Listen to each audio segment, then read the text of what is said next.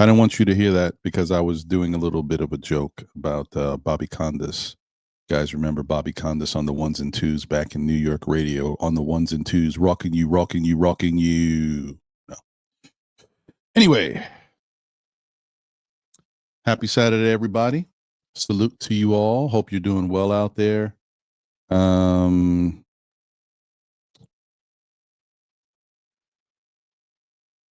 Knicks, man. The Knicks. Anyway, we're gonna be okay, guys. We got some things. Some things we got to talk about. Some issues that are on this team that we can work through. You know what I mean? Let's think about what's going on here and how we can understand a little better, and if we have some solutions for what they can do better to help this situation, because there's some things going on. It just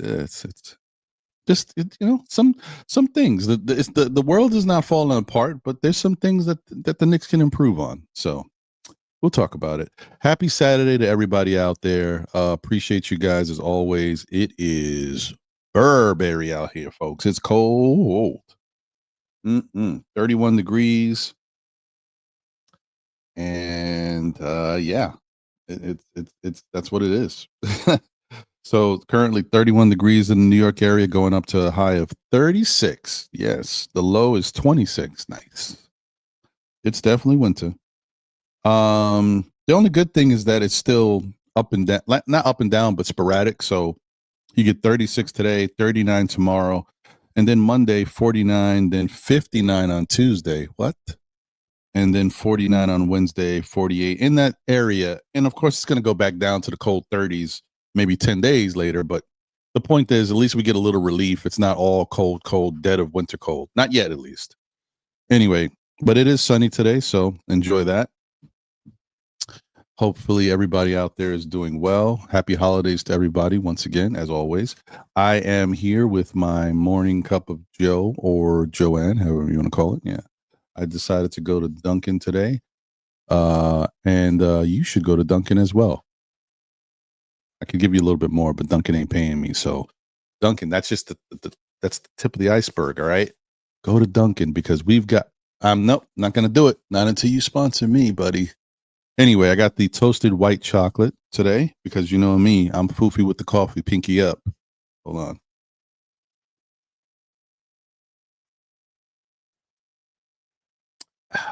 Yeah. So that's what I'm doing. And let's see how you guys are doing. Shout out to the chat. You know, that's where it's at. Appreciate you, man. Thank you guys for always supporting, coming through. Hopefully the family is good. Hopefully the holidays are treating you well, work, school, whatever's going on in your life. And wishing you all the best of health for this holiday season and beyond. Salute to everybody. CTD in the building. What up, CTD?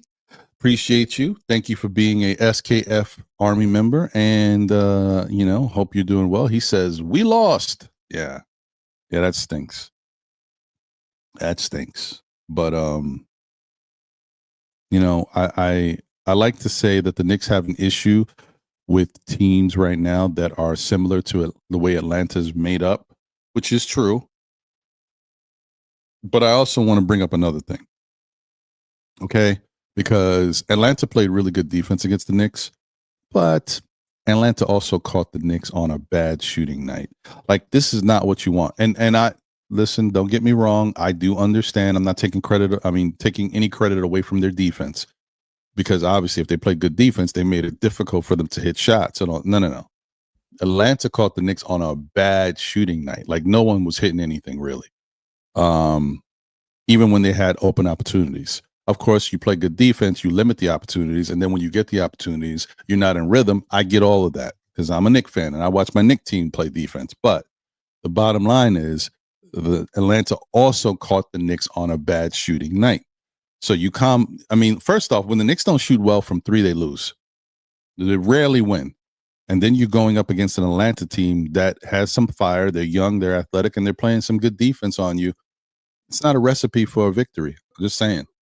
So yeah, like they definitely, now if they would have caught the Knicks, say, coming into the game and the Knicks were on their Denver Nuggets shooting mode, then you get to see how good of a defensive team Atlanta is. Like if when the Knicks had open looks, they were knocking them down, if and capitalizing on their opportunities like that, then you could say, oh wow, yeah, Atlanta, that defense stifled us, and really we had no answer. But I just think it's a combination of both their defense limiting the opportunities that we get and the Knicks' poor shooting even when they were open. So that's my opinion. And I watched it, and that's what I saw. So I'm just one man. Anyway, shout out to Walter Blackman in the building. What up, Walter? Appreciate you. Hope you're doing well. He said, good morning, Ron, and my Knicks family. Salute to you, brother.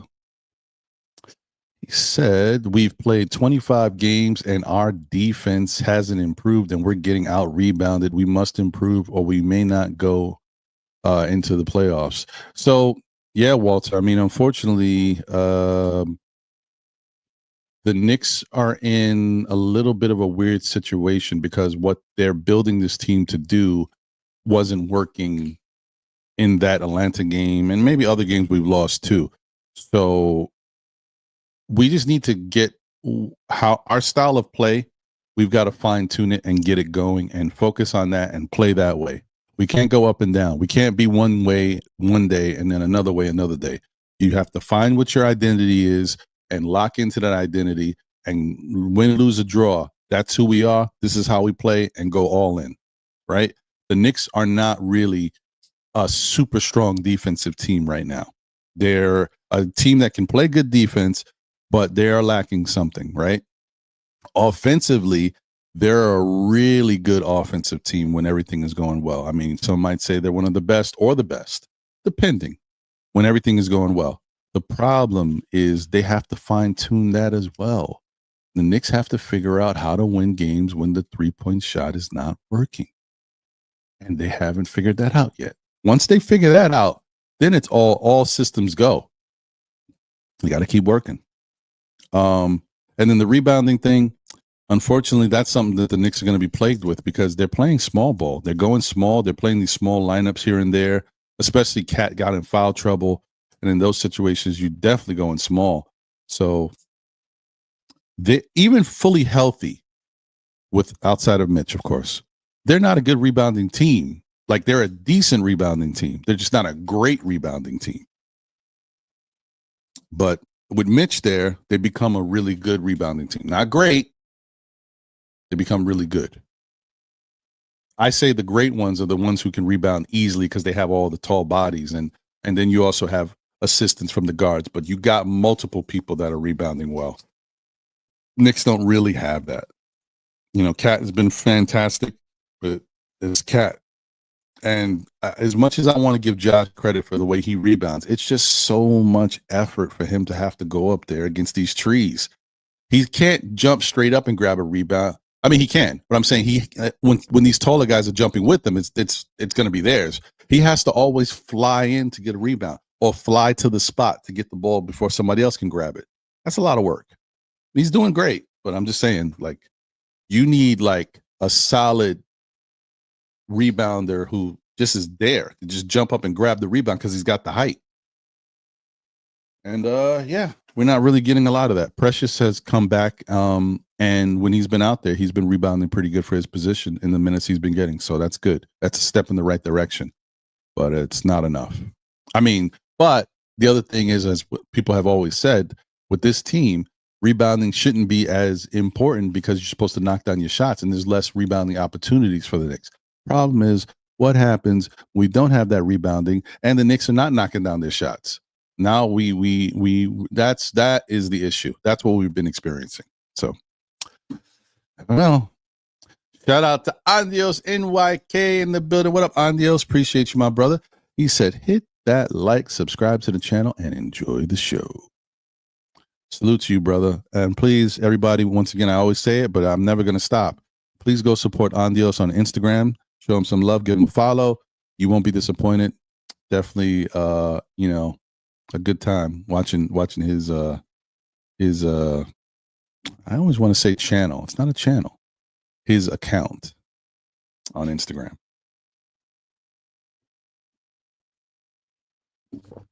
Okay. Ivory 10 is in the building. What up, Ivory? Appreciate you. Hope you're doing well. He says, loved 2 out of the 3 topics discussing whether Brunson's passing too much is crazy. We just finished asking him to pass more. I hear you.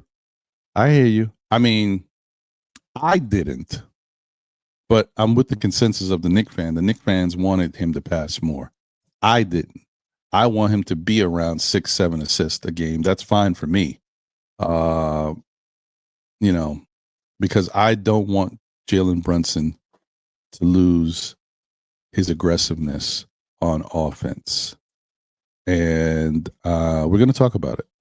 You guys will hear what I'm getting at.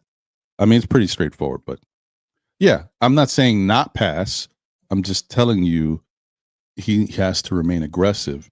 And I think some of that aggressiveness has kind of been put to the backside because he's trying to pass and get other guys involved. That's fine. But at a certain point, how the game is going, you got to switch up. And we definitely needed him to switch up in that Atlanta game. But there's more to it. Okay, it's not just Brunson. I'll get into it. We'll talk a little bit more about it because there was some other stuff that the Knicks needed to do as well to help what I'm talking about or what I'm thinking about in regards to Brunson. He said, salute Knicks fam. Minnesota's was middle of the road or bad on defense every year before they added a big next to Cat. I mean, that's true, but the issue there is you add the big next to Cat, then Cat becomes a power forward going up against quicker, more athletic bodies, right? And so that limits his versatility and what makes him so special as a big man in the league.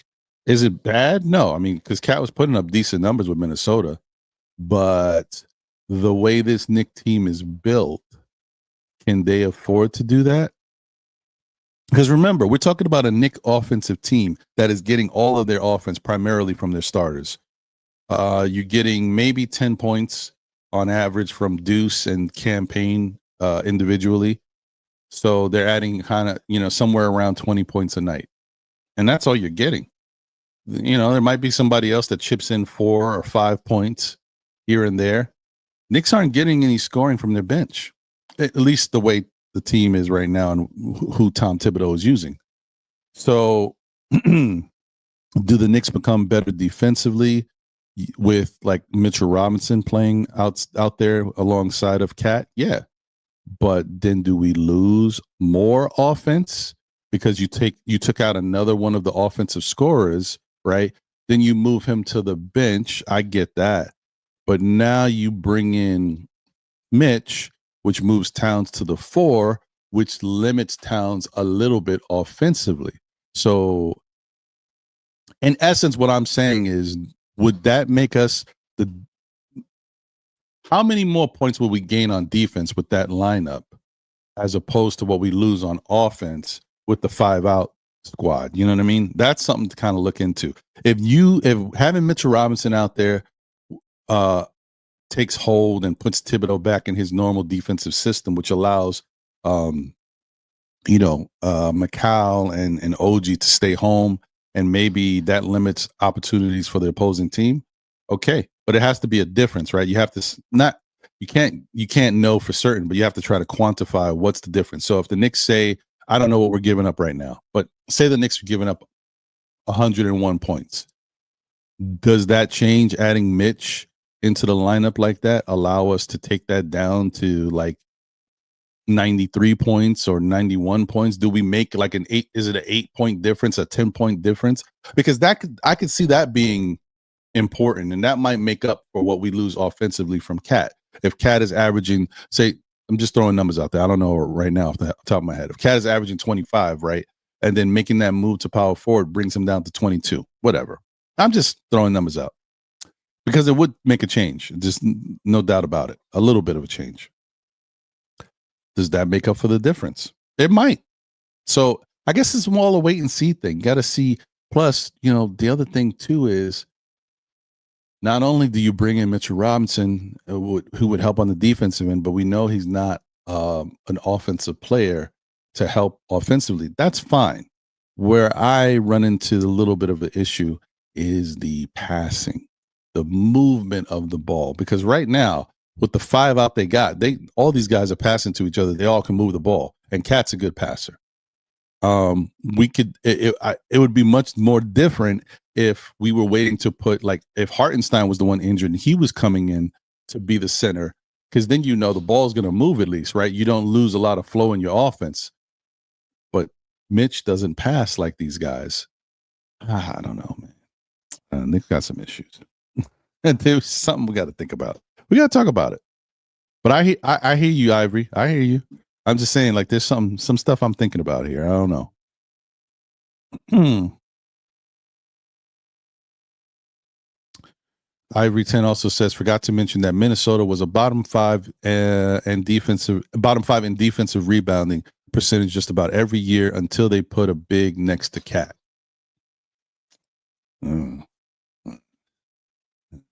Boy, that's not good.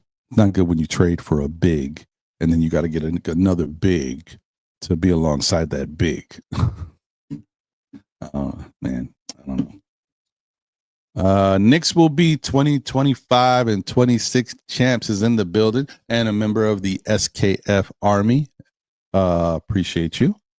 So what's good, people? Appreciate you, bro. Jeremy Nussbaum is here. Salute. What's good, Jeremy? Nah. Mig says we done. Nah, we ain't done yet, bro. There's so much time left. Remember, we've seen other teams, and we haven't even hit the 30-game mark. It's an 82-game season. There's a lot of time still left. We haven't even hit the trade deadline. We still could add somebody to this team. Give it a moment, give it a beat. But yeah, it's just a couple things they gotta fix. I think the Knicks are 15-10 right now. Still 5 games above 500. You'd be surprised that once a team figures out how they need to play and gets that level of consistency, you go on a run. Oh, Knicks have won 5, 6 in a row. No big deal. Okay, they lost 1 here and there. Oh, Knicks won 4 in a row. Okay, no big deal. Knicks lost 2. All right. Knicks won 7 in a row. Oh, wow. Okay. By the time you look at it, whoa, look at the Knicks record. You know what I mean? It happens quickly. You just got to get on a roll, and it'll happen. It'll happen. Because this team is too talented. They got too many talented players on the team to not get on a roll. They just got to figure out how to use their personnel properly, how to play the right way to get the best out of what they got. They can't be a version of themselves that they're not. They got to figure out who they are and play that way. Because you get lost in the middle of what you were last year, thinking that that's the same team, and you're not. You're just not. I know. I want to say we are, but we're not. We're different. Shout out to Sherwin in the building. Salute, Sherwin. Appreciate you. Always good to see you. Hope you're doing well. Good morning. The Knicks are not soft. Small is not soft. Yeah, well, small is not soft, but that's not why I'm saying the Knicks are soft. We're going to get to it, though. Don't you worry. Hold that thought, Sherwin.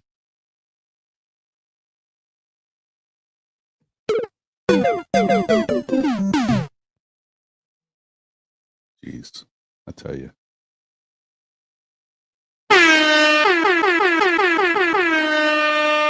That's what I meant to hit. You know what that means, y'all. We got a super chat. Thank you, Mr. Walter Blackman. Appreciate you as always. Thank you for the generous super chat. And always, thank you for always being here and showing support, man. Showing love. Walter's one of the great ones, man. They don't make him like Walter. Now, seriously, guys, because Walter be sending me messages offline. We just be talking about stuff, and he's always, asking about my family and wishing, well wishes. So I definitely appreciate Walter. Appreciate you, my guy. Okay.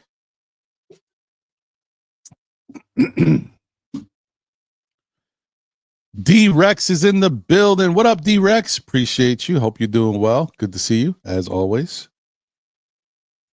Who else we got? We got Arthur Sunny Breeze Newell in the building. Salute, Arthur.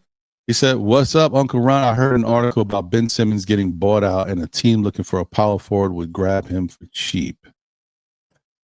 Yeah, I'm staying away from Ben. Ben just got. He's just not the player he used to be, and I think Ben is like just not a good. I don't have any. I don't think Ben is a good fit for this team because of. I don't think he fits our culture. I think that's the wording I'm looking for. I just don't think he fits our culture. He doesn't give us anything necessarily tangible that I think is going to help this team in the long run, right? He's a decent player right now. He can rebound. He can assist. He still can't shoot. He's okay on defense. I don't know how he's been doing on defense. When I saw him play, I didn't see anything special so far. I mean, on defense before, he was phenomenal. I don't know about that now. He doesn't have a lot of fire in his belly. I like to see fire in players, especially when you struggle at other things. At least if I know you're fiery, I can work with that. He don't have that fire in his belly. And he has kind of like, he used to have a real weird attitude. So I don't know if that works for our culture. And he don't have that dog in him. He used to have the dog in him. I don't think he got that dog in him anymore. So I don't like him. I think the Knicks can be better served going somewhere else. Now, me saying that, I know the Knicks don't have a lot of money, resources to do things. So if he gets bought out, he might be just the guy that the Knicks look for. I don't know.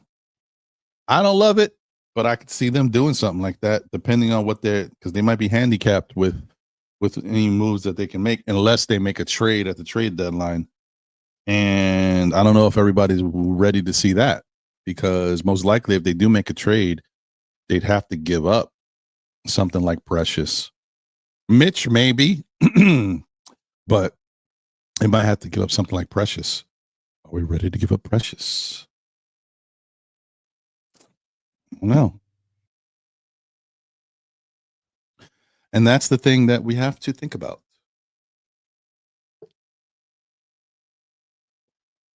Thank you.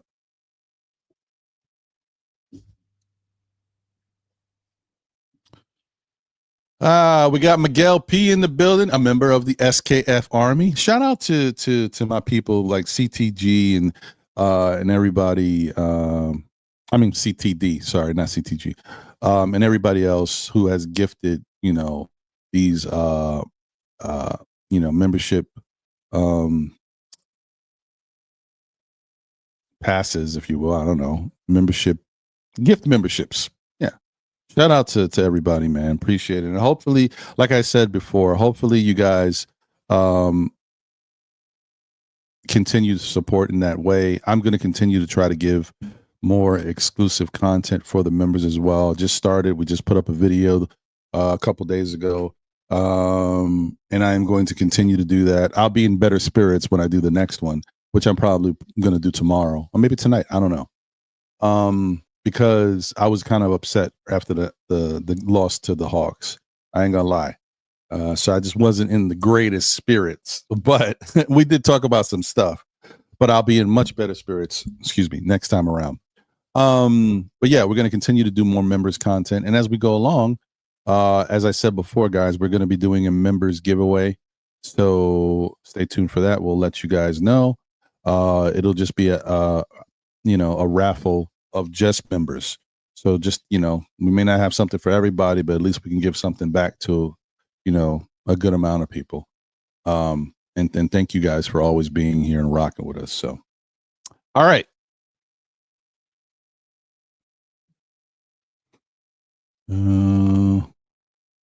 Okay. Knicks will be 2025-26 champs. Says I would absolutely grab Ben Simmons on the low. I mean, maybe the Knicks thinking the same way. I just don't think it's enough of an impact move. But if the Knicks don't have any money and can't really do anything, then I could see it. You know what I mean? Because if he gets bought out, then you're basically getting him on the super cheap. so I could see it. I just don't think he does enough here. He's too. Ugh. You know, I don't know, man. I'm sorry. I'm looking for this team to get a little bit more fire in their belly, a little bit more spunk, a little bit more heart. Because part of the reason why they don't look like the team of last year is they don't have that. They don't give me that never say die attitude. I don't get that right now. I don't know if you guys feel that way. There's a difference in this team. I don't get that. So I'm just throwing that out there. D-Rex says Thomas J. Thibodeau. Hey, Pete P in the building. Pete Panagiotopoulos is here. Salute. What's going on, Pete? He says, salute, Ron. Good to see you. We got Nev, the disruptor, in the building. He says, salute, Ron, in the chat. Shout out to Nev, a member of the SKF Army for quite some time, man. Shout out to you, Nev. Appreciate you as always. Thank you for being here and rocking with us. Okay. So Sherwin says, Ron, David Levy, my Bajan brother-in, was rocking you. Not Bobby Condas. No, really? It wasn't Bobby Condas? Do you mean I've been lied to this whole time? Since I was a young kid, I always thought it was Bobby Condas. Man, Sherwin, you ruining kids' dreams, man. First, this Me Too movement. Now all this allegations with our heroes. And now you telling me it's David Levy and not my guy Bobby Condas, man. Damn it. I thought it was Bobby Condas on the ones and twos. Rocking you. It's Davin Levy. Oh, man. And the reason why you're saying it, like I remember Davin Levy. Maybe it was Davin Levy. Man, this whole time. Shoot.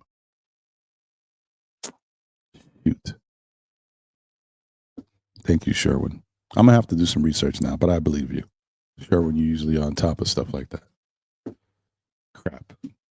My whole childhood ruined.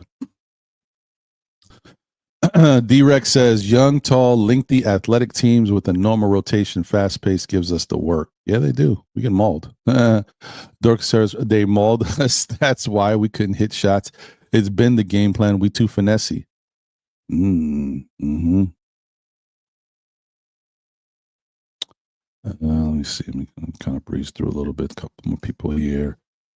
Animal Lex is in the building. What up, Animal Lex? Says, salute everyone. Ron, the Knicks are missing that last piece like a Drew Holiday was for Boston. We are missing that grit like we had last year. And yeah, you ain't lying about that. 100%. I agree with you there.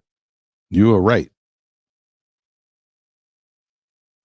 What else we got here? Oh, no, I got you, Walter. I figured that's what you meant to say.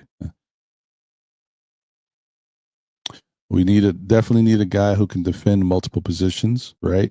Right. It's fair. Slim Slammer. Who's got the... Okay, you know where I was going. Anyway, shout out to you. In my opinion, it's not the roster, it's the coach. Ooh.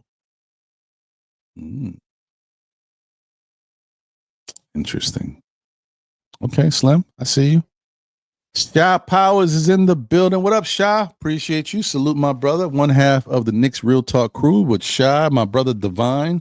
Please, everybody, show them some love and support. Knicks Real Talk on YouTube. You won't be disappointed. Nobody gets you right before a game like Knicks Real Talk.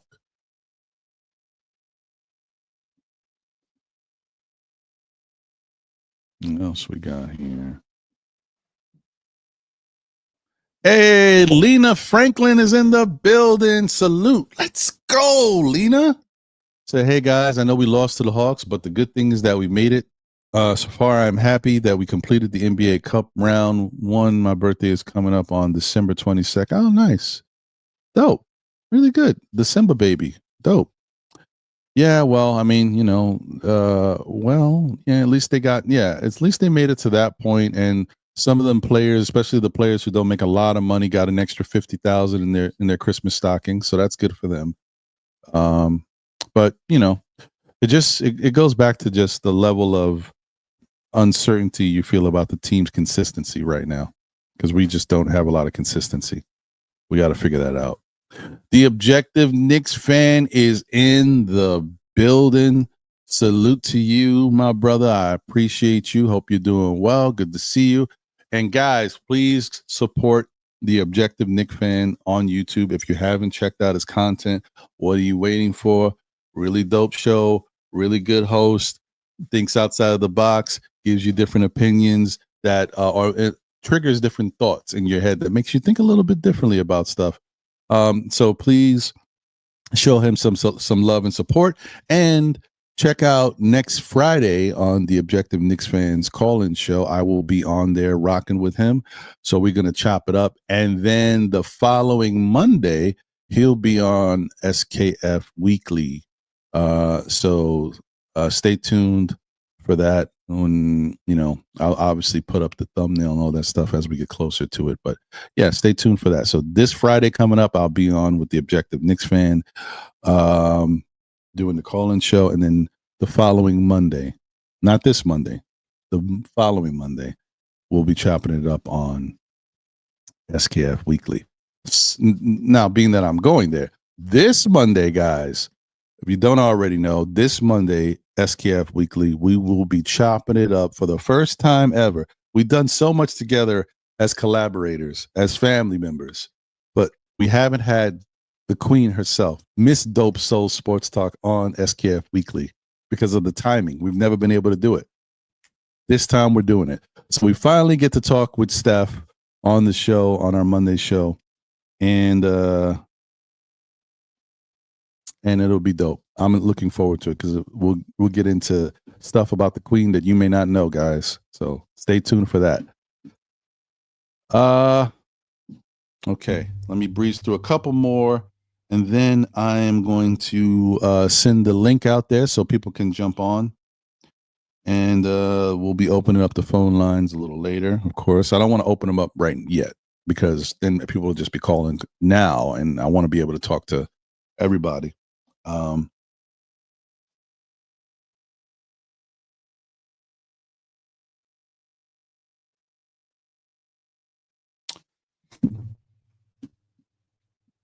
Shout out to Darlene Bryant in the building. Darlene, let's go. What's up, Darlene? Hope you're doing well. Good to see you. Dunross Gauman is in the building. What up, Dunross? We got Darren Wilkerson here. Salute, Darren. What's good? He said, salute, Knicks Nation. No depressing talk today, please. Ooh, I can't guarantee that. You know this is Know the Ledge, and I'm here to talk y'all off it. Maybe sometimes I'm here to put you on it. So,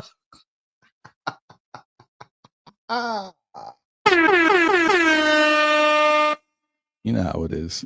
Anyway,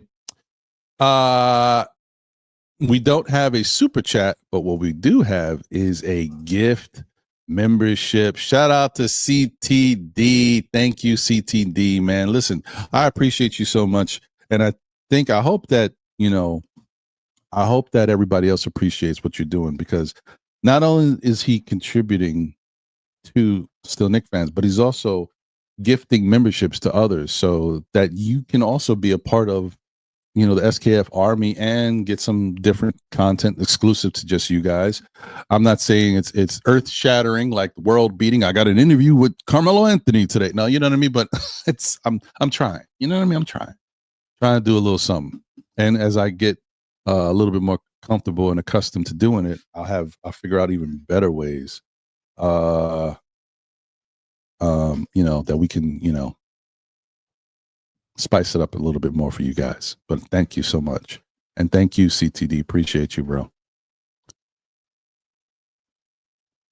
All right. So, hold on. Darren. There's Darren.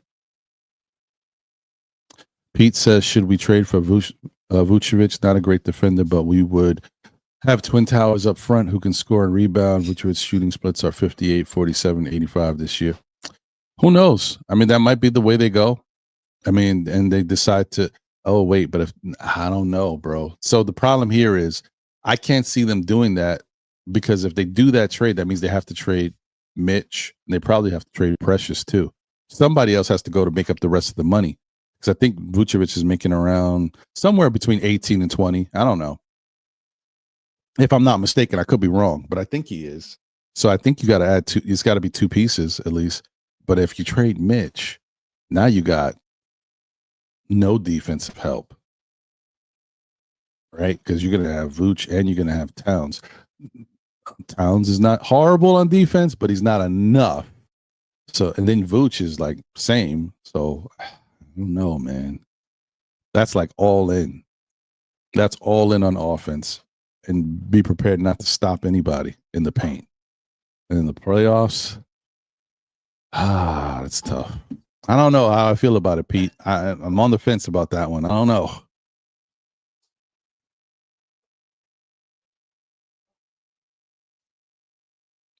Hey, Sherwin, listen, I'm willing to be proved wrong if that's the case. If he fits well, I just don't like his makeup. I mean, but maybe if you get him out of Brooklyn and he comes to New York, maybe he'll. Sorry, he's in New York already, but you know what I mean. Maybe he'll be different. I just, I think he's obviously learned a lot from everything he's experienced in the league, because I didn't like his attitude before. When he was at his best, I did not like him because I just thought he was a punk. He had a real weird way of acting out there. But that was then. Maybe he's different now. I don't know. I mean, like I said, it may work for the Knicks because the Knicks don't have any money. So on the cheap, maybe that's something that could work. I also just question his effectiveness, but I got to take a look. We'll pull up his stuff in a little bit. All right, so let me get through this so I can put that link out there. Let me put the link now. Actually, I'll put the link.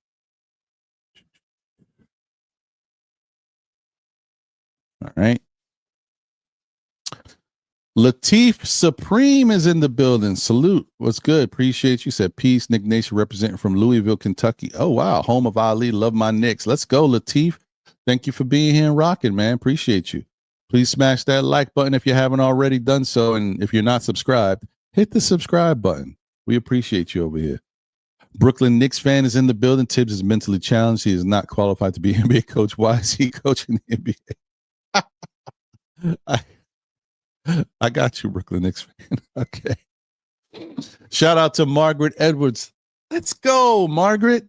Said, no, we need Precious and Toppin plays defense and rebound. Tibbs needs to make adjustments if he knows how to. Yeah. Toppin must be a really good practice player because I don't know why he's still on this team. He gets no burn, no love whatsoever. You talk about the rookies not playing. How do you think Jacob Toppin feels? He was on this team last year, and he still don't get no burn.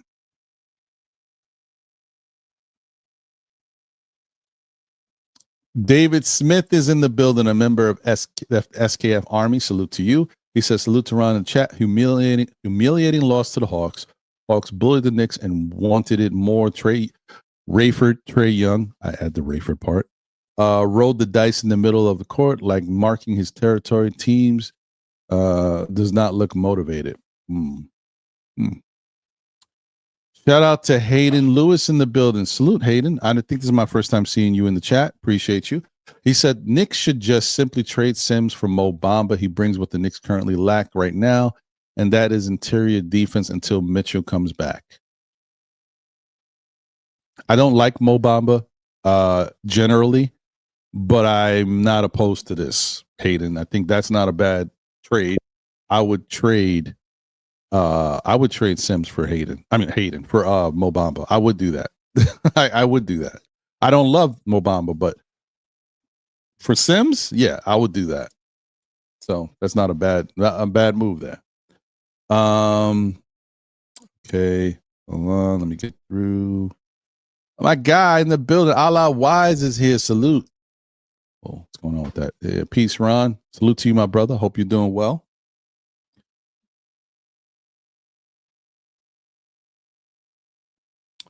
Mega NYK is in the building. What up, Mega? Salute and good afternoon to my guy, SKF Ron, and the chat. Salute to you, my brother. Hope you're doing well.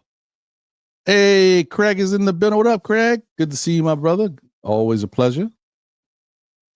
Just Knicks is in the building. Another member of the SKF Army. Salute. Appreciate you, Just Knicks.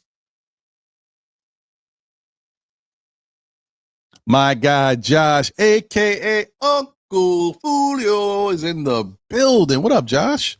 Come on, Ron. Enough with the hyperbole. The Knicks are fine. No, they ain't. No, they ain't. But we're going to be fine. But we ain't fine right now. And we're going to talk about it. The link is in the chat for anybody who wants to jump on and chop it up. I see you, Nev. Just give me a second. My brother, day one, Randy Montalvo, tuning in from Facebook, is in the building. Salute to you, my brother. He said Knicks need Jordan Clarkson.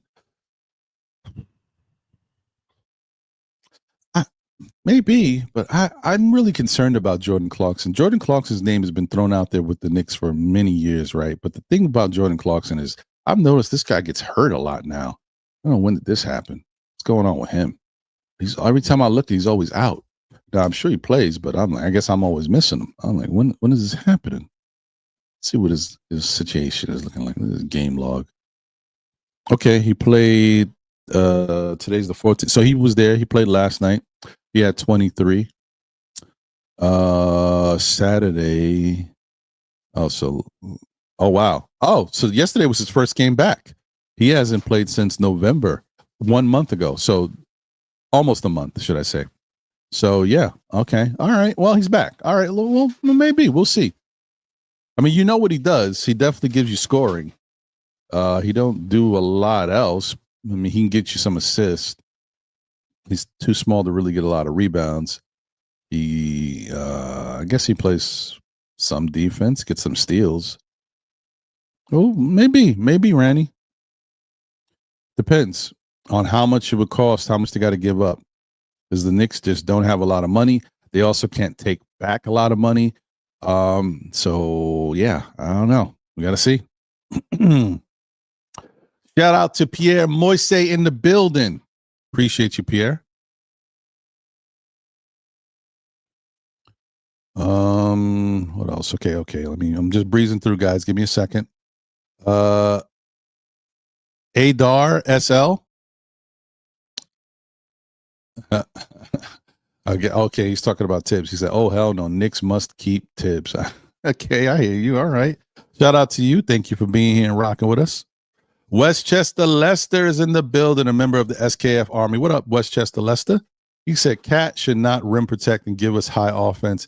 He's doing too much, and Tibbs will injure him if he keeps playing center. Interesting. Ooh. I don't know. You may be asking a lot on this one. A members only jacket, huh? Maybe a Pierre Cardin, huh? I could get you guys a Gordon Cottrell shirt if y'all don't know what Gordon Cottrell is. Cosby Show, Denise. That's all I'm gonna say.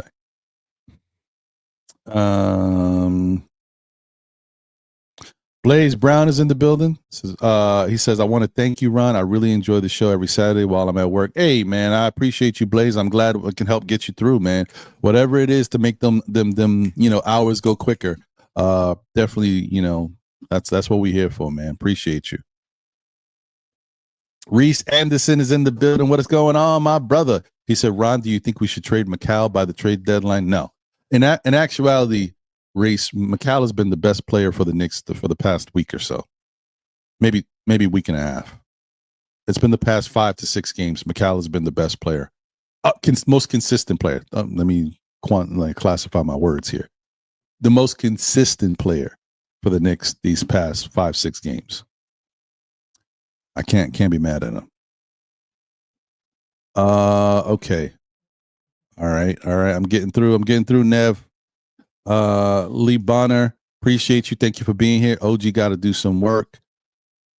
I mean, yeah, there's a couple things that OG needs to tinker with, but I'm overall happy with him. He said lunch bucket work. Yeah, okay, I hear you.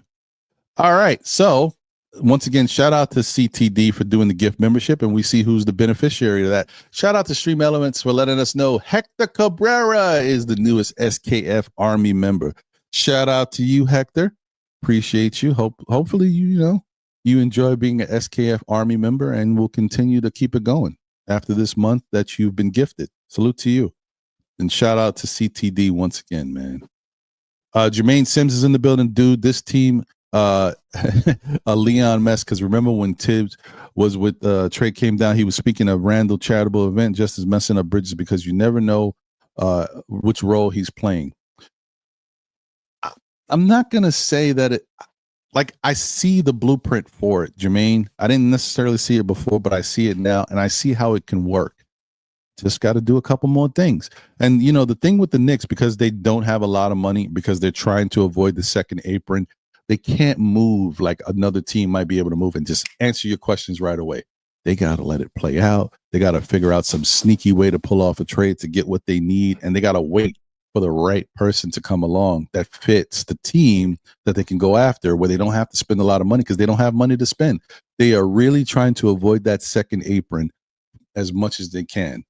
So that's the other thing that we have to think about when it comes to the Knicks. We got to understand that Leon and his team is moving with a level of real conservativeness right now. So that we got to wait and see what they can do, but give it some time, man. I know this team ain't going to stay like this. Oh, okay. Nev says he makes about 20 million. So yeah, that means Mitch ain't going to be enough. It's Mitch and Precious. You would have to trade, because Mitch, I think, is making 14. Precious is making 6. You guys know the math. That's what you would need to bring in a Vucevic. Ugh, I don't know, man. Juan Rivera is in the building. What up, Juan? Appreciate you. Good to see you. And then Stream Elements letting me know that, we got a new subscriber, Lee Bonner. Appreciate you, Lee. Thank you. Thank you for subscribing. Okay. All right. I'm getting down to the very end here. D Grant is in the building. Salute. Appreciate you. Said, well, Knicks bench is weak. Need to strengthen the bench, and Tibbs still playing the starters too many minutes. Those are facts. Should the Knicks trade for Pelicans Herb Jones? I mean, listen, that's music to my ears. I love Herb Jones, man. I think he'd be a great fit on this team, but what are you giving up? And if you get like, my whole thing is you want to strengthen the team, not weaken the team, or put it in a situation where it's kind of like, how much have you done? Because most likely, Precious is someone that we just got back, and he's already shown he's a better defender than kind of what we've had at that position. You would have to trade Precious, right? And then something else would have to go too. I don't know. I think Herb is making around somewhere, I think like 12 to 14 or something like that. I don't remember what he's making. And so Precious by itself is not enough. Or you could just trade Mitch straight Herb, I guess. I don't know. They'd have to figure it out, man. I don't know. And that's all. That's also depending on if that's something the Pelicans want. Pelicans might want, Kolick or some other thing. It's too much. Castle King Raul is in the building. What up, Raul? Hope you're doing well, my guy. He said, okay, let's get them likes up. Facts. And please, man, you got to support the Organic Fanatics podcast, man. Salute to them, brothers. Appreciate you guys. Hope you're doing well. Fly God, the third, aka C_Mac, is in the building. Said that Hawks loss was embarrassing. Where's our cojones? Facts. Nick P is in the building. Salute, Nick P. Appreciate you. All right. We also got a super chat from my guy Westchester Lester. Said Nick should sign Kenny Lofton Jr. and Baby Zion. I mean, listen, I liked what I saw from Kenny Lofton Jr. before. I don't know where his game is at right now, but it's something to look at if you can get him for cheap, and you probably can. He just, if I'm not mistaken, he's undersized though, isn't he? It's like Charles Barkley type, like one of them round mound, small body dudes that has ability. I don't know. I got to look into him. I'm gonna look into him. Nick of Time show, my guy. This time it's Phil. What up, Phil? Appreciate you, my brother. Good to see you as always. Hope you're doing well. Guys, please support Phil and the Nick of Time show and all their content, but Phil's show in particular, the Knicks Nightcap. Support the show, man. Show him some love. You got Phil and, my brother Eru, and you got my brother Apollo up there, man.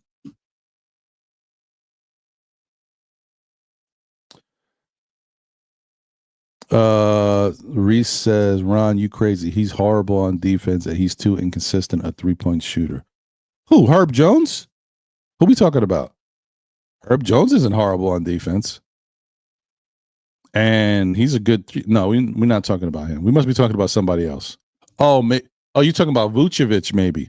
Yeah, that wasn't my suggestion. If that's who we're talking about, I'm like, I just don't know if that would work for us. Oh, you're trying to say Mikal. Oh. So wait, you're saying Mikal is horrible on defense and is an inconsistent 3-point shooter. I got you. I think you guys are giving up too soon, man. And plus, we're going to look at Mikal. We'll talk about his numbers. Shoot, can I? Hey, you killing me, man. You jumping into my exclusive membership content here. I was going to do something for the members about Mikal. I don't know if I could deep dive over here. I don't know, guys. Sorry, I don't know. All right, let me get through this. Billy Goat is in the building. Salute. Precious should start next to Cat. We need more rim protection and bring Bridges off the bench like the Hawks bring Hunter off the bench. Josh actually shoots better than Bridges this season. I got you. Oh, man, again. Shout out to CTD. Another gift membership, man. Appreciate you. And you guys should appreciate him, too. Shout out to Stream Elements for letting us know. Mike Boy, you are the recipient of the newest gift membership from Mr. CTD. Appreciate you, CTD, once again. Thank you, Mike Boy. And Mike Boy, you should appreciate CTD as well. So appreciate you, man. Thank you so much. All right. Okay. Then this one is Woody Stephanie Lee. Devo and iHeart were the real. Man, you know when someone says something, you're like, damn it, I just was gonna say that. That was what that was the point of what this show is gonna be. We're gonna talk about on this show. Shout out to you. Thank you for bringing that up. That is what I wanted to get to. Shout out to you, man. Good job. Appreciate you. Hit that like button and subscribe if you haven't already done so. IKBM Dre is in the building. What up, Dre? Appreciate you, bro. Thank you for being here. And then Phil says, get me Dorian Finney off the bench. Let Mitch go. His date keeps getting pushed back. Oh, boy. Yeah. Not great. Okay. All right. That's it, guys. I got some people waiting backstage. First off, let me put this up so you guys know what we're going to be talking about for the most part, at least trying to. Let me make sure that this... a second as this loads up. Apologize, but sometimes things happen. I wish I had a little music that could get us through here.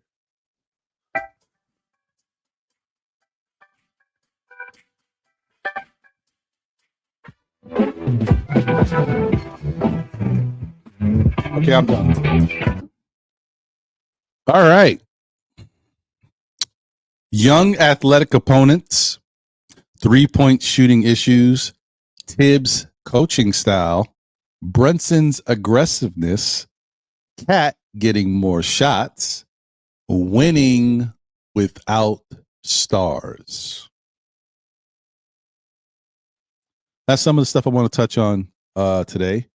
And obviously you see the call-in number up there, but let's not focus on that yet because I have not opened up the phone lines. So let me get this off your screen. But those are some of the topics we will be talking about and addressing. All right. Oops. Sorry. Where's my there we go. So let me bring up Nev and Juan. You already know. So what's up, Ron? Hey, man. How do I sound? I'm out on my computer right now. No, you sound fine. Really good. Sound fine, yeah. Oh, okay, good.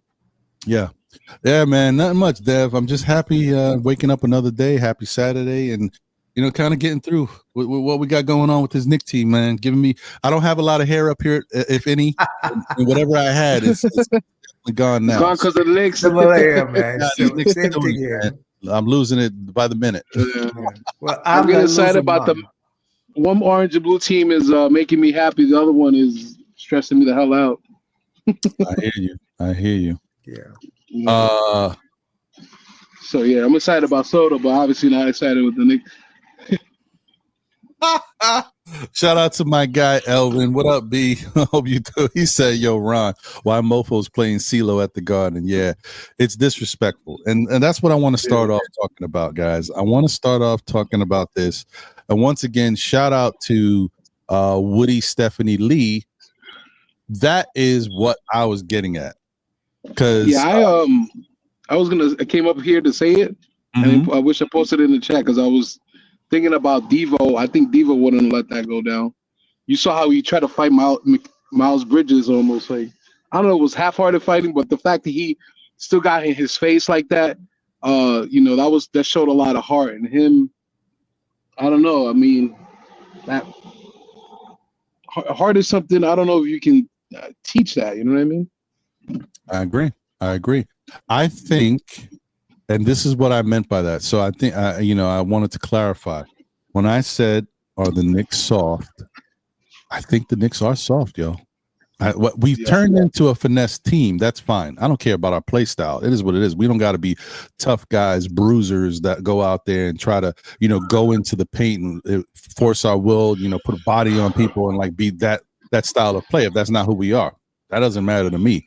You could win by playing finesse basketball. You just got to play smart and you got to play really good defense. But are we soft mentally is what I'm looking at. I feel like we are soft mentally. A lot of people kept pointing to the fact that we lost, Dante DiVincenzo and Julius Randle. That ain't it.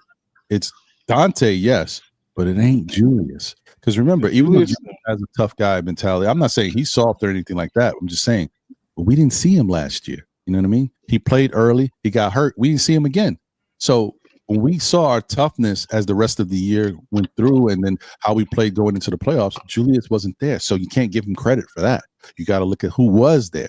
And who was there was Dante DiVincenzo and Isaiah Hartenstein. Guys, losing Isaiah Hartenstein to me seems worse and worse every day. It's worse every freaking day. This dude not only was a strong rebounder, he had a nice little mid-range inside game, give us a little offense. He was one of the better passing big men, obviously, on the team, but he's a good passing big man in general. And he also gave us a level of toughness. I think I almost forgot for a second because I was so focused on just, Julius and Dante. A lot of times the Knicks got into some type of scruffle or some type of issue. Hart was right there. He was right in the middle of it. Like we lost a lot of toughness by him not being here and Dante not being here. We soft now. Nobody, let me tell you, I'm not even going to talk about my 90s Knicks. 90s Knicks would have put Trae Young through the floor. He would have been bloodied. Knicks would have got suspended for 5 games. It would have been a whole types of stuff, right? You can't let this dude. Now I got it. At first I was like, what the hell is he doing? I didn't, but I forget they're going to Vegas, so they're gambling. I get it. Okay. You can't let this dude do that on you. Man, let me tell you something. They would have to guess what the bench is for. You know how you get suspended, you come off the bench, you get automatically suspended for games. Guess who's coming off the bench? Tibbs, I'm sorry. My bad, bro. My bad. I ain't playing anyway, though. I'm gonna catch this suspension real quick. Just let me just, one shot at Trae. My bad, y'all. This is what I'm talking about. This is why I say we soft. I don't want us to act like we tough guys, but I want us to understand when we feel like a team is or a player is disrespecting us in our face, you cannot let that go. And that's what where's what's his face? What's his name? The dude with the big hair. The point guard. Why am I drawing a blank? I'm thinking Nerlens Noel. I'm thinking Reggie Bullock. Elfrid Payton. Where's Elfrid Payton when you need him? Elfrid Payton would have tackled this dude. We need something. Oh man. Yeah, we need a defensive guy with heart. Yeah. So, now, what you think, though? Yeah, I gotta agree with you somewhat and disagree with you somewhat. Yes, we don't have those type of players that's going to fight and stand up. But I'm not going to stand here and say OG is a soft player, or Bridges is a soft player. Even Cat is soft. He's not a physical player. Yeah, But, I don't know if I don't see. I don't want to say Cat is soft though. I don't want. I just don't. I don't want that to be the narrative that comes out of this because Cat plays hard. Cat is similar to Brunson, where they're not going to be confrontational. Correct. They're not. They're not confrontational plays. Yes. But what I would say is that it's more the system we play. We don't play an aggressive style system, switch, take the guy, push him back. We don't play that. We actually play a system where we falling back. All of our plays, and that you can see it. Some of the times our players refuse to switch when a switch is a necessary thing.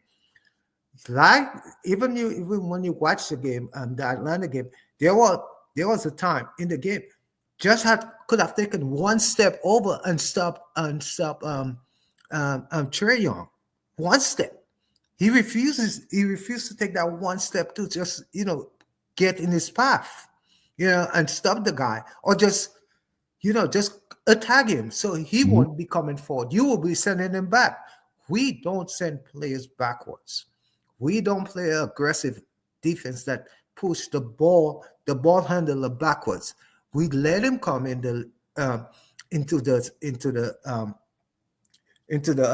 thing, the lane, into the paint.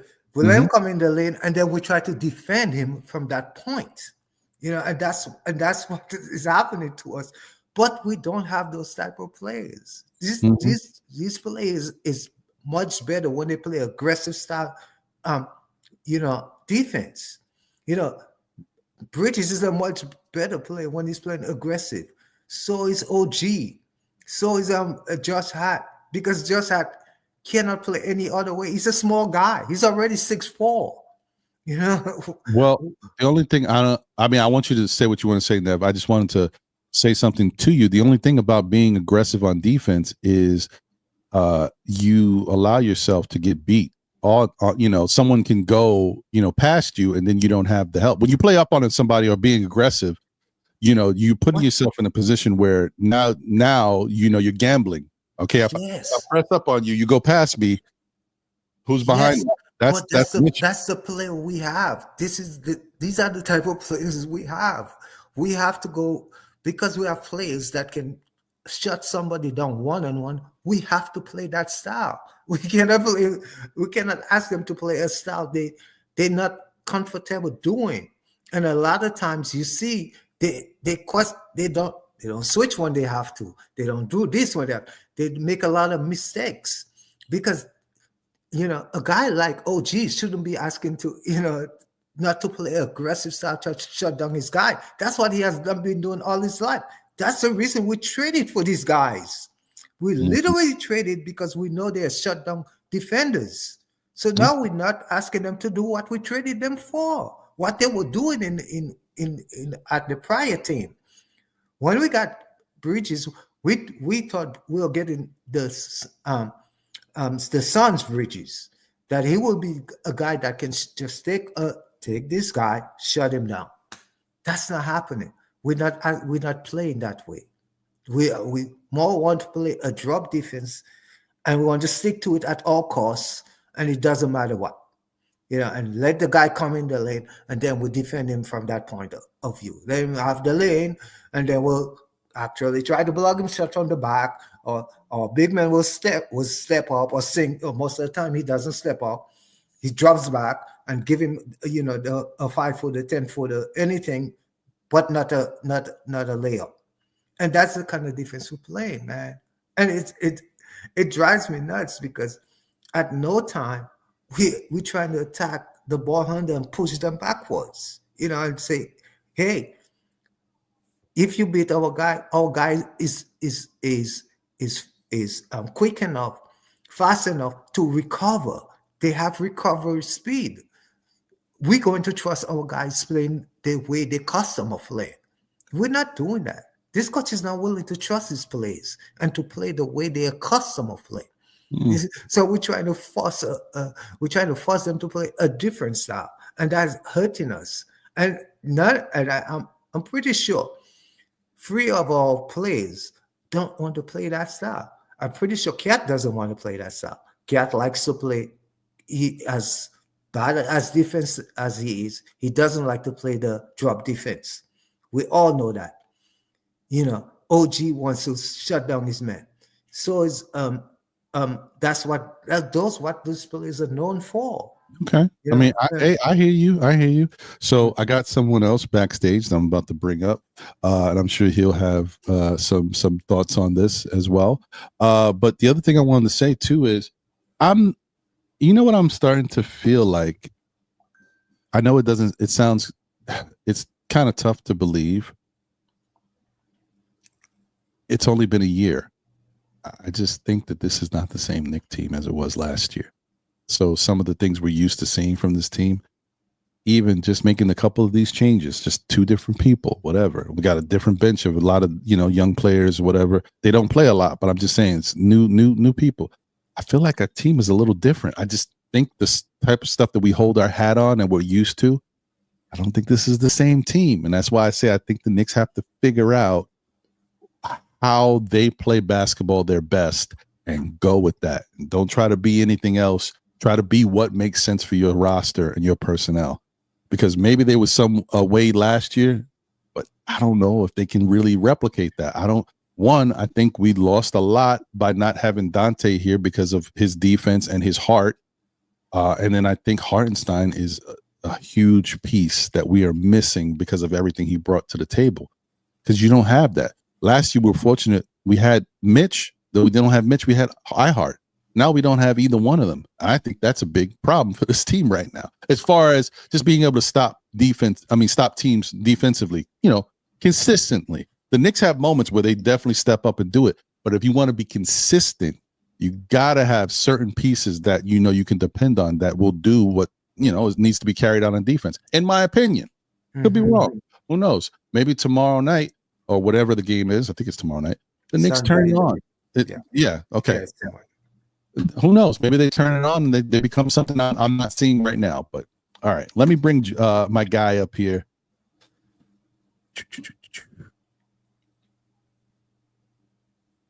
Josh, what's happening? There he is, shaking his head. Uncle Julio, what's up, bro?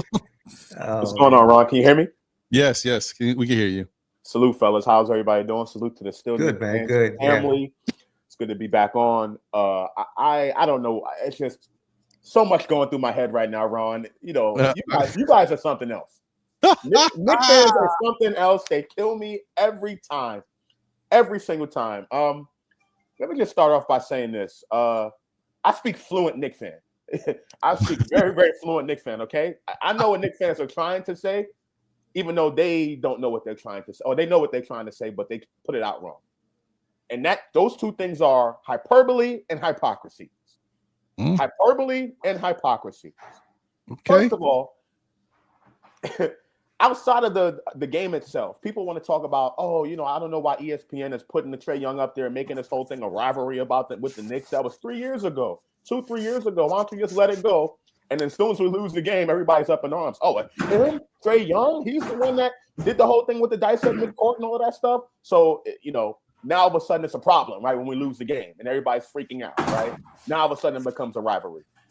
Second part to that is everyone's talking about we need a tough guy to take him out and all that stuff. That would have never happened back in the day. Back in my day, that would have never happened. Long and behold, everybody hates Charles Oakley now. You know what I mean? The enforcer that would have did something about it. Everybody hates him now, but that's the type of guy you want in this team. I just think folks are freaking out, overreacting about one particular loss. Okay, the Knicks have a better record now than they did last season up until this point.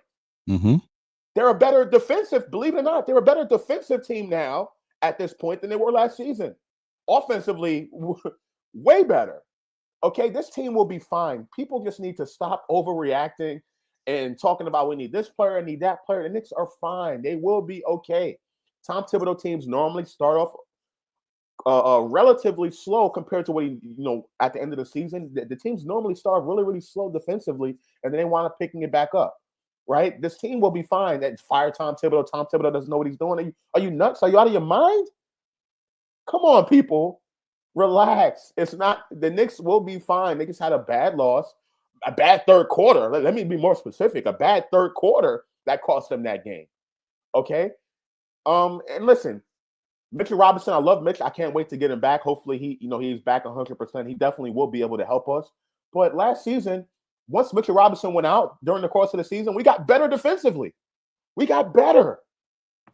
So, folks, please just chill out for a second. Let this team cook. Let it marinate. This team will be fine. I am not concerned at all whatsoever. I don't think we need to make any type of roster moves. I will not change the start lineup, even if Mitch or he does not come back. I would not change the start lineup at all. I think this start lineup gives the Knicks the best chance to win for who we have on this roster right now. I would not change a single thing. And everyone's so concerned about the defense. We still got two of the best wing defenders in the league playing side by side with each other, right? You know what I mean? I just and Cat, talking about rebounds, Cat leads the league in rebounds, I think 13 and a half or something like that. He leads the league in rebounding, and he's one of the best passing big men in the NBA. So, folks, chill. Josh, I'm going to have to disagree with you. Okay. Because I've said this before, now I'll say it again. I've actually, like 3 weeks ago, so about 3 weeks, right? The last time I was on this channel. Yeah. And I said back then, this coach is using the wrong recipe for winning. There's a recipe for winning a championship. You know, there's a method for winning a championship. He was not following that method. Yeah. And I want to preface this thing. It's not that I don't believe Tibbs cannot coach. I do. He has a proven track record. It's not that he doesn't play young players. He will play them situationally. If he doesn't have the talent, or he feels his team is undermined, he will play young players. He has shown that to do that. But at the same time, I don't believe Tom Thibodeau can coach a talented team. That's why I am certain this coach cannot win a title, because he cannot coach a talented team. He can take an undermined team a team with less talent, and get them to play above and beyond their level. But at the same time, he cannot take a talented team and up that level. It tends to go backwards. Do you think that applies to last season? How would you apply that same standard to last season? Yes, we'll undermine all last season because of injuries, because of because of not having the talent. You could say the last 2 years he has done an exceptional job because there was a low expectation level. Last season? Yes, last season, the season before, he surpassed expectation. I mean, anybody, people, I bet you Vegas didn't have us winning 50 games. Okay, so you're talking about prior to the season? Yeah, prior to the last 2 seasons. Okay, what about during the season after the Knicks made that turnaround and they became the second seed in the Eastern Conference? Because those standards changed during the course of a season. But there was no pressure because that happened in season. Okay, this is different. Everybody knows when we traded for it, the minute we traded for Mikal Bridges, Vegas had us going winning pretty much around 50 games.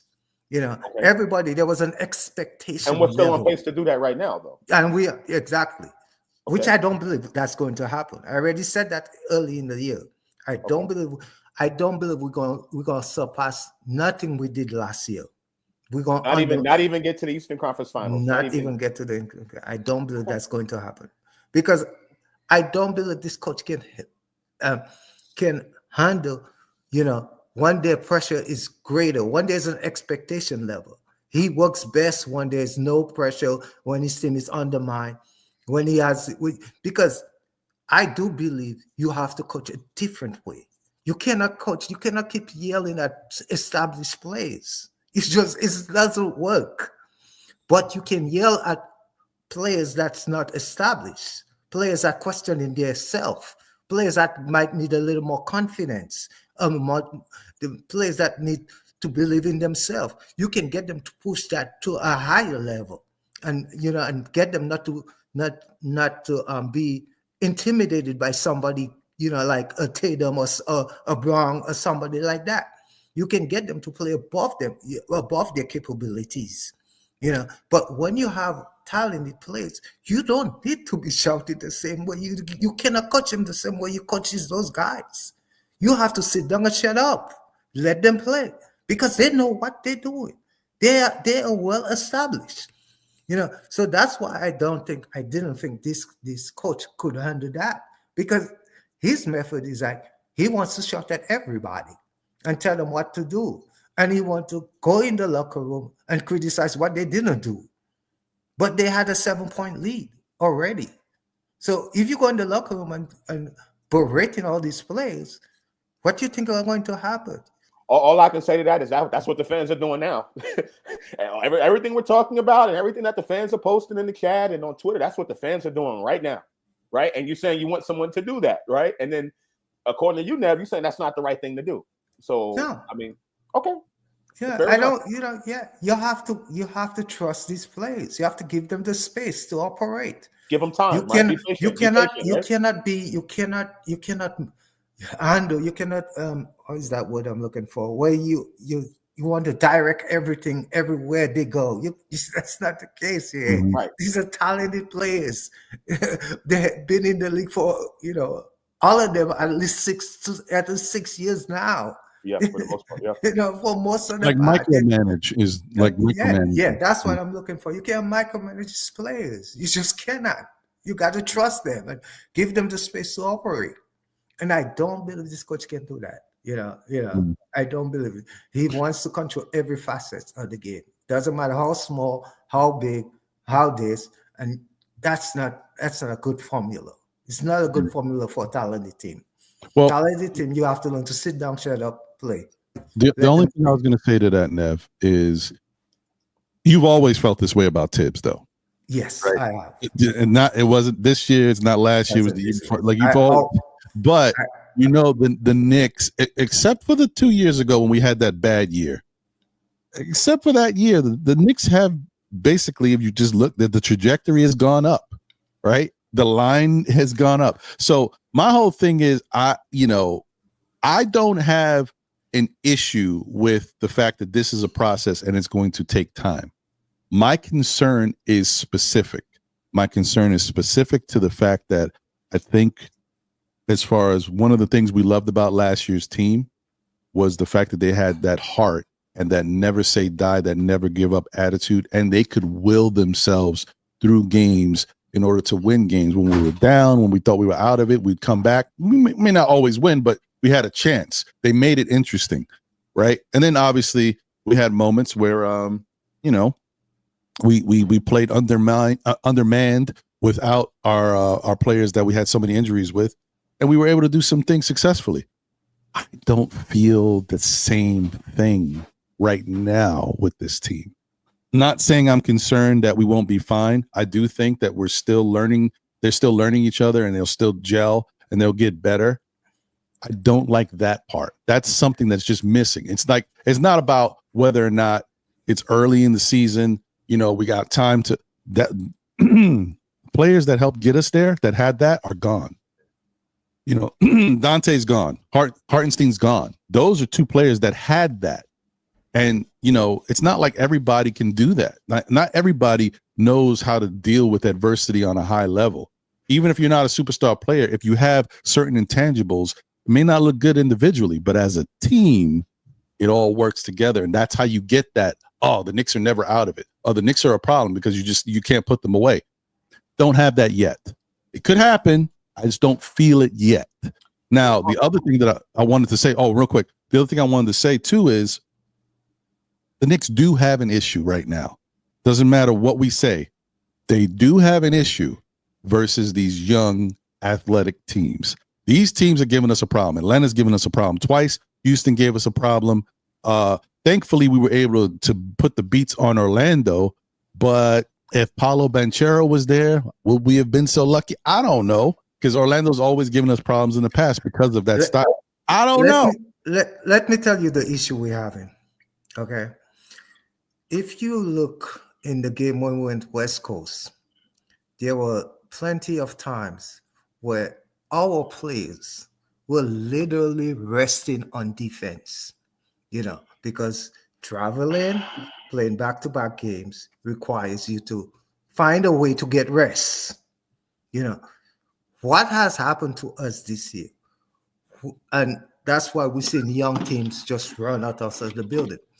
We are playing too short-handed. We are playing just about 6 guys, 7 guys. Yeah, but this they don't have to. And we don't have to do that, because what it is, we are asking our players to play 12 to 18 minutes sometimes. There are times when this coach will leave a player in the game for over 12 minutes, bridging 2 quarters. They don't have energy to fight back. Exactly. And he's not extending a rotation. He has played young players in the past. He has done this. He has relied on them. But for some reason this year, he's not willing to do that. So if you look at Deuce right now, Deuce is playing on one leg. If Deuce gets in the lane, he ain't jumping over nobody. He dribbles that ball out just about every time. I know when I have a bad leg. If you're a ball player and you have a bad knee, when you get in the lane, you're afraid to jump, because you think somebody might put a foot under your foot and it might twist you. You might come with a twisted knee or something. So you're not going to jump. Just look at Deuce. Every time he gets in the lane, he dribbles it right back out. A shot he would take almost any other year. He would take that shot, that 10-footer right there. He's not doing that. So he's not willing to play plays. For a coach that I know the front office thought he would come, he would learn from his past mistakes, extend his rotation, give these young players some minutes, even just to rest his guys. He doesn't want to do that. So our guys are literally using the game to rest. That's what they're doing. And that's not a good formula. You cannot ask them to play hard in the end of the game when they actually trying to rest. I absolutely disagree. I just disagree. I don't see that at all. You don't see that at all? No, I don't. We've been complaining about Tom Thibodeau and his and the rotations for years. We've been complaining about it for years. And I'm saying we, as a part of the Knicks fan base, I don't personally, but majority of Knicks fans do. Oh, we only play 8 players. We need to extend the rotation to do this and do that. Yet that same formula is what got the Knicks to be as successful as they were since Tibbs has been here. We went 8 deep or even less than that in the playoffs, and that got us successful in the playoffs. And I dare someone to say that, oh, it's the rotation that got these players hurt.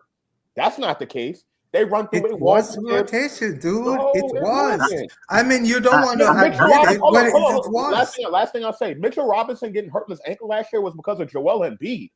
That had nothing to do with him being in the game too much or being in the game too long. OG Anunoby, freak injury. Those are freak injuries. That's not freak injuries, man. Yeah, but you also that muscle. That's a pull muscle. That's not freak injury. That means he was in the game for a long stretch. If you look at that game. Who are you talking about? OG, when he pulled his muscles, he was playing over 12 minutes by that time.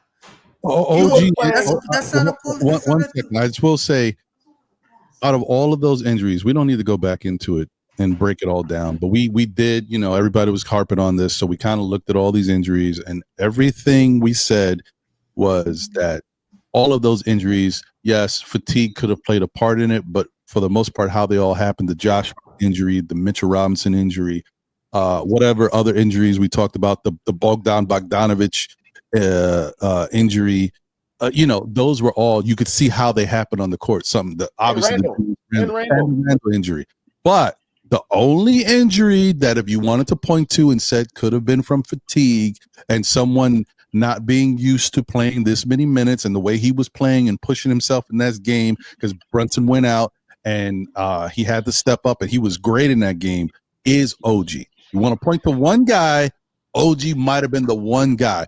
But is that enough to say that? But you also, I've said this before, also being in the game for a long time gives you more opportunity to get those freak injuries too. So you still got to rest the players and just to I don't know, man. Dude, Like he plays you could his say that, game. yeah, maybe This is that's what got us basketball. there. This is But basketball, folks. Now we gotta Nobody keep does folks off I that. the know ball because sports they're gonna injuries get hurt. happen. Dude, Hold on. Josh, We nobody know plays. injuries. Hold on, Nobody I haven't talked in a while. Hold on one Yeah, go ahead. second. Go ahead, Juan. So yeah, I understand injuries are a part of sports. I get that. I don't know all the X's and O's. Maybe some of you guys do. What I do know is some common sense, right? Like, yeah, of course, injury is gonna happen, but you also like. I mean, I played sports before. I know enough to know if you're gonna play a long time, you're just gonna at risk. Any activity is gonna put you at risk for injury. It's just gonna happen. So I know we've been complaining and so and so, but I feel like Tom Thibodeau is maybe just a floor raiser. It's not a ceiling raiser. I don't think. I think this short rotation is just not sustainable. Maybe it got us there, but also it causes a lot of injuries. I'm gonna have to be one of those guys, man. I'll be the minutes police. I hear you. I want to say something real quick and then get over to Shah. And then I also got a couple other fellas backstage. I want to bring them up, but I want to shout out my brother, John, John from SKF fame. Anyway, he said something, which is a very good point with regards to injuries and bodies. There's a lot of variables, a lot of different things. You might think one way is that this is definitely going to happen if you do this. Nothing's proven, man. It's all about you and your body and what your regimen, working out, how flexible you are physically, all that stuff matters, right? But John also pointed out, listen, people get hurt no matter what. You get hurt from playing too much. You get hurt from not playing enough. You tighten up on the bench. You're not moving the muscles. You come right into the game. You jump up. You hurt your back, or you tweak something. And the flip side of it is obviously you got to stay in shape. But you guys all know in real life, I haven't played basketball in like 15 years. I go out there right now. I jump up. I could be in trouble. So, you gotta. It all matters. Like sometimes you can say, oh, playing too much. Obviously, you can strain and stuff, wear and tear from excessive use. But these guys are professional athletes. They work hard on their bodies. They are making millions of dollars. They have the best trainers in the world. They have the most extensive, facilities. Like they've got all of this at their expense, and that's the reason why coaches and teams feel the need or the ability to push them to that level, because they know what they put in to their training. And outside of the Knicks, remember, this is the first time where the argument has really pointed towards the Knicks. Every year we have this conversation, and every year I get to be, okay, look at all these players playing more than the Knicks. This is the first year where the argument is the Knicks player guy is too much, and you can say, okay, well, we have the number 1, the number 3, the number 6, like stuff like that. Okay, we got guys that are tops of the list, but in the past, it's always been the same thing for Tibbs. And if you look, there's always been tons of guys, the Kevin Durant's, the Bookers, all these guys that play more minutes than Knicks players, and they're not running through the same things. You want to say, yes, guys get hurt. Yeah, Durant gets hurt, blah, blah, blah, but Booker's usually out there playing. He gets hurt here and there, but most players do. But for the most part, these guys are out there playing, and other teams are playing their guys multiple minutes. Just saying, I would look less about the fact that it's an 8-man rotation and that he's wearing these guys out, and more to the fact that maybe because of certain things on this team that we still have some question marks about, maybe he should be willing to look at other guys who might be able to help the team.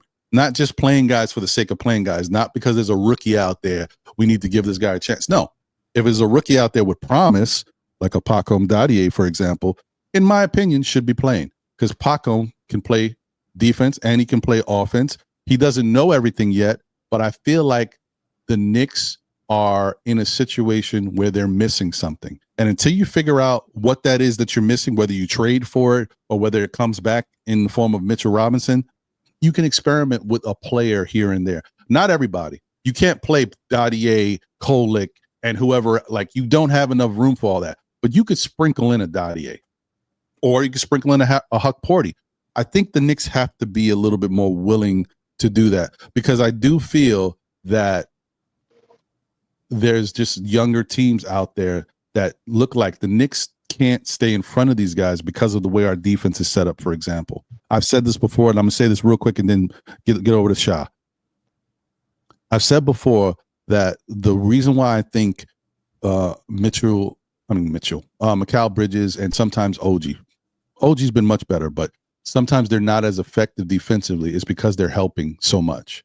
They have to help everybody else. Like they're running around, like taking their guys, and then their help defenders here. Like they are being asked to do so much because we don't have that middle interior presence. And I think that hurts them. If we had some type of middle interior presence, I do think in a Tom Thibodeau defense, we would be extremely, extremely more potent on defense. Because I just don't think a team like this that, yes, we're breaking records as for a Knicks team by all the amounts of points that we can score from the starters. But then we're getting maybe 20 points on average from our bench from two guys primarily. And then if those two guys are out, where is the points coming from? Like we're not a fully executable offense if you're going top to bottom, starters to bench. We got 7 guys that can score. I don't know. To me, we're missing something. Anyway, Sha, your thoughts, man. I know you've been waiting to really chime in. What do you think, bro? I just want to say this. Thank you, Ron, for letting me in. Juan, great to see you back on the panel. Nev, first time I've been on with you. Great takes always. And Uncle Folio, glad to be on here with you and stuff like that. I just want to say this. There's a Tom Thibodeau circle of trust. And if you don't believe in Tom Thibodeau's circle of trust, you'll never get it. Tom Thibodeau plays a certain amount of guys that he really trusts. Now, I understand, for me being a fan, I don't like what Nev said earlier about the extended minutes that they played, the 12 going into 16 minutes, continuously. At the end of the year, if they could break it up, which we are having problems with having additional players to put on the thing, that circle of trust once again. And I think that's where it comes in. The second unit for me, we're still searching for a small forward. We're still searching for if it's going to be Shamet, if it's going to be Pattier, if it's going to be Ryan, who's going to fill that small forward position in the second unit. And now that Tom Thibodeau, as I don't want to say gave up on Jericho Sims, but since Jericho Sims been having this lapse in effectiveness on the court, now he's even shortened the roster now. I mean, so and Harker Purdy is hurt now. So with all of the stuff that we said, everybody is on the same page. We're just in different paragraphs. That's all it is. We all see the same things. We just see it a little different. And my opinion is the minutes that they play, I don't care if they getting paid OJ is estimated to get paid about $40 million this year. I expect OG to be out there 40 minutes if he has to be, if he can. But if we're looking for effectiveness and stuff that's going to affect the team, we need to shorten his minutes, give his minutes to someone else so he could be more effective at end of games. So we're not running OG out there 16 minutes, 13 minutes at a time. So with both of those things, everybody on the panel is seemingly right. We're all on the same page, and we just see it a little different. Like someone's on the top page, someone's on the bottom, and we're all on the same page because we all believe that it's about minutes. Now, like I said, if you're getting paid $40 million, I expect to see you out there 40 minutes. You know what I mean? But extended minutes, like right now, we're so short. We don't have a roster to help the starters. Right now, we're seeing extended minutes from our starters, which are going into 38, 40 minutes and stuff like that, because Tom Thibodeau, that circle of trust, he doesn't have someone that he trusts that he could take OG out and put in his position and can stay there for 5-7 minutes while OG get a rest. OG comes out, Mikal Bridges stays in, Precious comes in, Mikal comes out, OG comes right back in 3-4 minutes later. And I mean, that rotation of those unit guys, that's how it goes. When Brunson goes out, McBride comes in, Payne comes in, Brunson goes out, and then that's what we deal with the second unit. Now, who's the substitution for Cat right now? Because he's not really playing Sims now. And who's the substitution for Mikal Bridges? Mikal Bridges is logging in a lot of these minutes now because we don't have a small forward in that second unit, the IE, the Shamus, and the Patiers and all these guys that we're talking about. So he's logging in major minutes because he's playing two sides of the ball. He's playing the first unit, heavy minutes, and he's coming in to the second unit as that small forward position. Yeah, that's true. That's fair. Hold 1 second before we get to a couple other guys. You know what that means? You know what that means. We got us a super chat. Shout out to my guy Reese Anderson. Appreciate you.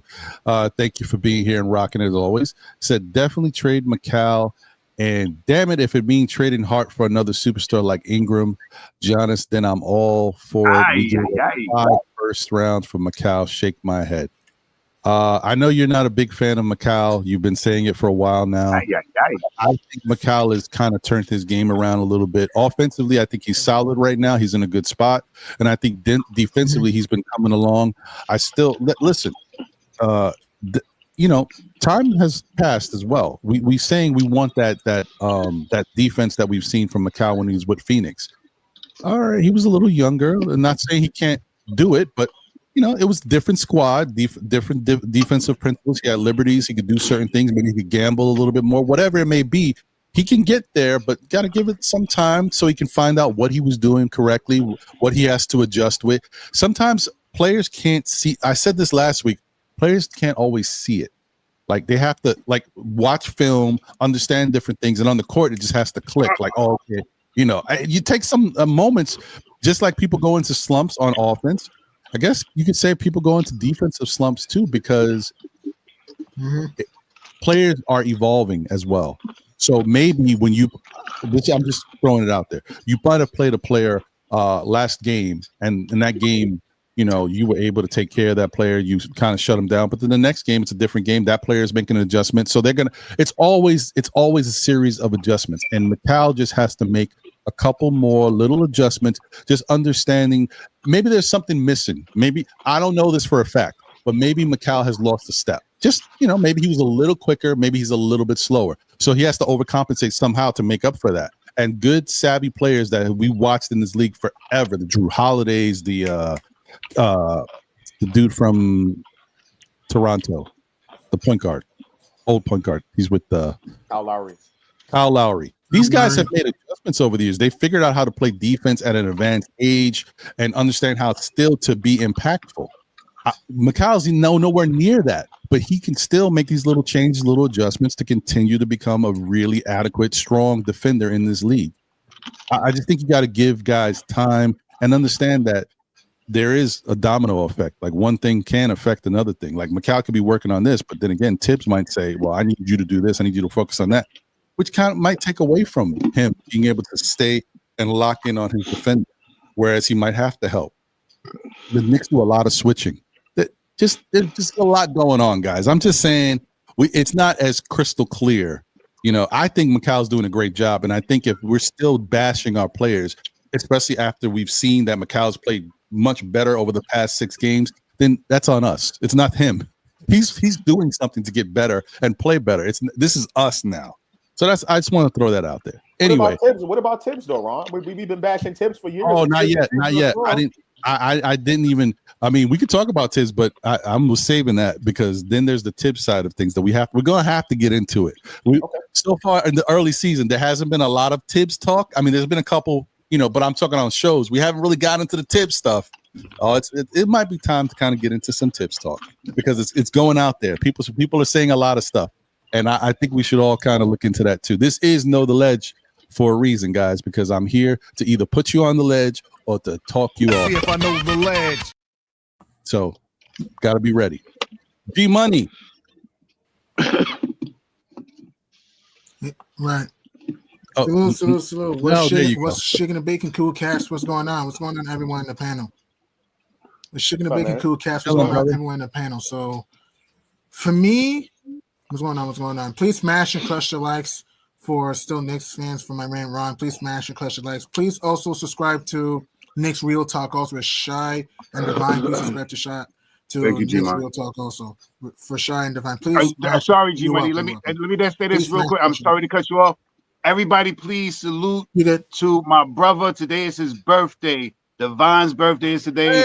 happy So birthday, everybody, I'm Divine. sorry Happy about that, birthday, G-Money. Divine. Let me salute him real quick. All right, G-Money, I'm sorry.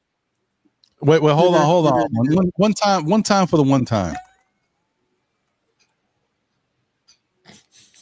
Shout out to my guy Divine, man. That's a real brother right there. If y'all don't know enough about Divine, that know one thing. He is a real brother. He supports talk, man. Great dude.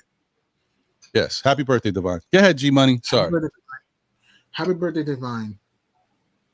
Yes. Do I agree that certain things Tibbs could do better in certain moments? Yes. At the same time, we cannot blame all injuries on Tibbs. The OG thing, that like you said, that was a freak accident though. That wasn't Tibbs, all right? That happened the first time. That wasn't Tibbs.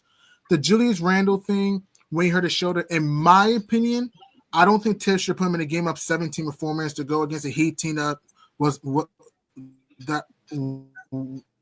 lost 5 in a row.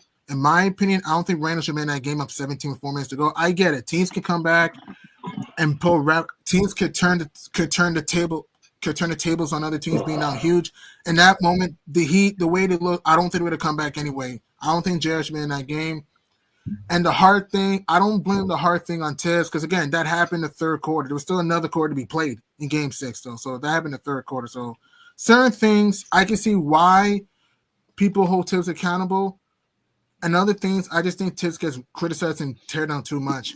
My thing is that I wish Tibbs could use a little bit of pick-em Dadiet, a little bit, not a lot, I'm saying a little bit, and use a little bit of Porty when he's healthy because he could protect the rim. And he is I'm saying mix and match if I'm Tibbs, though. And if I'm Tom Thibodeau, maybe do this maneuver. Maybe in certain games, you can have Precious at the 4, Cat at the 5, OG at the 3, Bridges at the 2, JB at the 1, and try it out for certain minutes. They haven't done that yet? Yeah, they have. I don't think so. They have. They haven't. It's actually been okay. It's been decent. I mean, there's been moments, and definitely we saw some highlight clips of when they had that level of switchability with Precious out there that they did look better. So I that's true. I thought he was doing that. Maybe he went away from it and hasn't used it as much as he was like when Precious first came back. I don't know. I wasn't paying attention to too much of it in the Atlanta game. I would have to kind of go back and look at that. But I definitely think I think that's a good lineup that they should definitely sprinkle in there because it gives you a little more of a traditional lineup. Because no matter what we say, OG is a phenomenal player. To me, OG's not really a power forward. He has the body, he has the physicality to do that, but he's more of a 3. But I think when you have Precious out there, Precious acts more like a power forward and can give you a little different dynamic. So I'm not opposed to them running that lineup a little bit more often when they deal with certain teams. The Knicks are the problem I have with this Knicks team is that they're such an adjustment team right now. Oh, depending on who we play, we'll see. New York is like an enforcer. Yeah, I don't know. I like that some level of stability where it doesn't matter who you play. Like, this is my lineup, these are my guys, and they can play against anybody. I don't have to continue to tinker. Like, I play against these guys now, I got to go small. I don't know. Maybe I'm old school when it comes to that, but we'll see. I'm gonna let it rock. Okay, I'm feeling good about the team, guys. I know I'm in my little Debbie Downer mode here, but I'm just still pissed off at the Atlanta loss and Trae doing his gambling thing like he's Kenny Rogers. I'm not happy about it, but I'm definitely not happy that nobody checked him. I don't listen. Some people get it twisted. I'm a product of the 90s. I love my 90s Knicks, but that doesn't mean I want the team to be that way. First off, I used to get frustrated watching my own team. Like, God, man, stay on the bench. Like, I didn't want the fights all the time. I want somebody to show some physicality. I don't want to lose guys for games and stuff like that. We went a little too crazy back in the 90s with that stuff.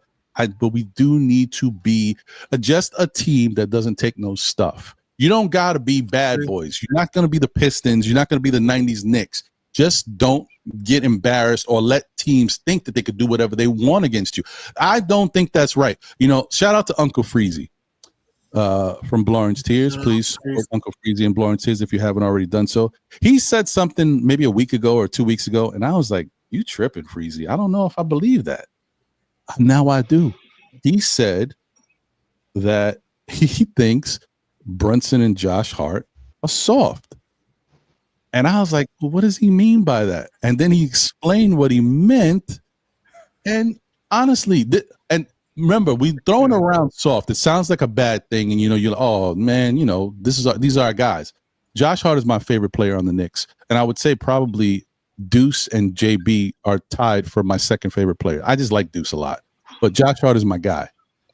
But the fact that you could say that he's soft, you have to give some type of explanation. And the explanation is guys can do what they want against our team. And this is before the Trae Young thing happened.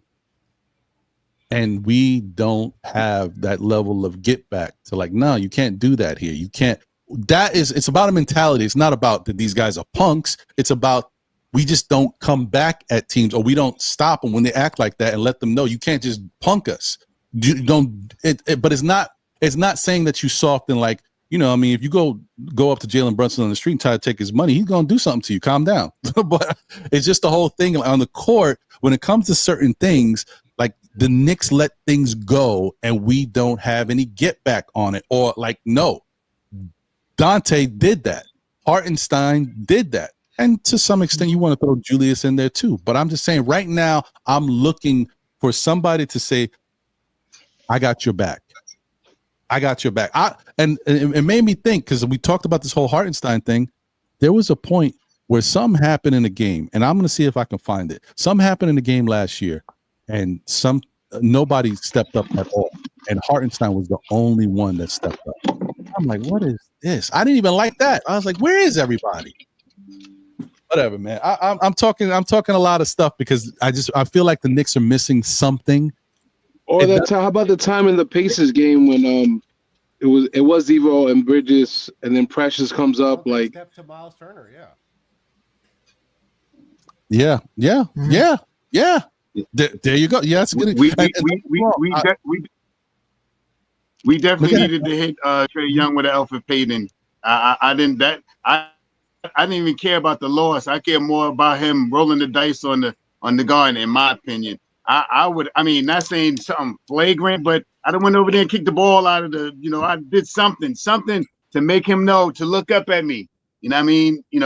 He's dribbling ball. He put the ball down. He rolling dice. You ain't have to go over there and tackle him or nothing like that, or go push him or nothing like that. But you went over there and kicked the ball down the court and stood over him. Hovered over him a little bit. Show a little bit of emphasis over him. Like, all right. I got this game, but don't think that you can come in here and do that all the time. Over there rolling the dice like, because I'm going to Vegas. Nah. Yeah, I don't think that's not a good look, man. It's just it didn't feel right. I'm gonna get over to D-Rex in a second. I just didn't like the way it looked, and I didn't like the fact that the Knicks didn't respond in any way. And you know what? My whole thing is, even if you're not that team, if you don't want to get out of your own character, like I'm not doing something just to appease fans. Like I'm out here on the court. This is how I play. This is what you're gonna get. I'm cool with that. But what I would expect is, if that's what a team's going to do to you, then the next time you play that team, I want you to blow them out. Okay, you're not tough guys. You don't want to be physical with them. Then cook them. But we already played Atlanta, and Atlanta beat us, and they was already kind of talking. They weren't dancing on us, but they was talking. And we played them again in a game that actually means something to go to Vegas, and we lose to them, and they rolling dice. Come on, man. Nah, B, I can't do it. I'm sorry. Look. That's all I'm saying. You know what? Let me see if I can holler at somebody in those World Wide West and talk to one of these guys on the bench next time. That I hear you, man. What about Brunson's response? I don't think it's a bad response. Where he said after the game, if we don't want him to do that, we should beat him. That's my point. I agree. If you don't want him to do that, you should beat him. But beat him. If you're gonna be that team, then do it. Don't talk about. I don't want, like, we already lost to Atlanta. Like, do you get my point? If we didn't lose to Atlanta, I hear what you're saying. First game, and then this happened. You're right. All right. We got one. They got one. But they beat us twice already. What we doing here? Don't be letting these dudes dance on us and freaking roll dice. What is this? My initial impulse was what JB said. Like, you didn't win. I can barely hear you, bro. Knock them out. Yeah, you're low. Can't hear you, Rag. Yo. Yeah, we hear you. It's real low. I don't know if you could boost me up on your end, but still low, Rag. I could try a little bit. Yeah. Hey, I gotta make it an early exit today. I appreciate you having me up as always. Hey, man. All right. Thanks, Juan. All right, Juan. Take care. Enjoy your weekend. Thanks, I remember the partnership you want to win. I bet. All right, go ahead, D-Rex. I'm gonna just have to lower when you stop speaking because it'll be too loud for everybody else. Yo, better? I can be heard? We can hear you. You're just coming in low, but I don't know. Yeah, I can't boost you more than that. We can hear you, though. So, yeah, I was initially of the opinion of Jalen Brunson, like, you lost, so what are you going to do? You're going to start a UFC match with him on the floor?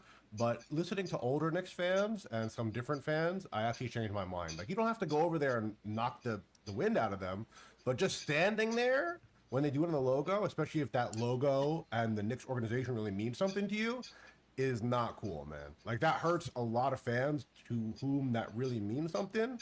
And just letting him do it and just watching is... There's a gray area between just chilling, like giving him a thumbs up, basically, as he's doing that. Like, yeah, great. Like, that's kind of how it feels. Versus, you know, like tackling him and getting suspended. Like, there's a room in between those two things. Like, it don't have to be either you knock him out or you don't do anything. You could go over there. You could stand over him. You could do something. You know. You can dive for the ball. Just pretend like you're diving for the ball. Done, for sure. Yeah. They could have went over to just kick the ball. I'd have did something just to disturb that. I hated that worse than us losing the game.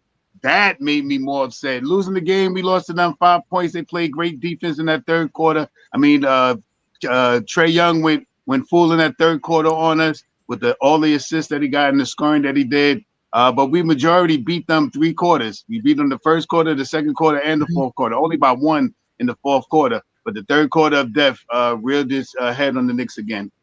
The third quarter of yikes is what I call it. Yeah. Yeah, the third quarter of yikes. Yeah, I mean that's it. It is what it is. Josh has been shaking his head over there. I want Josh. What you got, man? Josh, what's your thought? So, do you think that they should have just? We're making a big deal about it. It happened. And just let it go and just go out there and play the next game. Let Trae do his dance. The game is over. He did the dance. It's over. I think, like you said, and to your point.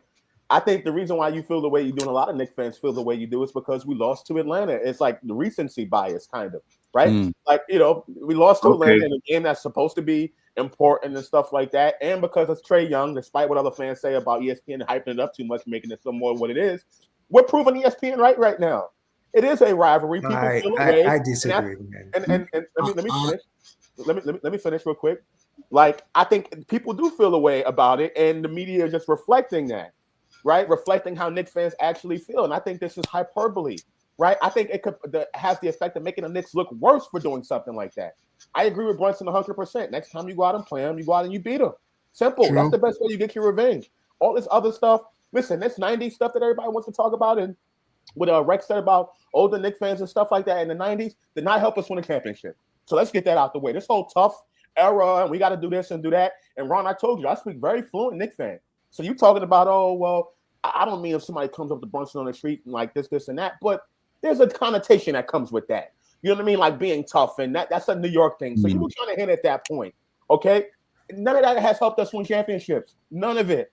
So please, people, stop it. The Knicks will be fine. It's one game. They're winning more games than they did last season up until this point. They're a better defensive team, believe it or not, than they were up until this point last season. Offensively, they're a better team. They just had a bad game. They only gave up 108 points to Atlanta. 108 points. I mean, people, relax.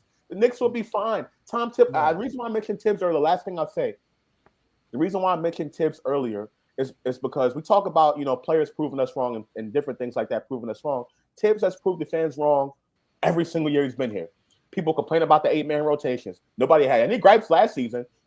When we went on that second half of the season, when we started winning all these games. A lot of people did. Yes. Yeah, but we were winning games. Yes. We were winning games. Hold on. Don't say nobody. Can't say no one. A lot of people did. No, can't speak for every human in the world. Yeah. And we were on our way to winning 50 games. I didn't hear none of this talk coming. I was in the beginning of the season when we're winning games. Then you're in an echo chamber, bro. I'm in an echo chamber. Am I wrong? When the Knicks win games, nobody's going to complain like this. If we would have beat Atlanta, the other day, there's some ungrateful Knicks fans out there. There's some ungrateful Knicks fans who criticize for the sake of criticize. Am I right or wrong? If the Knicks would have beat Atlanta on the other day, would we be talking like this right now? Yes, because it just happened when we blew out the Hornets. When we blow out other teams and he still has them dudes out 40 minutes, is when people complain the most. So it's completely wrong. I'm sorry. No, okay, what about when we don't blow them out? What about we win by like 5 or 10? Before we get off topic, it's irrelevant of how much we win. It's the process. For me, I just want the win. Period. For me, I just want the win. Period. For me, I just want the all win. right, one at a time. Before we get off topic, let me say this. It is incumbent on Trae Young to be professional. When he's unprofessional, like in that case, that allows us to be unprofessional. So because that was an unprofessional thing he did. We don't have to stay professional when he's unprofessional. No, I'm with you on that. Not on our court. On our court. He has to win and show that he's a professional player. That's not acceptable. And the thing too with regards to that is it's not about, like I said, it's to me it's not necessarily about showing that you're tough. It's about letting disrespect go. Like he is purposely trying to disrespect you because he knows the villain thing plays well to Rayford Trae Young. He loves it. He relishes in it. He can take it. Because some guys try to be the villain and they can't be the villain. They don't got it. Trae got it. I'm gonna give him credit. Trae is still a very Reggie Miller cloth, the Reggie Miller. Yeah. You gotta be made a certain way to be the villain, and Trae's got that, and he loves it, and it's been working for him. Fortunately for him, every time he's in this villain mode, it's worked for him. Like he relishes it. But understand that type of stuff is. Like Trae is smart about it. Trae, he picks his spots, he lets things happen, and he puts it to work properly. He's a really good villain. But you can't just let him do these moments, especially to embarrass you. It's just too much. Like in sports all the time, like in football court, on the football field, I'm seeing a college game. This dude is kicking up the field and kicking up on the. I'm like, what? Dude, I don't care. I might be in the stands. I'm coming out there. No, I'm just playing. I'm not gonna do all that. But that's how I feel.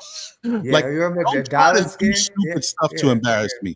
Like there was a Dallas game that some player was stomping on the star. Like, what are we doing here? Like, it's you doing something intentionally because you're trying to go above and beyond. And those are the type of ones that you deal with them accordingly. Just like, for example, I'm talking about villains, and a villain who doesn't know how to do it right because he can't back it up is Halliburton.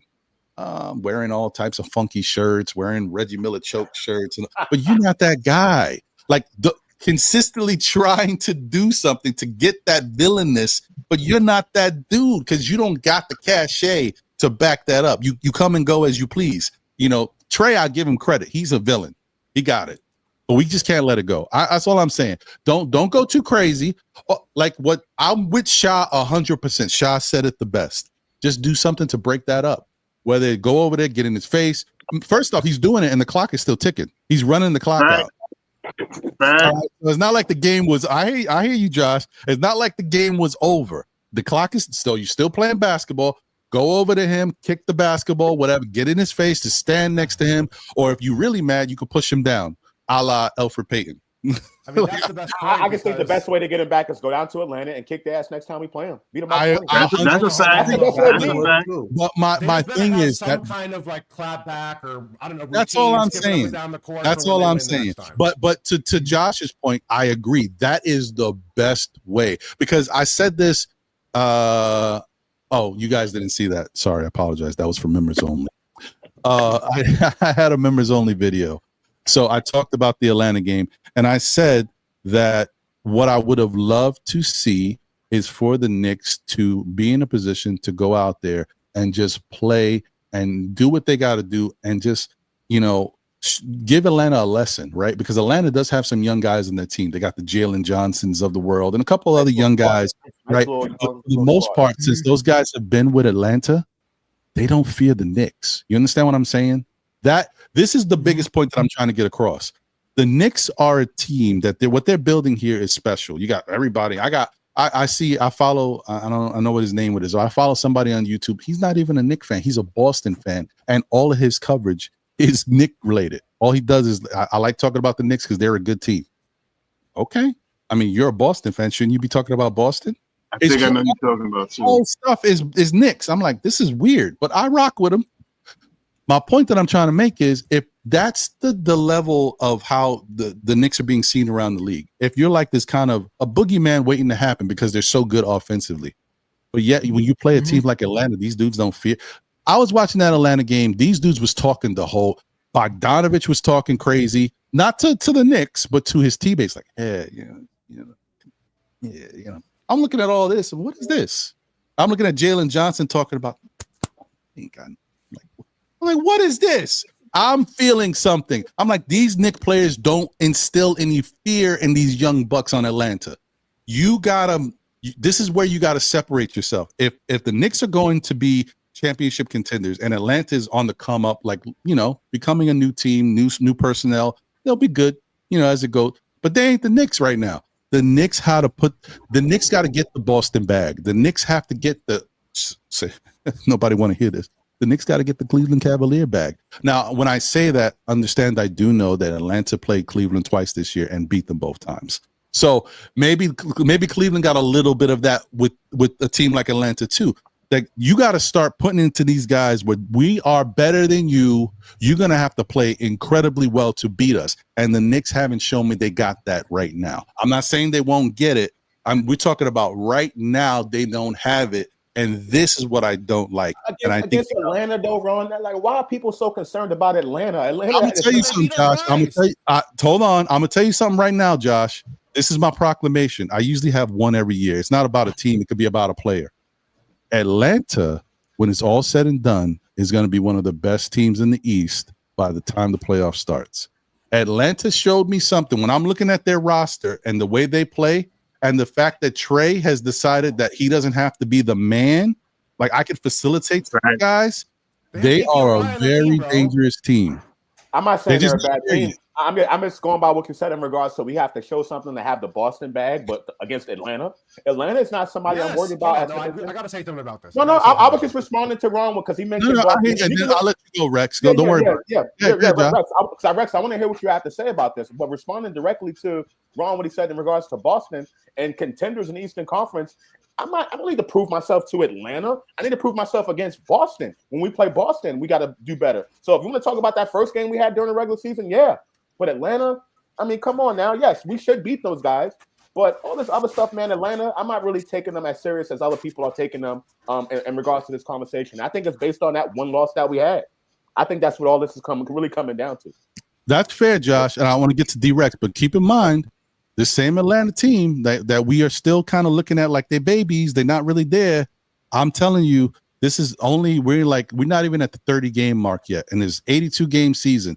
Atlanta could definitely turn around and can build off of all of this, add to their momentum of who they are. They got a nice team. They got a nice young squad. They got something interesting. They've already beat the Knicks twice. They beat the Cavaliers twice, and they beat Boston. Yes, twice. Boston, and they beat Boston, and they beat the Bucks. And the Bucks are playing well right now. They play today actually for the cup. So we'll see what happens. Ironically, playing the Hawks today. Oh yeah, okay. Go ahead, D-Rex. What are you gonna say? Someone's in the back. Someone's in backstage. Oh, sorry. I apologize. My bad. Oh, look at this. Yeah, we got some other people backstage. Yes, shit. And that will close it up. Let me get these guys up here, and then I want D-Rex to say what he's got to say. Shout out to my guy Jay Chosen in the building. What up, Jay? Jay Chosen was good. And we got our guy IKBM Dre in the building. What up, Dre? Salute to the panel. Salute to the chat. What's happening? Morning. It's my morning. Good morning, everybody. Hey, what's up? We got another spirited conversation today. Last week was good. I can't wait to get my 88 cents in. Oh my God. No doubt. Whoa, shout out to you, man. Appreciate you. D-Rex, go ahead. What were you going to say? Hopefully you didn't forget. No. So I feel like that the Knicks go around underestimating every team, and every team brings their A game. to us. There's no team that goes up against the Knicks thinking we're going to sit tonight out. That this is, first of all, this game against Atlanta was the only game on TV that night. The Hawks don't have all their games on, network television like us. And the Hawks actually sat their starters against the Nuggets the game before because they were purposefully thinking to themselves, we're going to go and bring it to the Knicks. And we're sitting here saying, oh, well, they're this bum team because they're not top of the East or whatever. They have Dyson Daniels, who's probably going to be DPOY or in the conversation for it.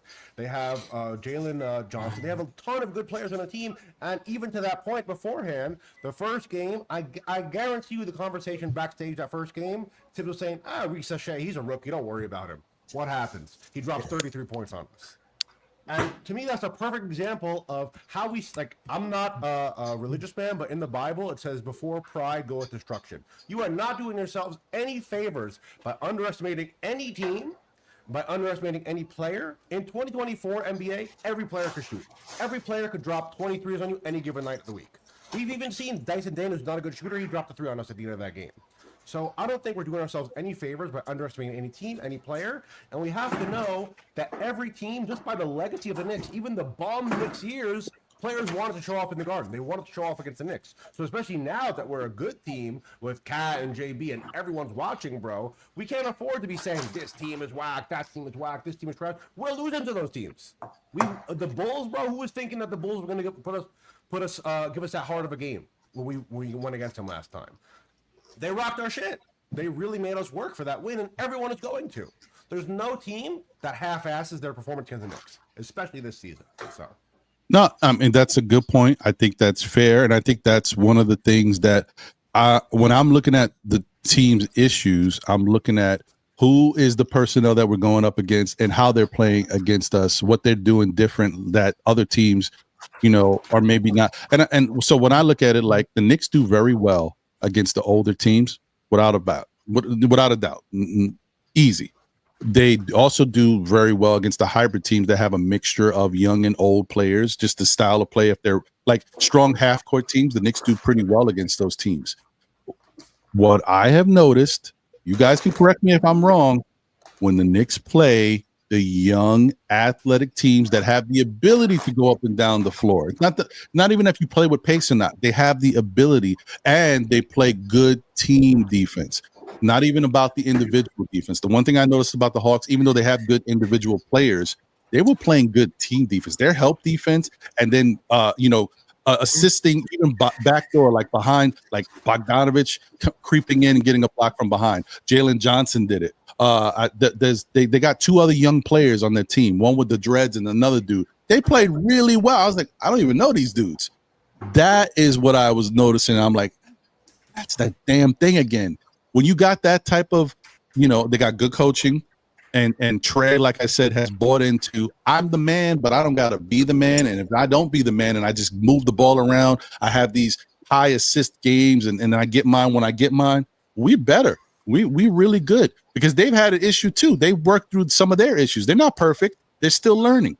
But I'm just saying right now. The opposite issue of what Brunson has. He is the correct. opposite. And so, let me kind of switch topics a little bit because I want to get into the Brunson thing because I think that was something that maybe confused certain people. I think this is a perfect time to bring that up. And then we got Dre and Jay. Ron, can you give me 1 second, please? I was listening back there. I just need 2 minutes because I was going out of my mind. I kept typing, I was like banging my fingers like a 2-year-old. Don't forget what you're gonna say. Hold on 1 second. Let me get to this because I got some spring cleaning. You know what I mean? You gotta show some love. Go ahead. Y'all know what that means. First off, shout out to Stacks. Different timing, a new member of the SKF Army. I appreciate you, Stacks. Thank you for being here and rocking with us. Thank you for joining the Army. Appreciate you.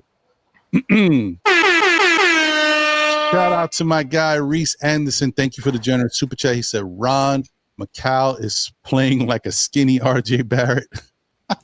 Nah, I don't understand that. RJ Barrett, we just played him, looked pretty damn good.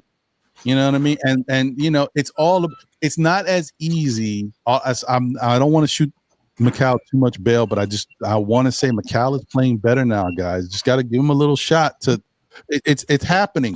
We might be misappropriating how we feel about the team because we're used to Mikal not playing the defense we were expecting and for him not stepping up and being consistent offensively. But his defense has gotten better and his offense is way better right now in these last 6 games. It's just the Knicks lost a couple games that they could have won, but it's not all on Mikal. Like, Mikal has been one of the consistent players in these games. I think I can't, when I look at the loss, I'm not going, Mikal's the reason. I'm going, there's other reasons, but I'm not pointing at Mikal. Yeah. So I wanted to say too before I go. I don't know. I forgot you were still here, bro. Juan be on the low. He be wanting to go, but don't want to go. We be pulling right back off the ledge. That's what it is. What's up, bro? Yo, every week he'd be like, "I'm gone." Half hour later, he say something good. What's up, Juan? I just it seems like everybody, like every fan base has this picks up player that they hate for some reason. I don't know if it's because of Mikal Bridges, like he's a smiley face guy, or I don't know, bro. Hold on 1 second. You caught in the Matrix, man. They're trying to get you up out of here. They got you in the max headroom right now. Like, do you want to? I know you want to say what you want to say. Do you want to leave and come back because we can't hear you. Going in and out. Okay, I had my massage going. Sorry. Oh, okay. Try to speak again. Is that better? No, you still got the twisted mix over there. You in the you there? But Max, I'll put the link in the chat. I'll put the link in the chat again. You can leave and come back and press the link again. Oh, I can't wait. Juan? Oh yeah, he's in the Matrix for real. He can't even hear me. I stream must have messed with his Wi-Fi. He's probably screaming and he's got his hands on a window and he can't see it. Oh, anyway, I watch too many. All right. Well, let me just say this other one, other two real quick. It's your show, Ron. Slow it down. Nah, man. I'm hyped. Shout out to Reese Anderson. Thank you again for the generous super chat. He said, "Who cares? Win the damn game, then he can't brag." That's fair. That point, yes, that's fair. Yeah, fair. Good point. Good point. Okay. Once again, thank you, Reese. He said, "Josh, last year we had RJ and all of our draft picks." Are you trying to speak? RK Barrett, huh? You still talking about him? Reese. Who cares about draft picks if you're winning? Who cares about draft picks if you're winning? Who cares? Care about no draft picks? We're gonna be one of the final 4 teams remaining. I don't care about that. Care about no draft picks. Oh, and okay, let me get over to Jay now. Appreciate you, Reese. And breaking news, everybody. Breaking news. This just in. Dion says, no, I'm just joking. This has nothing to do with the Knicks. About to say, breaking news. Juan Soto is playing at the 3 guard. Anyway, Yeah. All right, look, I'm listening to a lot of people. Let me tell you something. First and foremost, it's not the same sport, but I'm old, okay? Older. You drag because I didn't see it as rolling dice on our thing. I saw it as teabagging our logo, okay? If he was teabagging our logo back in the days, he would have got his teeth kicked down his damn throat, and Oakley or somebody would have been out. I don't even have to go that far back. Would have been out, yes, would have been out for 5 games, okay? And I'm going to use very, because on this, guys, we're going to use very good language here. I'm going to do my best, right, LeRon? I'm rocking with Ron. Okay. To Josh's point, if my aunt had a ding-a-ling, she'd be my uncle. So we can't do the ifs. If we would have beat them, we didn't beat them. We didn't beat them. So we can't use that excuse that if we would have beat them. And my aunt's still my aunt. She's my auntie, and that's it.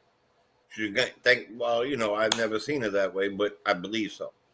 Number two is I don't care how talented they are. I have this conversation often with Divine and Shaw. how talented they are and how much they're getting paid and how athletic they are. They need rest. Regardless, they need some sort of spelling, no matter what, because in the middle 40, and Sean and I have talked about this a lot, and Ron and I, the middle 40 games are the most important games of the year. First 20, you see whatever. The last 20, well, obviously the last 20 are the, depending on where you are in that middle 40, right? So you're going to need people, right? We just watched a team that played basketball together and then disrespected us. Nobody did a damn thing about it. Not a thing about it. And it was all over every paper. And I don't know about you, but when I look at him and his hair and that little, you could see through his hair, it's like a wig or something, I'm not sure. Somebody young just really ticks me off. Really ticks me off. And he knows it. He purposely doesn't shave that. He knows that he's doing that on purpose. Looking so ugly on the court, but doing so nice on the court. And Atlanta, no matter what anybody wants to admit, for the most part, has our number. We can be as good as we want to be, but they have our number. And they got an athletic team, and no matter what we say, we can be as great as we want to be offensively. That's great. If we score 120 points and the other team scores 122 because we don't got no big middleman, we lose. So you have a guy who's very talented. I can't deny it. I want to deny it, but I can't deny it. Young is very talented. And the fact now he's playing more like a Halliburton than he was playing like he's playing like a point guard this year, right. He's playing more of a point guard than he is a scorer. Like I really. And then we're holding on to a lot of things like, you have a broken down car in your garage. It's broken. You can't drive it. We're holding on to a Mitch Robinson. All these things are really the issue. The fact of the matter is this man dragged his joint across our logo and nobody shoved him. No one even came close to him. No one even said, hey, you, stop. None of that. So, what I've heard in my life is if you ever wanted all the naysayers in your life, and we've all had one or two growing up, right? We've all had somebody who said, unless you're really, really privileged to have like really wonderful support, the best way to get back at somebody is success. And the fact is that often with Atlanta, we don't have it. And we have a great offensive team. That doesn't make it a full team. Mm-hmm. It doesn't make it a full team. We could be number one in offense, which we are still. Doesn't make it a full team. So true. I think that and I don't agree with the Barrett and all the picks. Barrett didn't play well for us. It's easy to play well in Toronto, a la Chris Bosh, because you're over, you could get all the shots, you can do all the things, there's nobody else shooting. You could go 20 for 40 and get points. But he didn't shine well under the New York Lights. So we can't talk about the past. We don't have the picks no more. So Mikal has to play better and better and better. But if we haven't gelled yet on the other side of the ball, we're in trouble. No matter what. And we were picked to go to play OKC in this Emirate thing. It's true, New York was, yeah. By everybody. And then he's laughing and dragging. So I'm going to tell you something. If they got to do something soon to solidify his defense, and then Jalen Brunson to ship to your thing, Jalen Brunson, I would like Jalen to be able to have like 5 games where he really gets his Jalen Brunson on. Straight. Mm-hmm. Just him. Mm-hmm. Cat can get 20 and 20, but Jalen needs to get like 35, 40 points. Go off. I don't care if he gets 3 assists. Go off. Mm-hmm. And Okay. I got way more to say, but I don't want to keep it hostage, and I gotta go shorter today, so I'll talk a little bit later. I got a lot to say, a lot. But let's make it a conversation, not an argument. You know what I mean? Okay. Ron, I'm gonna head out. I'm gonna continue to listen. Listen on my YouTube. But I appreciate you for having me on. Hey man, good, Josh. Always a pleasure, Rob. Ron, you guys enjoy the rest of your weekend. And for, I just say this last point: just don't overreact. 25 games into the season, we know what this team can do. This team will be fine, ladies and gentlemen. They're going to be fine. Defensively, they're going to figure it out. And I don't think there's much that needs to be figured out in my opinion, but they will figure it out because they always do. Thank you. Y'all have a good weekend and God bless. Thank you, brother. God bless you, brother. Be safe out there and be warm. God bless. Yeah. He said be warm and happy holidays. Yes. Happy holidays, brother. Yeah, indeed. So, on that one thing too, miss free throws too. Yeah. Well, miss free throws is definitely an issue. Let me just I want to get over to Dre, but before I do, I just want to say real quick what's up. That I can't get to everybody. You guys know how it is, but I just want to if I can show y'all some love, I try to show y'all some love. I got a couple super chats too. So let me just say what's up to a couple more people and then read these super chats and then get over to Dre and his thoughts. But once again, I appreciate everybody here. Thank you guys for tuning in, showing love to the show, and always being here supporting. This is a great Knicks conversation. You know where you get it. But and wait, one more thing before I even do that, because I see him, he's in the chat. Let me say what's up to my guy. Hold on, whoa. Where is it? Hey, there it is. My guy, happy birthday to my brother. B-Day Divine, birthday boy. Salute to you, my guy. Oh, yes, happy birthday, brother. Happy B-Day.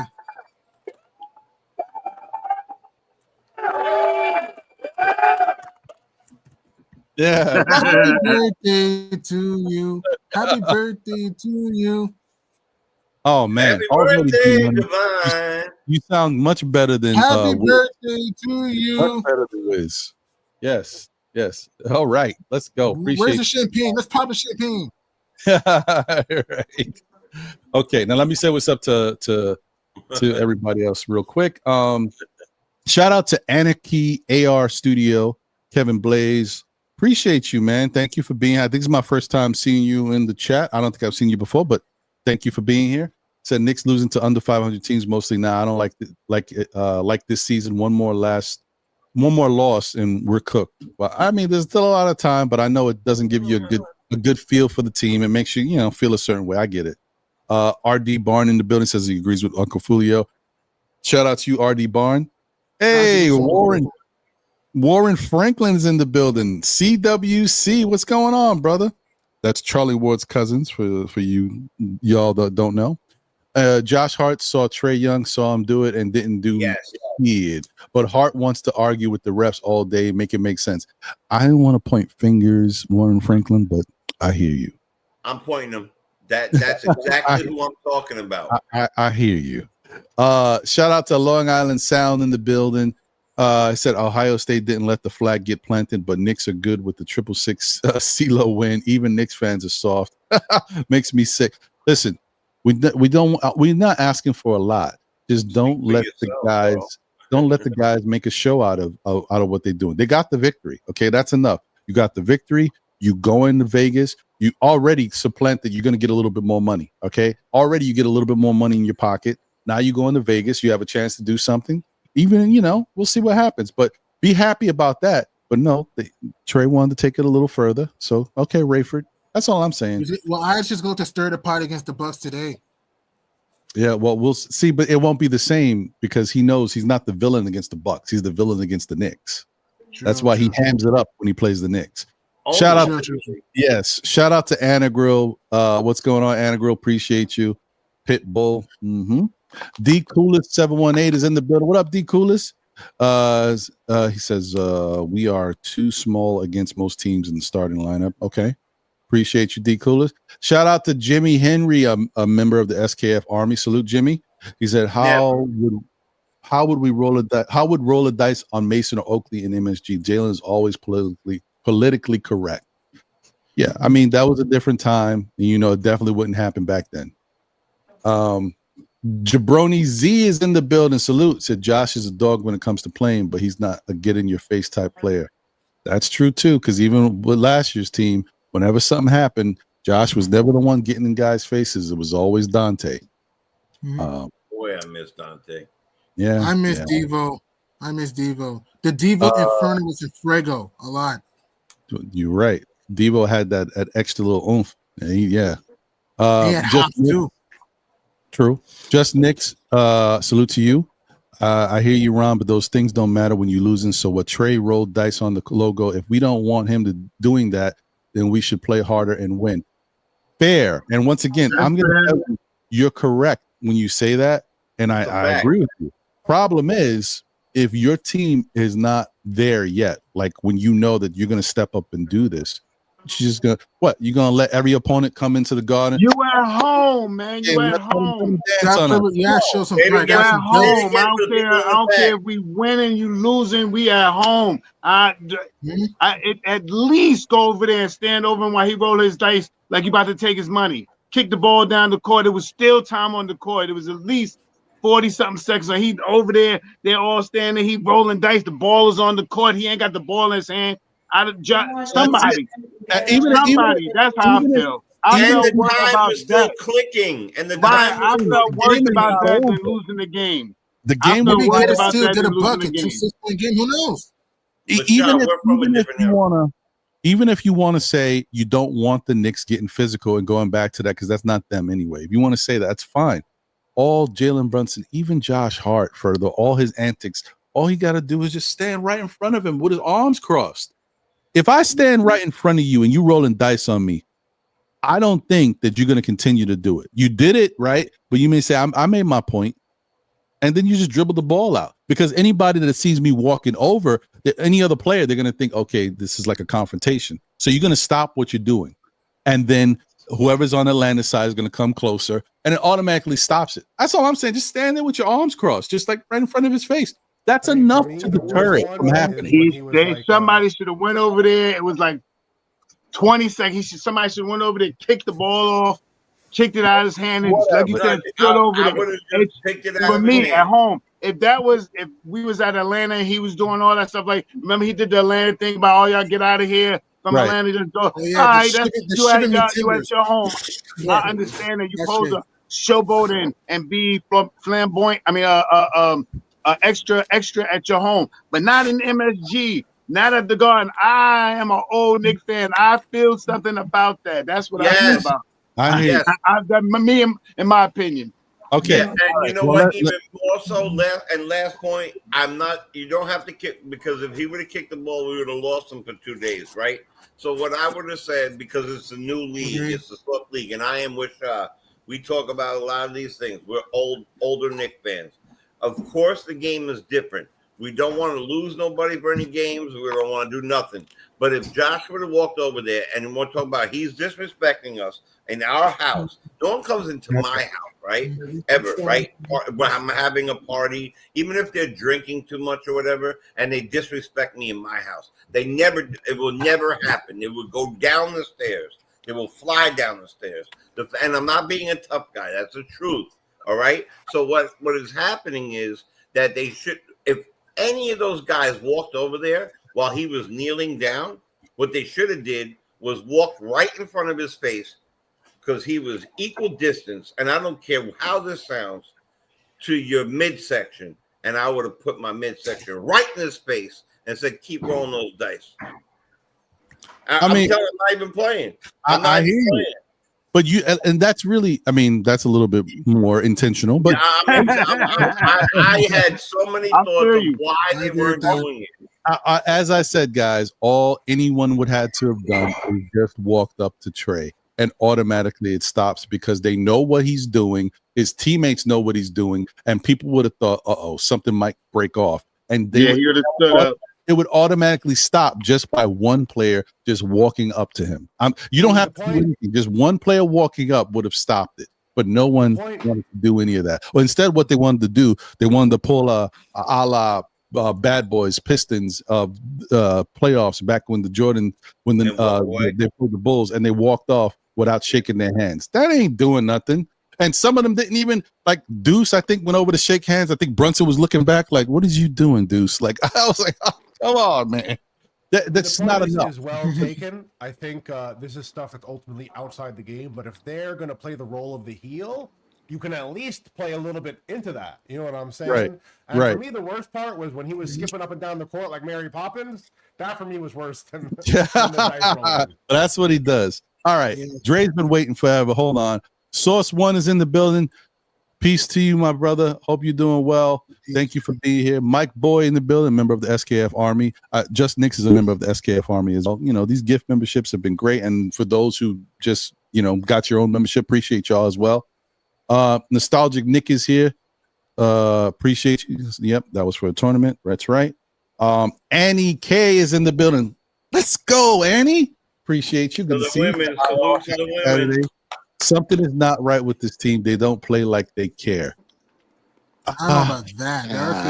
I will say that they just don't have the same feel of last year's team. They don't have that. I think they care.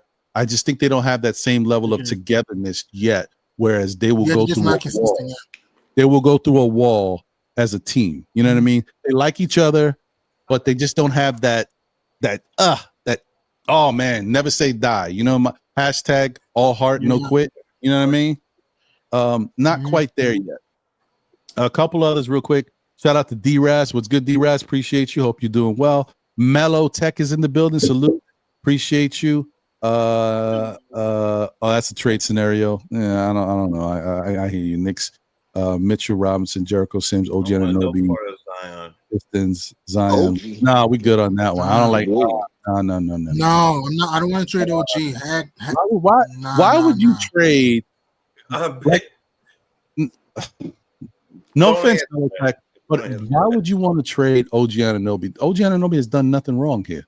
I don't understand that. Do everything by himself. If you ask, you want OG Anunoby to be the best perimeter defender, the big man defender. You want him to score 20 points. You want him to get rebound. Like, he can't do all of this stuff. He just can't.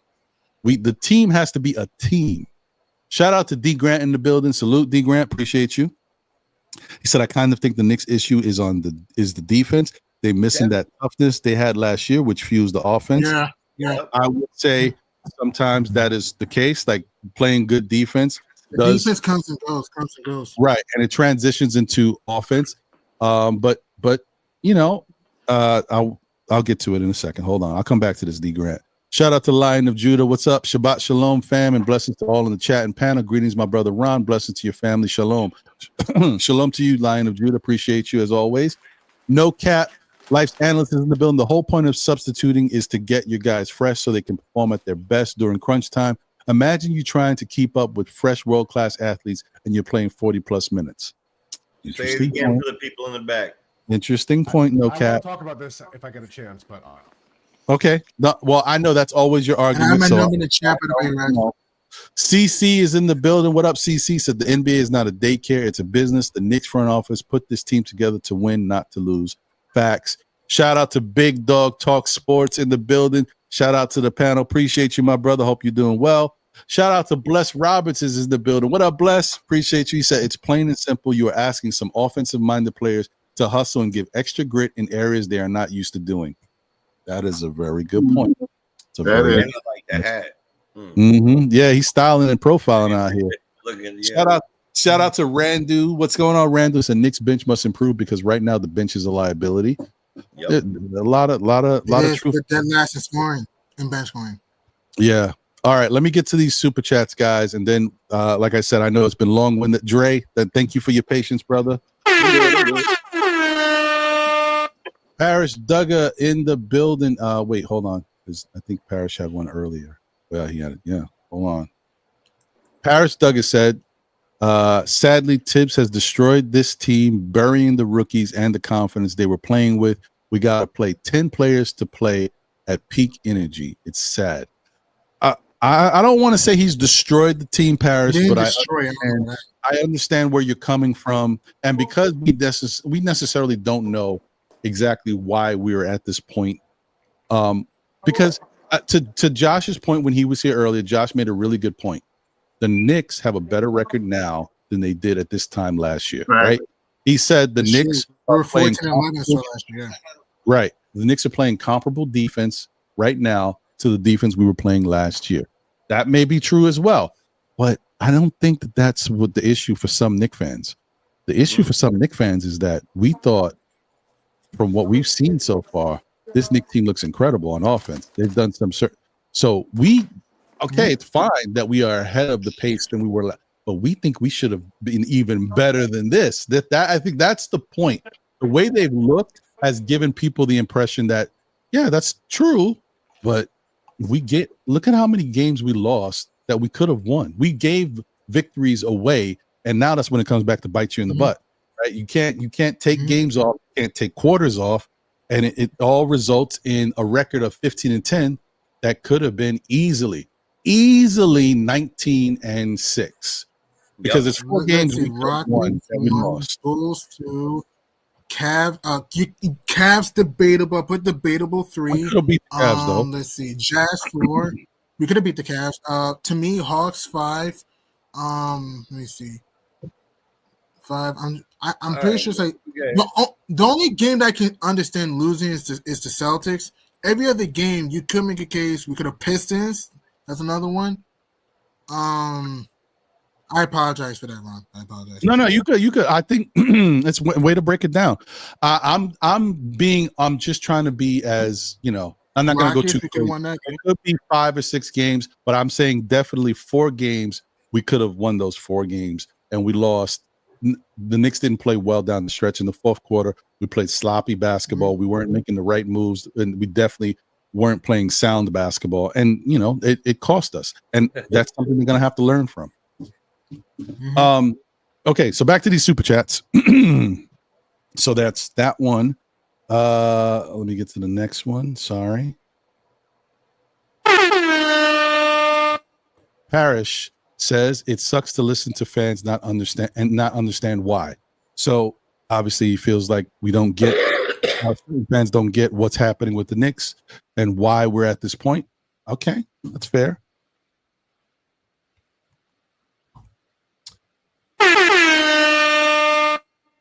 Paris also says, thank you for the generous super chat once again. Once teams figured out to play 10 athletes, we are down. What does that mean? We go down. We go down. Oh, I don't know. No, we go decline. We go downhill. We decline. Yeah. Okay, I get it. Okay. Yeah. Because obviously that's not even a blueprint thing. That's Knicks are going to play 8 or 7 guys. We'll play this many guys, keep our guys fresh and tire them out. We'll run up and down the court, make them work. Yeah, I mean, that's an obvious. That's something that every team should be trying to do against the Knicks. That's one of the quickest ways that's one of the quickest ways to deal with them. Yes. Outside of other things. Yes, that's a good point. Westchester Lester says, Devo and iHeart loss of defense Cat can't give us. So once again, appreciate you for the generous super chat. The Devo thing and the iHeart thing are very important to the team. We don't want to dwell in the past. All we want to do is recognize, okay, this is what we're missing. What do we do now? That's what I'm trying to say. Like, okay, we lost these guys. What's next? And the reason why, excuse me, I brought up the iHeart thing, because I think in the past, we were so much focused on the Julius Randle and Dante thing. iHeart was big, man. I think we overlooked. We see how much he brings to the team. Yeah, he's very important to this team, guys. We didn't miss a beat. When Mitchell Robinson went out and he came in, he gave us almost exactly what Mitchell brings. I didn't say exactly, almost exactly what Mitchell brings, because even though iHeart is a really good rebounder, Like We also we got didn't to miss keep it a buck much. because when he first came in, he was not having a great stretch, and he was Correct. also rotting in the G League for a while. And people were saying he's a bum, he's a nobody, and it's an unfortunate trend with this coach that we have great players, but it's until the guy in front of him gets injured, they don't get a chance. Right. And if that was even the case, wasn't the case, he would have played like one game, made a mistake, and then adios to the shadow realm. You know. Right. So I'm not saying Huck Porty is going to be the same thing. Whatever, neither here nor there. We'll see how it pans out. But I think iHeart was outstanding in his own way, but good in different ways than Mitch. I agree with that. That's a fair point, fair assessment. So yeah, I just think well, yes, I just think we undervalued his impact on this team. Not you could say that we knew iHeart was a good player, and he definitely put himself in a position to get the bag, but I think we don't realize how much of a difference he makes not having him here, because we always had one. Either we had Mitch or we had iHeart. Now we don't have either. So I'm just saying. All right. Thank you once again, Westchester Lester. Appreciate you. And we got one more, folks. Appreciate you. Thank you for the very generous super chat, Mr. Vernon B. Harrigan. He says, Tibbs don't protect with a tech and small ball ain't enough. Bridges ain't really paying the toll. Develop the bench or the burnt out starters will have to pluck their splinters. Mitch is an oft unavailable, nonchalant enigma. Yeah, listen, I don't know what's going on with Mitch. I don't know. Like I don't want it to seem like he's a savior, because I feel like what you gain from bringing Mitch back affects something else. Okay, we can talk about it more in depth, but I think Mitch is something we sorely miss. I think someone put in the chat, I've read so much. Today's been a busy show, a lot going on. I forgot who actually put it in the chat about Minnesota. I apologize. But Minnesota being a team that, once they put the other big next to Cat, they started rebounding better. Their defense got better. But, they're a different team, different run team. The Knicks, if you put Mitch out there with Cat's numbers will go down, right? Because he'll be at the 4. He'll be dealing with quicker, a little faster power forwards guarding him, getting out to the being able to get out to the perimeter and at least kind of show and give him a little bit more resistance for his shots, right? That's not even the biggest part. The biggest part too is he's got a power forward on him, which stretches the floor, but the power forward doesn't matter because the power forward is made for that. The center, whoever the opposing team center is, going to be able to camp in the lane because they're guarding Mitch, and Mitch don't stretch the floor. So now that clogs the lane, and the Knicks don't have the same lanes to get to the paint. That's one.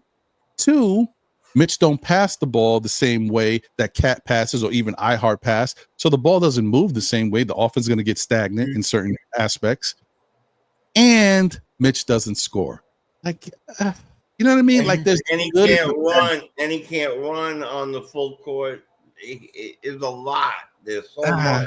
It's tough right now, He's guys. slow. It's like you go for something that's Mitch good, but then it's bad at the same time. Like the Knicks gonna have to figure it out. And I think they're specialist, but he will help us against certain elite teams. Yes, he will. Particularly in the playoffs. It's just you really can't. I would not start Mitch, right? I would play Mitch and Cat on the team at the same time. Yes, here and there, but I would not start Mitch. And I definitely would make it so that depending on who we're playing, we limit those two out there only if it's necessary. But the flip side of it too is when it went back to the whole thing when I said about Minnesota, what somebody put in the chat about the rebounding. Remember, Cat is a good rebounder. Gobert is a phenomenal rebounder. So that's two right there. Not to mention anybody else on the team that may be able to rebound the basketball. On the Knicks currently, Cat is a good rebounder for us. Or actually, he's been really, really good for us. Who's the second best rebounder on the team? Josh Hart? Like you cannot, when you go up against big guys, you almost might as well pencil Josh for like 5 or 6 rebounds. He's not getting the 12, 13, 14 rebounds against these big dudes. So then it comes down to just Cat. That's not enough rebounding. So that's why Mitch is important in that regard. The Knicks just don't have enough. Other teams have guys that contribute, have length, have long arms, but also maybe they're just, good at rebounding. We don't have that. OG a lot has of these moments. teams we're losing to have really talented, good 6'8" wings, and that was the entire Hawks lineup basically Yes, the other night. very true. Very true. So that's the thing. I don't know. All right, whatever. All right, I think I've talked enough. Dre, I hope you still remember whatever it is you want to talk about and how you feel.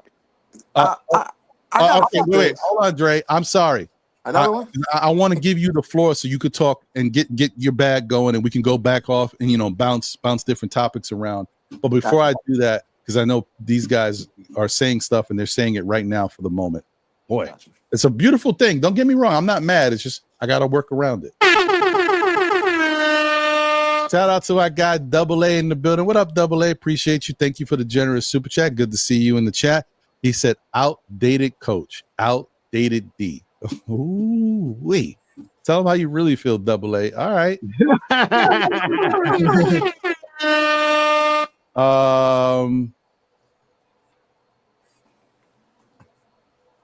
Hold on one second. See, okay. All right. All right. So I got you.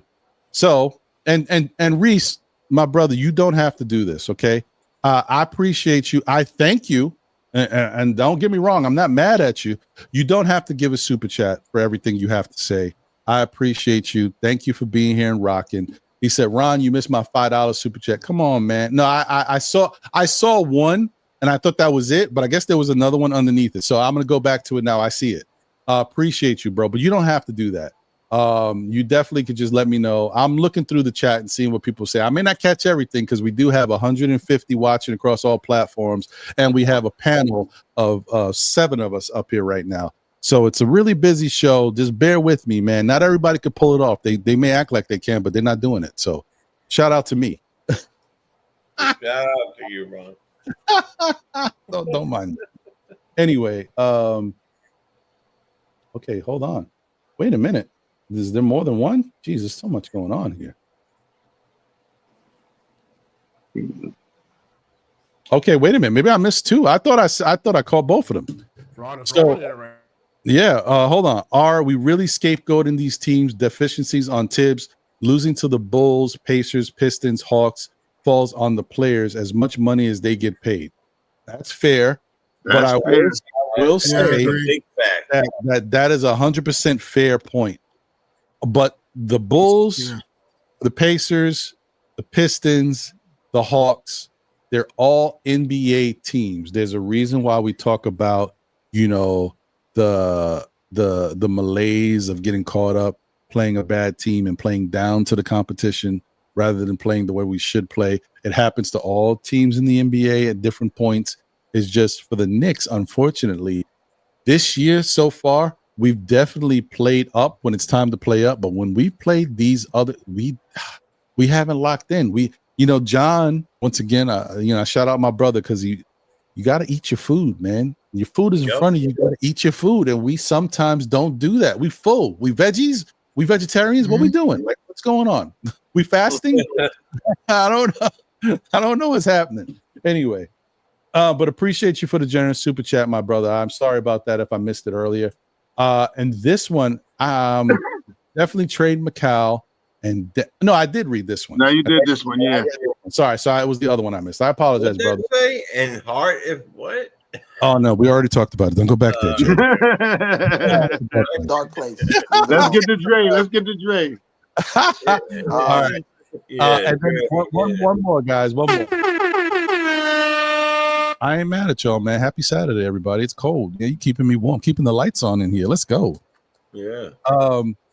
Stacks different timing says even the bad teams coaches run circles around Tibbs. So if they don't bring their A game, they're going to lose. Simple as that. That's a fact, man. First off, Atlanta is better than a lot of people give them credit for. Detroit is better than a lot of people think, right? Indiana, whatever. Indiana, they play when they want to play. I don't know about them yet. They fugazi, they fool's gold. And then the Bulls are just one of those teams that I don't think you really have to worry about the Bulls, but the Bulls do have the young athletic thing, and it played the well. Fastest pace in the league, just about. That's what I'm saying. The young athletic thing. when you play that style of basketball against a good team that has everything together, it ain't really going to work. But against the Knicks that are still trying to figure things out and find ourselves, it works. For now, I still think we're going to figure out how to stop that. But right now, it's an issue. Okay. Damn it. Trae, I apologize, brother. It's all good. I think the Trae thing is he's leaning into it because nobody cares what Atlanta does unless they're playing the Knicks. So he has to milk everything he can get out of it. They're bringing up times when he played against the Knicks in the playoffs, and the only player on the roster at that time was Mitch, and he didn't even play that game or this game. Like it's one of those things where, unfortunately, he's going to lean into it, and the players know that he's going to lean into it because he's a bit of I won't call him a diva, but he likes to be a lightning rod because when you play in Atlanta, he gets basically not seen or not talked about. Like he basically missed the All-Star game last year and was viewed as like a 0-calorie high stat guy. And to be absolutely honest, at points he is, but he gets to have the last laugh. As a team, I understand the lack of toughness is viewed as something that we should like point out. Like they shouldn't be able to do that on the court. But I think it's kind of divisive how they feel about Jalen Brunson's comment, where it's like if you don't want him to do that, then win the game. But in the same token, like you gotta have respect for your home court and your fans. So I get it either way, but I'm more frustrated in the way we lost, in the manner we lost. Like in the first half, we should have been up maybe 15, 20 points. Agreed. They basically deployed the game plan we've been using for the last 3-4 years, which is it doesn't matter how bad we shoot, we're gonna get as many rebounds and win the possession battle. And it's like Tibbs sees that and he doesn't know how to counter that. They out-Knicks the Knicks. Yeah, and like if you see that and you don't know how to counter that, it makes no sense to me because the two guys that we have on our roster that kind of offset a bit of what Atlanta has advantage-wise, athleticism and size-wise, are two of our rookies, and we sent them to the G League earlier that day, and one of them rolled their ankle. That couldn't even play in the first place. Like when they went to their bench units, we were bringing in 2 6'1" guards, and they were bringing in 3 or 4 6'7" or better guys. And we were asking Precious Achua to be out there by himself when Atlanta has like 3 guys taller than him on the court. And he's that lone big. At that point, Right. you're intentionally sacrificing, like trying to win or maintain your place in the game. And like we're trying to establish identity of being like this offensive team that can score from 3 and whatnot. And some at points, like you're not gonna have that shot going. Even the Celtics don't have the shot going at points. And you know what they do? They just lean heavily on their 2 stars. A lot of times you see them just go heavy ISO, heavy pick and roll with their 2 stars when they're role players, when Drew Holiday doesn't have it going, when Derek White doesn't have it going. And in that time and place, we let them off the hook. If in a normal circumstance, in a playing circumstance, I'm not playing, but in a tournament circumstance, like they would not have let Trae Young off the hook at all. Mikal, a thing I've noticed from Mikal, we used to initially hunt mismatches to our detriment, and now we got to beg them to hunt mismatches when we don't have the jumper going. Like Mikal is the thing that is frustrating about Mikal and up and down. Like statistically, he's playing fine. He's playing well within his role, but they literally hit Trae Young on Mikal, and Mikal was getting the ball and getting rid of the ball as soon as like he was playing hot potato with the rock at points. And if you seeing that as a point guard, if Jalen Brunson is seeing that as a point guard, sometimes you got to press the issue. There's no excuse for Cat and Brunson to take 15 shots a piece in a game where your role players don't have it going. At that point, you go tit for tat 1-on-1. Even if it's terrible shots, you're putting the onus and putting the pressure on the defense and the refs to call something. But it felt like maybe Brunson is dinged up because the 2 games prior he turned his ankle and he had the back issue. And it feels like he was like shying away from contact at points during that game. It felt like it. And maybe these 3 days off and this like having 1 game in 7 days is probably going to be beneficial to them, especially Brunson getting back right. But he looked dinged up. He looked like he didn't want to go downhill. He was looking avoidant of contact. And I've seen him even in the playoffs, even against the Pacers and the Sixers, just go full board into the paint, diving into the paint whenever he wanted to and whenever he needed to. And in that game, he just looked passive. Granted, I'll give Dyson Daniels credit. He is probably the best perimeter defender going right now in the league. But at that point, the onus is on the coach to get your superstar easier looks. And then once you get the superstar easier looks and they get a rhythm, there's really nothing you can do to stop a top 10-ish player, offensive player, if they get going. I'll mention this on Freeze's program. We've seen at times, I don't know if you guys remember this game, but remember we played OKC last year and SGA had nothing going? And his I coach remember. dialed up a few Yeah, that big plays shot. to get SGA going in that fourth quarter, right? He got him a few picks to get Deuce because Deuce was hounding him the entire time. And then after that, he got him going, and there was nothing Deuce could do. The game winning shot, Deuce played textbook defense. But once you get a rhythm with a star player, top 10 offensive type player, it doesn't matter what the defense is doing. I think the onus was on Tibbs to be like, Tibbs didn't pivot. Tibbs just let us flounder out there doing this offense where we're just pitching the ball around, letting OG shoot threes out the corner when he's not making them in this particular game. And I think part of that is sometimes you gotta put blinders on the players and tell them like, hey, sometimes forget the movement, forget ball movement. Sometimes you just gotta go. My best player is better than your best player. My two best players are better than your two best players. Let's go. And I felt like we deviated a bit too much away. And Cat had the foul trouble. I understand that. At points you gotta pivot. And in my mind, this game meant more to the young guys. This game meant more to the young guys because their check is like the established guys already made their millions. Hakim and Huckford, probably would have ran through a brick wall to get a chance at $1 million at this point. So it felt like when we go into second units and teams are just replenishing, going like the teams we struggle with the most are the teams that go 10 men deep. Yep. It feels like it's the teams that go 10 men, 11 men deep, and they come in with reinforcements. And as soon as they came in with their 3-4 guys off the bench that are big, athletic, strong, tall guys, and we coming in with 6'1" Deuce, and I love Deuce, it's 6'1" campaign. If either of them are not shooting the lights out from three, you're at a major disadvantage. DeAndre Hunter had 24 points and literally no other statistic because all he saw was food on the other end. Mikal Bridges and Deuce were in the game at the same time, and Tibbs thought Mikal should be on Trae Young instead of Deuce. These are the things like it feels like sometimes Tibbs is falling asleep at the wheel and just letting things happen. Like Agreed. when I say that, Atlanta took 4 timeouts in the first half just to make sure they didn't get blown out. In the second half, Tibbs was just letting it rock. There was like a whole 4 or 5 minute stretch where the game just got extremely physical up and down the rush route, not blowing the whistle. And I feel like that took all the energy out of ourselves. Like it took all the wind out of ourselves in that moment. There was a stretch of where they scored 26 to our 5 with no timeout. They went on like a 25-point run, and Tibbs just sitting there watching it, bro. I gotta say, like, there are games where the other team goes on a run, and you don't want to play Street Fighter. You know when the other guy gets dizzy, like you beat up on them, and they got the cuckoo birds going around their head. Yeah. There's so many games where the other team's just going on a run, and Tibbs is just sitting there like he's in the stands watching the game, bro. That is, like, you could be the biggest Tibbs defender on planet Earth.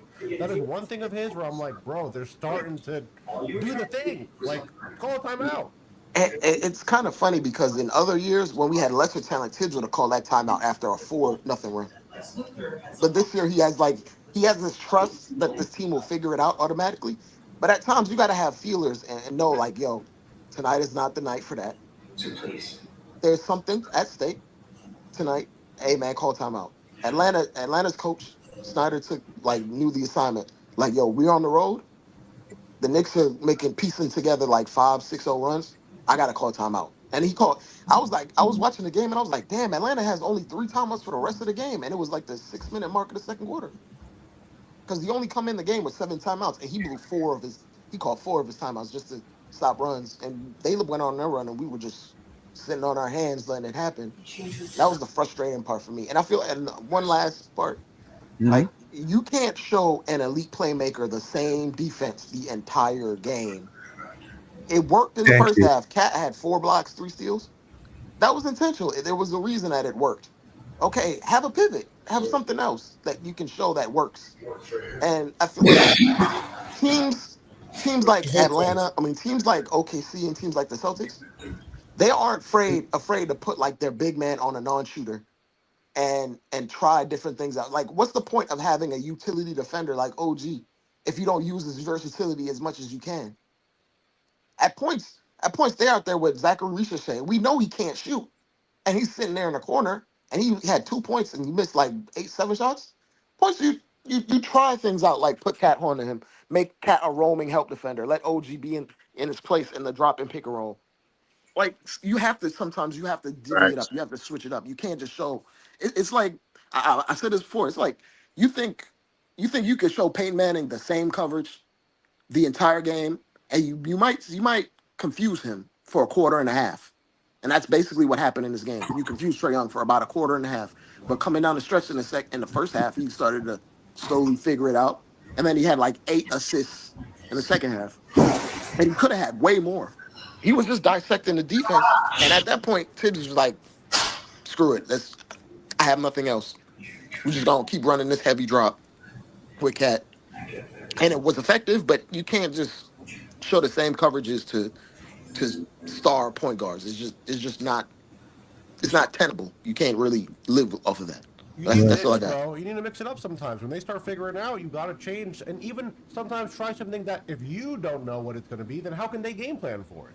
If teams try different things on you, why do you think we're above switching it up? 100%. I'm watching the Celtics. The Celtics literally deploy like 6 or 7 different styles of defenses within the same game.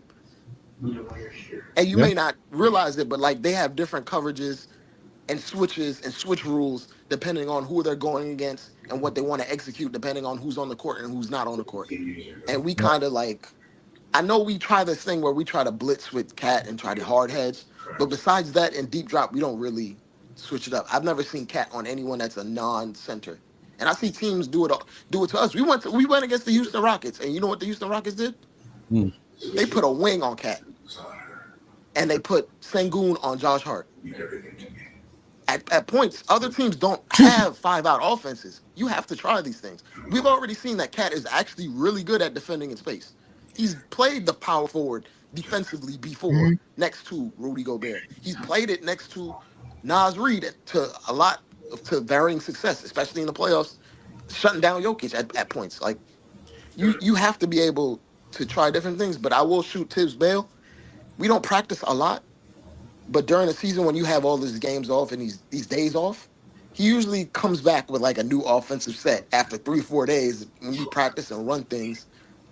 I'm not gonna be surprised if we see more double big sets with him and Precious. Like the more time we have off, the more he tries to integrate things. We don't practice that often during the regular season, but we have one game in 7 days. You're gonna see Tibbs integrate a few more things, but he's just slow to do it. Like there's a reason why, like even with the All-Star break, we go on runs after that because when he has the time off and team has time off to integrate new sets and new strategies. Wait, hold on. We usually come back fresh. Yeah. Hold on one second, Dre. Everybody, if you're not speaking while Dre's speaking or when it's your turn, please mute yourselves because there's like background noise. So that way we want to be able to hear everybody. And then when it's your time to speak, just unmute. Yeah. But go ahead, Dre. I'm sorry. But like I think the last thing is like usually when we have time off with Tom Thibodeau, we usually come back really strong because we actually practice and execute things and behind the scenes, but we don't really Tip says himself and the players say themselves, we really study a lot of game film, but we don't really actually get to practice physically because we play a lot during the games. But usually when we have times off, a lot of time off, we usually come back strong and we usually start executing a lot better. So I'm being absolutely honest. It wouldn't shock me if we blew out Orlando. We should blow out Orlando. They're missing like their 2 stars. But it's what happens in the next like week or so, 10 days after we get all this time off, where I think we're gonna probably hit a bit of a stretch where we play a bit better and execute a bit better. But defensively, we can't just show the same looks over and over to star players and expect them to not figure it out. That's inexcusable. As the guy that's viewed as a defensive mind, you can't just get away with that. Yeah, that's once again another good point. I think that we are in a situation where that this team is just still haven't hit the surface of what they can become yet, right? We we get happy about it. Say, oh man, look at how they just played. This is it. I even said it the other day. I'm like, have we finally turned the corner? I was wrong. Not quite yet. And it's okay because I'm only jumping ahead of my thought process. Like, I'm thinking it's going to take some time, and then they're not there yet.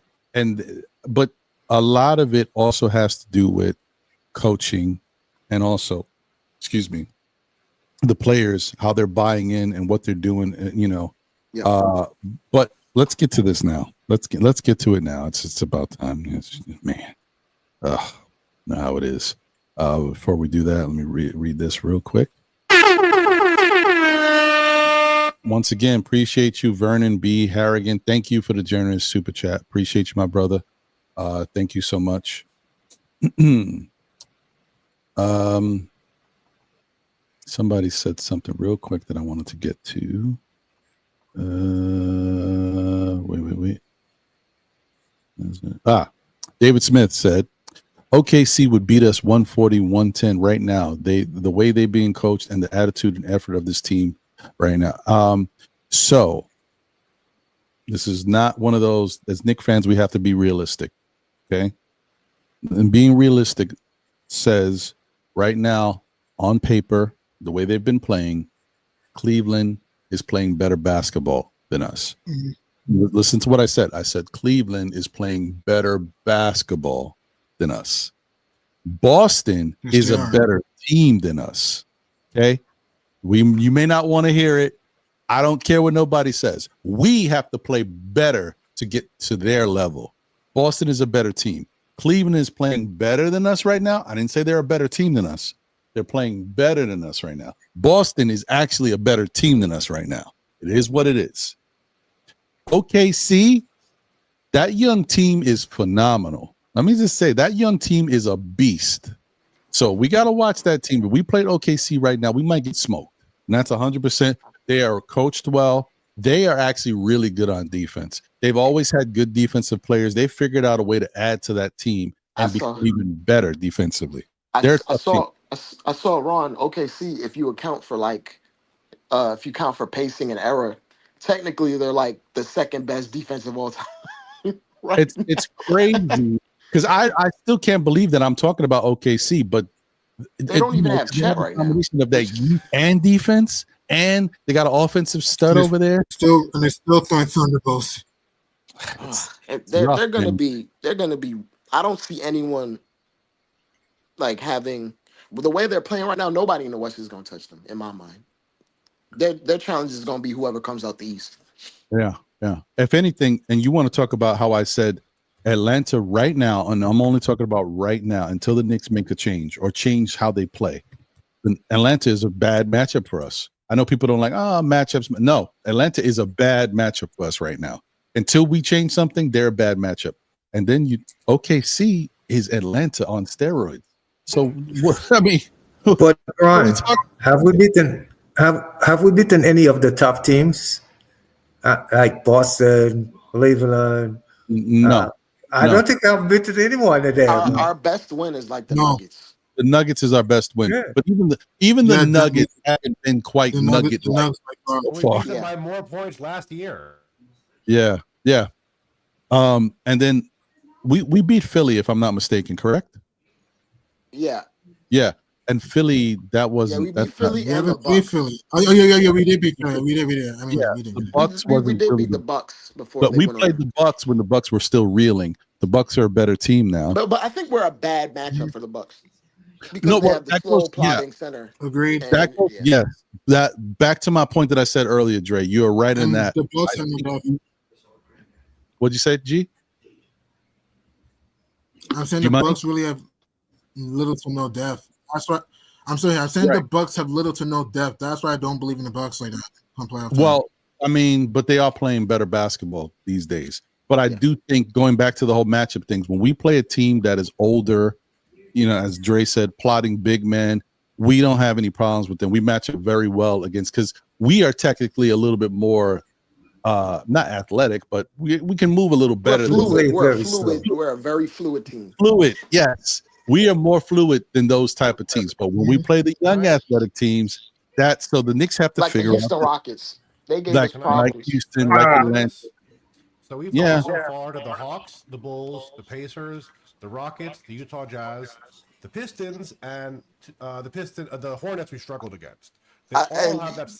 Yeah. They all have the same profile of team, and they're all fast-paced, tall, lengthy. And I feel like our team needs to get set up and get rolling, and then that's how we win. And I agree. I'm interested to see. We have certain players like Cat. I feel like Cat is like a turret. You need to set him up, and he could get going. And once he starts getting his game established of like, oh, am I going to shoot a three? Am I going to drive? Then he starts to have more of a game. And I also feel like OG is like that. Like OG gets set up at the 3-point line. He does. I almost consider it like he's playing an animation. Like he goes like, like he's going to start shooting the three. And then when you see that, you have to guess, okay, is he going to shoot, or is he going to drive, or is he going to do something else? If you just rush either of them down before they even do that, then they don't even get a chance to establish their game plan, and it throws everything amiss. And I feel like Tibbs is a guy with a great plan A, but no plan B. You beat the plan A, you win.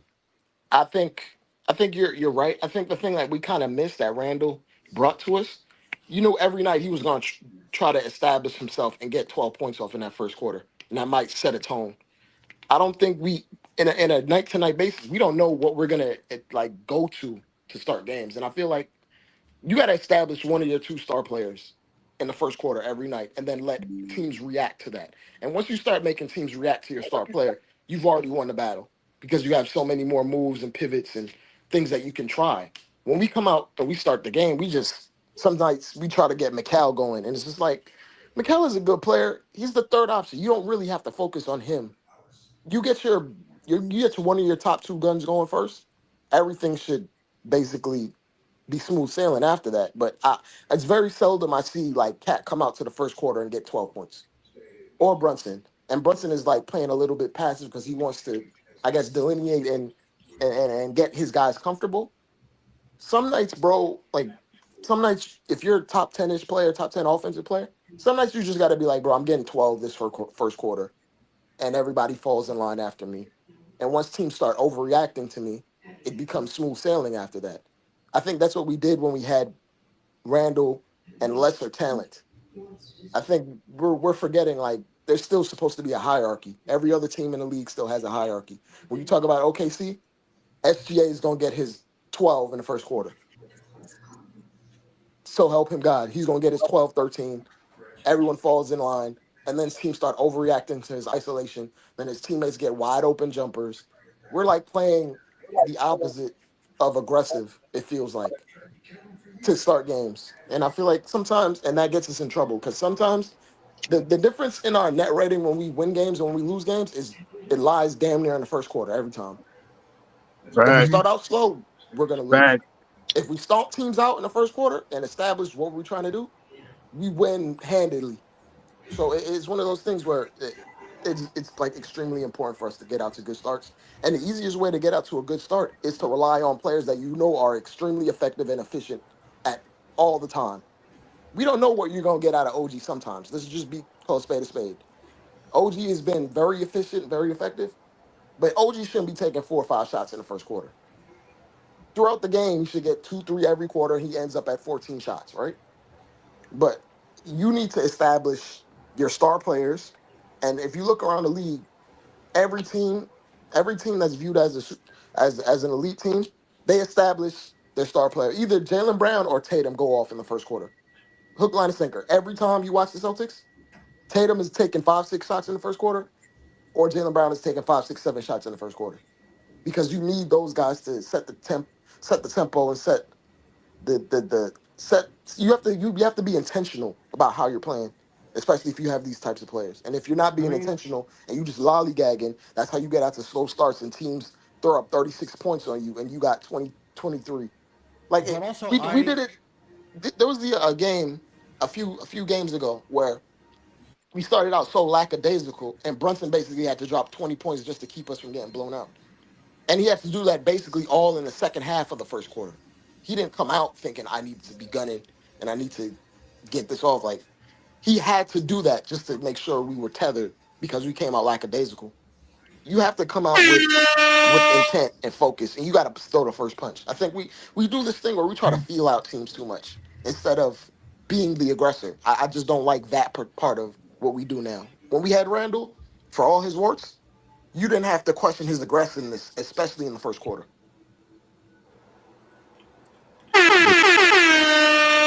Good point. Shout out to appreciate your points on that, Dre. Definitely, you spitting fire, B. Shout out to Parrish Duggan. Thank you for the generous super chat. He said, sadly, our G League rooks were more enjoyable Friday. You know what? You say some stuff, Parrish. You ain't lying. They did play pretty good in the G League. I just want to say something about that real quick. First off, guys, listen. The G League is like the worst representation of defense in all of any type of sports. Like they don't play no damn defense in that damn G League, man. Washington I'm sorry. I'm not mad at how our guys look. I do like the way Paco went out there, gave us a double-double. He's been looking good out there. Kolek has been looking good the last couple games too. I mean, get double points, assists, and 6 rebounds. Like looking good. The G League is like practice. It's just practice. Yeah. Your practice players against my practice players. That's like the G League is really bad when it comes to defense. It's like the All-Star game. It is. And what it does, the only good thing about it is it builds up. Well, and that's prepare them for playing with the current Knicks team then. Well, yeah. I mean, I would say the good thing about the G League, which you can't like quantify it, it builds confidence. So say that it does build confidence. I don't know if it necessarily helps your skill level at all because you go out there against minimal defense and you look like a world beater. Like Deuce was one of the best players in the G League a couple years ago. Sadiq Bey was averaging almost a quadruple double in the G. Like what? Like the G League is wild, but it does help your confidence. And then maybe when you come back to play with your big team, you do feel a little better about it. So yeah, I did some things down there. Coach got to see it. Hopefully give me some that. Okay, let's work with that. So I'm hoping. The bottom line is we missed an opportunity, right? This in-season tournament, we know what it's about, but really, when you think about it, this is about your team having a chance to win a little extra money. You know what I mean? Especially for the guys who don't get paid a lot. So when I look at that and I see how it played last year, you know what I mean? And I see how it played last year and look at the final 4 of teams. See, like 3 of them were young teams, right? Yeah. And so that shows you it's kind of geared towards that, but it's good. It's a good thing for the NBA because it gets like teams that are young, up and coming, a chance to play for something and play with some energy and some heart. But it also, if you're a team with some young guys on your team, you can get some good stuff out of them. They're like, yo, man, I need that money. Let me get out there, coach. Like, and this is where I think Tibbs squandered the opportunity, because it's not like we got bums. I'm happy to say that they may not be ready, like a traditional ready to play in the NBA consistently, but we got some young players on this team that can play basketball. And if you have to use them in a game, I don't feel that bad with Tibbs, calling Pacom Dadier's number or Tyler Kolek's number. Yes, there's going to be some deficiencies, but you can still win with these guys out there, knowing how to use them. Why wouldn't you want to put these young guys out there who have something to play for? Like, yeah, I'm gonna give my all, man. What? That's an extra. Like every other game, it's an extra 50,000, 100,000, whatever. We win the whole thing. I get 500,000 extra in my check this year. Come on, baby, put me out there. That's what I'm saying. Like Tibbs is you lose out on what there's an opportunity for the ends. You want to play a certain way the rest of the game's fine, but the in-season tournament is a chance to get more out of your young guys. Why not use it to your advantage? Okay. I also think a fair point is that like a European rookie, by the time they even enter the draft, they've already been playing pro for like 5 years. This is not like an American kid fresh out of college that never played pro ball in his life. Like and I don't think Tibbs has had rookies from overseas before. And it's also something we see coming into the league this year that is really changing the league is mad players from all over the world, especially French ones, by the way, is really adding a new dynamic to the league and shaking things up. So I think that's another factor. Like, how could you be pro for 5 years and you're a rookie? That to me is that's a good point. Like, I just think you got to try to take advantage of this stuff. And the other thing is, so let's get to this real quick. Let's get to Does anybody without headphones hear Rex when he speaks? I don't. Sean, I don't you hear hear him. him? I don't hear him. It's very, very distinct. Yeah, very low. Yeah, that's probably why I can hear him good because I got the headphones. You guys don't have Right. headphones. You can't hear him that well. I don't know, Rex. We gotta get you a mic or something so that you can. He has a mic. He has the mic on his thing. The last couple of weeks Oh has been shoot, the just mic like is right that. there. I didn't even see it. I thought it was something on the bed at first. I'm not gonna lie. I think the mic has to be closer to you. That's all it is. Hello? Like, yeah. Yeah, Did you guys but hear that? it's still muffled to me, right, Sean? You heard that? It's still Yeah, really muffled? yeah. Yeah. Well, I don't know. It's been like that for a couple of weeks now. I want to hear what he's saying, but like I have to put my head right on my computer. I'll figure it out. We Right could on do a my test mic. stream or something. Something I want to say. Yeah, go ahead. I actually believe management tips would have changed and embraced the young players, because the last few years, since he's been a Knicks coach, he has shown he can play young players. He has shown he can develop young players. So they were coming into the season, and one reason they made this move is because, number one, we had the apron. We're under the apron rules. So it's not that you can go out and get plays. So they were looking to the future where they say, well, this is the roster we're going to have this year and the following year. They were looking like several, years down the road, and believing they had the coach that can say, okay, this is the roster I'm going to have. I have some young players on this roster. I can integrate them in with my my veteran team, and get them to play, and hopefully they play at a competent level, But that's not what he has done. He has decided, instead of playing the young players, he has decided, no, I don't want to play any young players. I'd rather push my starters, playing extremely, playing the whole game, and a lot of times playing stretches of 12 to 15 minutes straight, then rely on my young players. And what annoyed me more than anything is that it is early in the season, dude. The season just started, So if anytime you were supposed to play young players and feel that you would pay a price, a steep price, it was in November, November, December, because the price, you're not going to pay a steep price. And moreover, a lot of teams are doing that. They play the young players. You're losing to teams play the young players. So, so it's not that, and now you have developed, in essence, we have developed a weakness, because now team says, push the ball on the Knicks, let's run them, let's hit the boards, and by the fourth quarter, they're going to get tired and we're going to beat them. And stay close. All after the push the ball, stay close. Fourth quarter. Every team now, when they win, they say that. When Atlanta win, that's what they were saying on the court. We push it down their throat. We try to stay close. Push it down the foot. Hit the boards, and by the fourth quarter, we win in this game. Yeah, that's crazy. I changed my microphone and I wanted to add onto that. I literally better. Oh, better? you have a voice.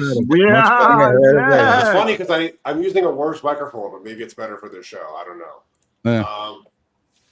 On the broadcast, the commentators said, they quoted the Hawks coach as saying, like, oh, literally that's what we're going to do. We're going to stay close, push the pace, and in the third quarter, we're going to lay it on, do that extra pass, that extra action to make them chase out of the drop coverage more, so they're even more tired. And it's really just like, even the Pacers did it in the playoff series. Like, they know that Tibbs is going to Tibbs, and the way to really exploit that disadvantage of your dudes being so tired, play fast, pass a lot, make them chase, make them run after you, and it catches up to them, and you win. Yeah. No, that's a good point. First off, shout out to Double D in the building. Salute to you, Double D. He said Jalen Brunson gets exposed, and lack of help that Cat doesn't have against athletic teams will be our downfall. There's some issues on our defense. We saw not the Hawks game. The Hawks game, Brunson played much better on defense. The team itself may not have played better as a whole on defense, but he was much more active. Josh Hart was much more active because in that game prior, was the game prior to the Detroit game? That Toronto game? No, it was Toronto. It was Toronto. Prior. So I'm going back to the Detroit game. The Detroit game was not a good look. Yeah, we let these dudes get wide open threes. Hart let a lot of guys get wide open shots. Brunson was late to rotate. People were getting lost.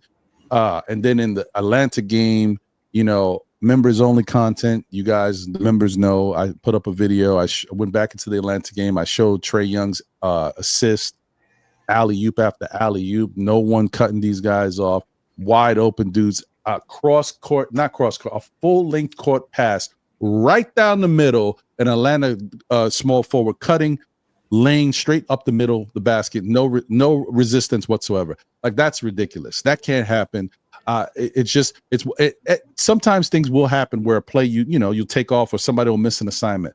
But out of Trae Young's 11 assists, 5 of them were uncontested. That's ridiculous. That's like in the football game, a running back getting the handoff and running straight into the end zone with nobody touching him. Like, you can't do that. Like, what are we doing? Like, so that's a problem. That's something the Knicks got to clean up, and that goes to coaching. It goes to the players, but it goes to coaching too, because making adjustments and making sure your players are prepared and ready to deal with that. Okay, a team can come out and show you a different look that you weren't prepared for, but after you see the look, now you got to make an adjustment. I brought up 5 times where the Knicks played no defense, no resistance whatsoever, and this was throughout the whole course of a 4-quarter game. So there's different times where you can make an adjustment. If I see it, I know Tibbs sees it. I know the 45 coaches behind them see it. Like, somebody's seen it. So, it's just not a good look. Shout out to Cully. One time for the one time. I know this was a mistake, so he gave another super chat when he corrected it. So appreciate you, Cully. He says Tibbs loses to what he despises most: rookies. Yeah, well, hey, man. It's like a Greek tragedy, bro. You can't make it up. Another point that I wanted to make is 2 weeks ago, the Grizzlies beat the Celtics with a 2024 rookie in their starting lineup playing 18 minutes. And people can say, oh, it was a fluke. There are no flukes against the Celtics, bro. I'm not saying that if you start a rookie, you automatically win, but it might be part of the formula. Who knows? Yeah, who knows? Yeah. The last point that I want to make. Well, hold your point, Dev. Don't forget it. Hold on 1 second. Shout out to Westchester Lester. Thank you for the generous super chat. Tibbs, a water boy masquerading as a coach, demote him. You guys are really going in on Tibbs today, and we are going to talk about that a little bit more. But go ahead, Nev. Yeah. The last point I want to make is this. Do you know the league instituted a zone defense over 15 years ago? That's how long. Even I think it might be close to 20 years. Do you know when you want to play, when you play in a game and you don't want to take out your starters, how do you get them rest while they're still in the game? Yeah, you play a zone defense, and this coach is so stubborn, obstinate. He just refuses to play a zone defense for whatever reason. He wants to play his players long stretches, but at the same time, he doesn't. I don't know if I gotta say, I said this a long time ago. I don't know if this coach cares about his players' well-being because he thinks they're robots. If you play the players excessively the whole game, you gotta think they need some rest at some point. It will just go to a zone, even just to change the whole complexion of the game. It's just like to fill some, a gimmick, a scheme, whatever. I know he doesn't like the zone. He thinks it's not basketball. But hey, the other team might, flummox. They don't know what to do either because they've never seen a zone from you. Right. And it drives me nuts. Like, dude, if you play them 47 minutes, you want to play them the whole game. Those players need to rest. They're going to rest on defense anyway. It's just that they're going to be, instead of chasing and catching up to a guy, they're going to be running behind the guy. And Right. that's I what wonder you why see we a have lot. bad transition defense, bro. It's a mystery. Like, what transition defense is just running fast. That's literally what it is. Run faster than the other guy and block him. And we're bad at it. Why? What's the explanation? Why so many fourth quarter collapses? They give up in the fourth quarter? They just don't care suddenly? I They get execute poorly the because they have no legs. they We have play at no the legs. slowest Yeah. pace Right. in the league. Listen, can I just say this? I see you, Kev. By the way, I'll get to you in 2 seconds. I hear this conversation, often that if a player is paid X amount of money, he should be able to play. He should be able to play unlimited minutes. Now, I disagree. When these are people I consider very knowledgeable and I respect highly. But we've disagreed about it. We've disagreed about it. I disagree with it on one hand. On the other hand, I do agree that they are highly talented, highly athletic, highly paid players who should be able to play an X amount of time. Now, I totally disagree with that. right? So then you add the two things together, right? And what really is, it's not about necessarily the full amount of time. Yes, they need rest. I say it all the time on a different show. I say they need rest. But it's the constant minutes that is killing. Right. It's the straight minutes that are killing. That's a great. person can play. There's athletes on our team that can play 35 minutes a night to 38 minutes a night if they were taken out a few minutes at a clip. A full quarter playing straight 20 minutes is dumb. And that's on the coach. But you also know that, and if he doesn't see that, because last year we had 5.5 people to play in the playoffs because they were all hurt, then Tibbs really needs to sorry, get Jay. Just wanted to say, don't forget to mute yourself if you're not speaking. Continue, Jay. Go ahead, Ben. All right. Yeah.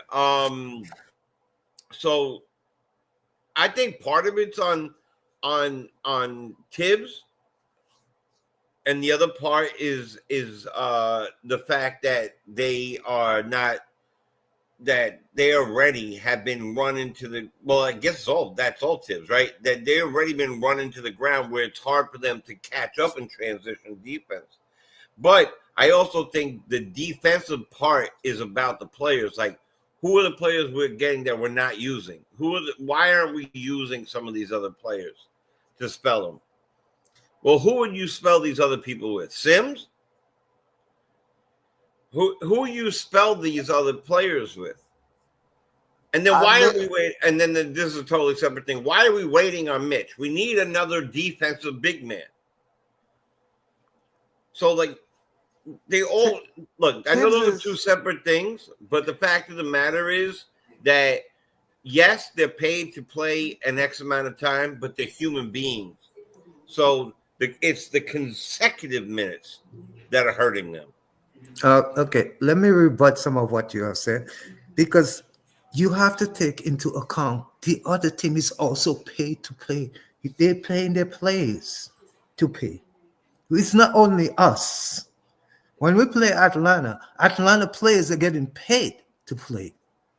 So, but their coaches are not paying them 12, 18-minute stretches. Most coaches play the players about the 7-minute mark. They substitute. There's a reason why they do that. That's why I said consecutive minutes, brother. So the money shouldn't be an issue. We tend to look at the money, but the issue is not the money, because the other team is playing the players a whole heap of money. We can get, for every player on our team, we can get somebody on the other team to match that salary. Just about every player on the team. Every team we play. And some of the teams have bigger players with salary. Boston have bigger players with salary. They do. But they don't play the guys 18 minutes straight. 100%. I got a question. 100%. That's why I said I agree. What I was talking about was that I talk to other people who say they should be able to do it because of the money, because that they're paid. I don't agree with that. You don't have to rebut me. We're on the same page. We're on the same page. I don't. You know what doesn't care about the wages that these guys are getting paid, the salary? The limits of the human body don't care how much you're getting paid. The muscles in your legs don't care how much you're getting paid. The hamstrings in your legs do not care how much you're getting paid. How much is Maxey getting paid? And he played 43 minutes a night. He was beating Tibbs for a minute. And what happened? His hamstring snapped. Was that a freak accident again? If this strategy worked, if playing 5 dudes every night, 45 minutes worked, everyone in the league would do it. And instead we're seeing the opposite trend. We're seeing more wider rotations, more people playing, more younger people playing. Are they doing that because you're trying to lose, bro? I think Steve Kerr knows a thing or two about winning championships. Maybe you all don't hear what I'm saying. I agree with all of you. I think they got you. I think I'm fully in agreement with all of you. That's what I said about me not agreeing with the other people who say that because they're getting paid and because they're highly talented athletes, they should be playing long. I think that they're playing too much consecutive minutes straight. But that is the problem. Knicks are number one in the league for first minutes played by starters. Number one. Yes. Yeah, I think that's ridiculous. That's the problem. We shouldn't be looking at the money because there are teams that play in their players more than teams. Let's forget about the money aspect of it. About the money. Yeah, you're not hearing what I'm saying. The key is the fact that Tibbs is playing guys too long in stretches. Like Mikal playing the whole first quarter. This is the same thing he was doing with Julius Randle. That we used to complain about that with Randall. And then we were happy that we got Jalen Brunson because at least now he felt like, okay, I could take Julius out and Brunson could do it. And Brunson carries the load and it's just, we're not missing a beat.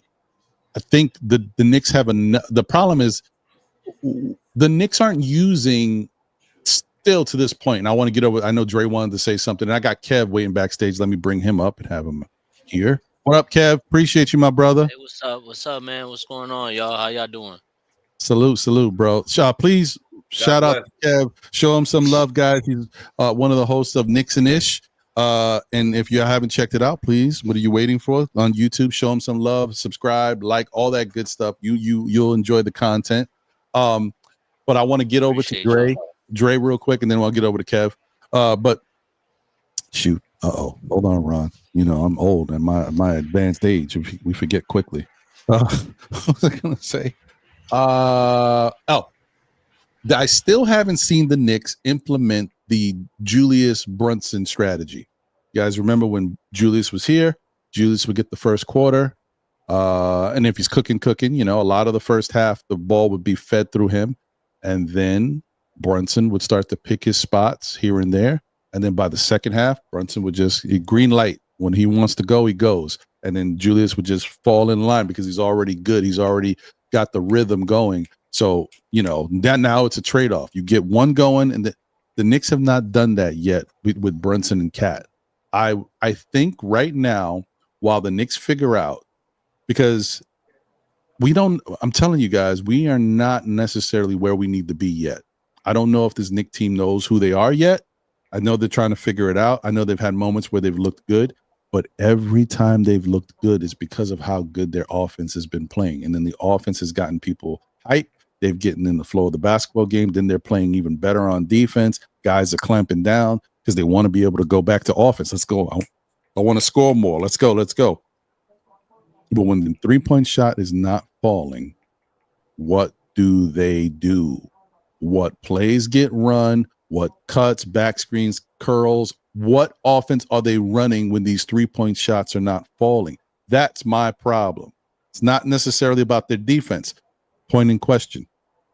Atlanta Hawks, you know, they scored 108 points. Shout out to Josh who brought that up. Atlanta Hawks shot 41% from the field, which is low league average. The Atlanta Hawks shot 29% from three. They shot 65% from the free throw line. They didn't shoot great. You know, we played good defense against them, yet we still lost.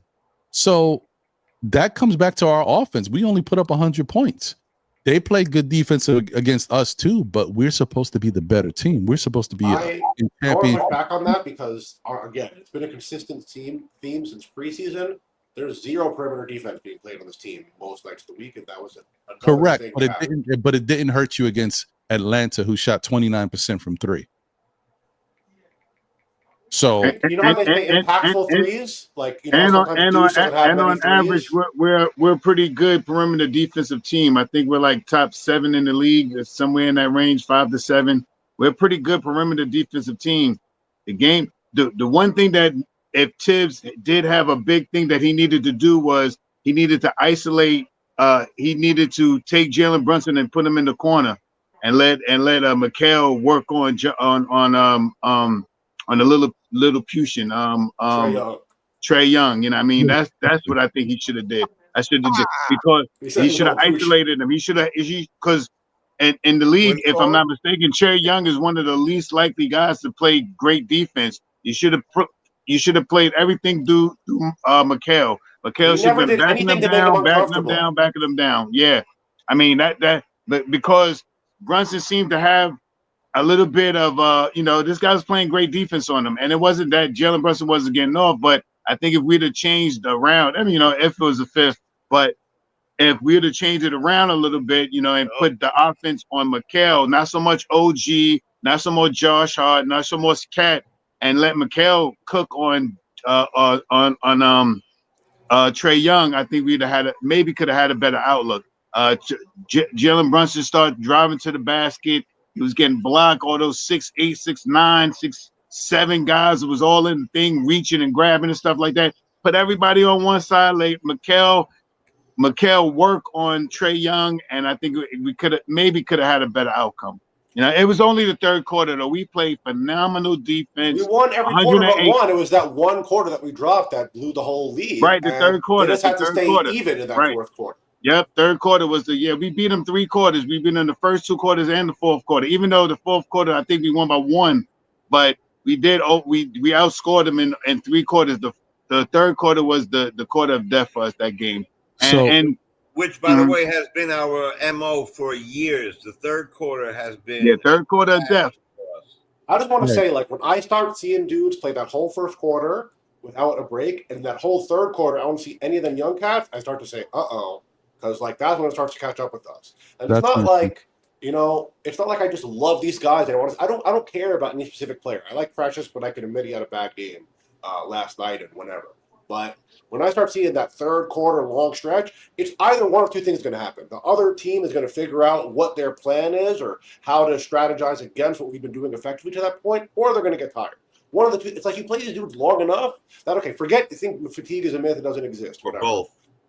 Just by playing against them long enough, they're going to start to piece together good players, bro. They're going to start to be like, oh, he's doing this. Let me try this against that. He's going to do that. Let me try that against him. You show them so much of your game plan in one game with no alternative that they start to be like, okay, let me try this, and then that works.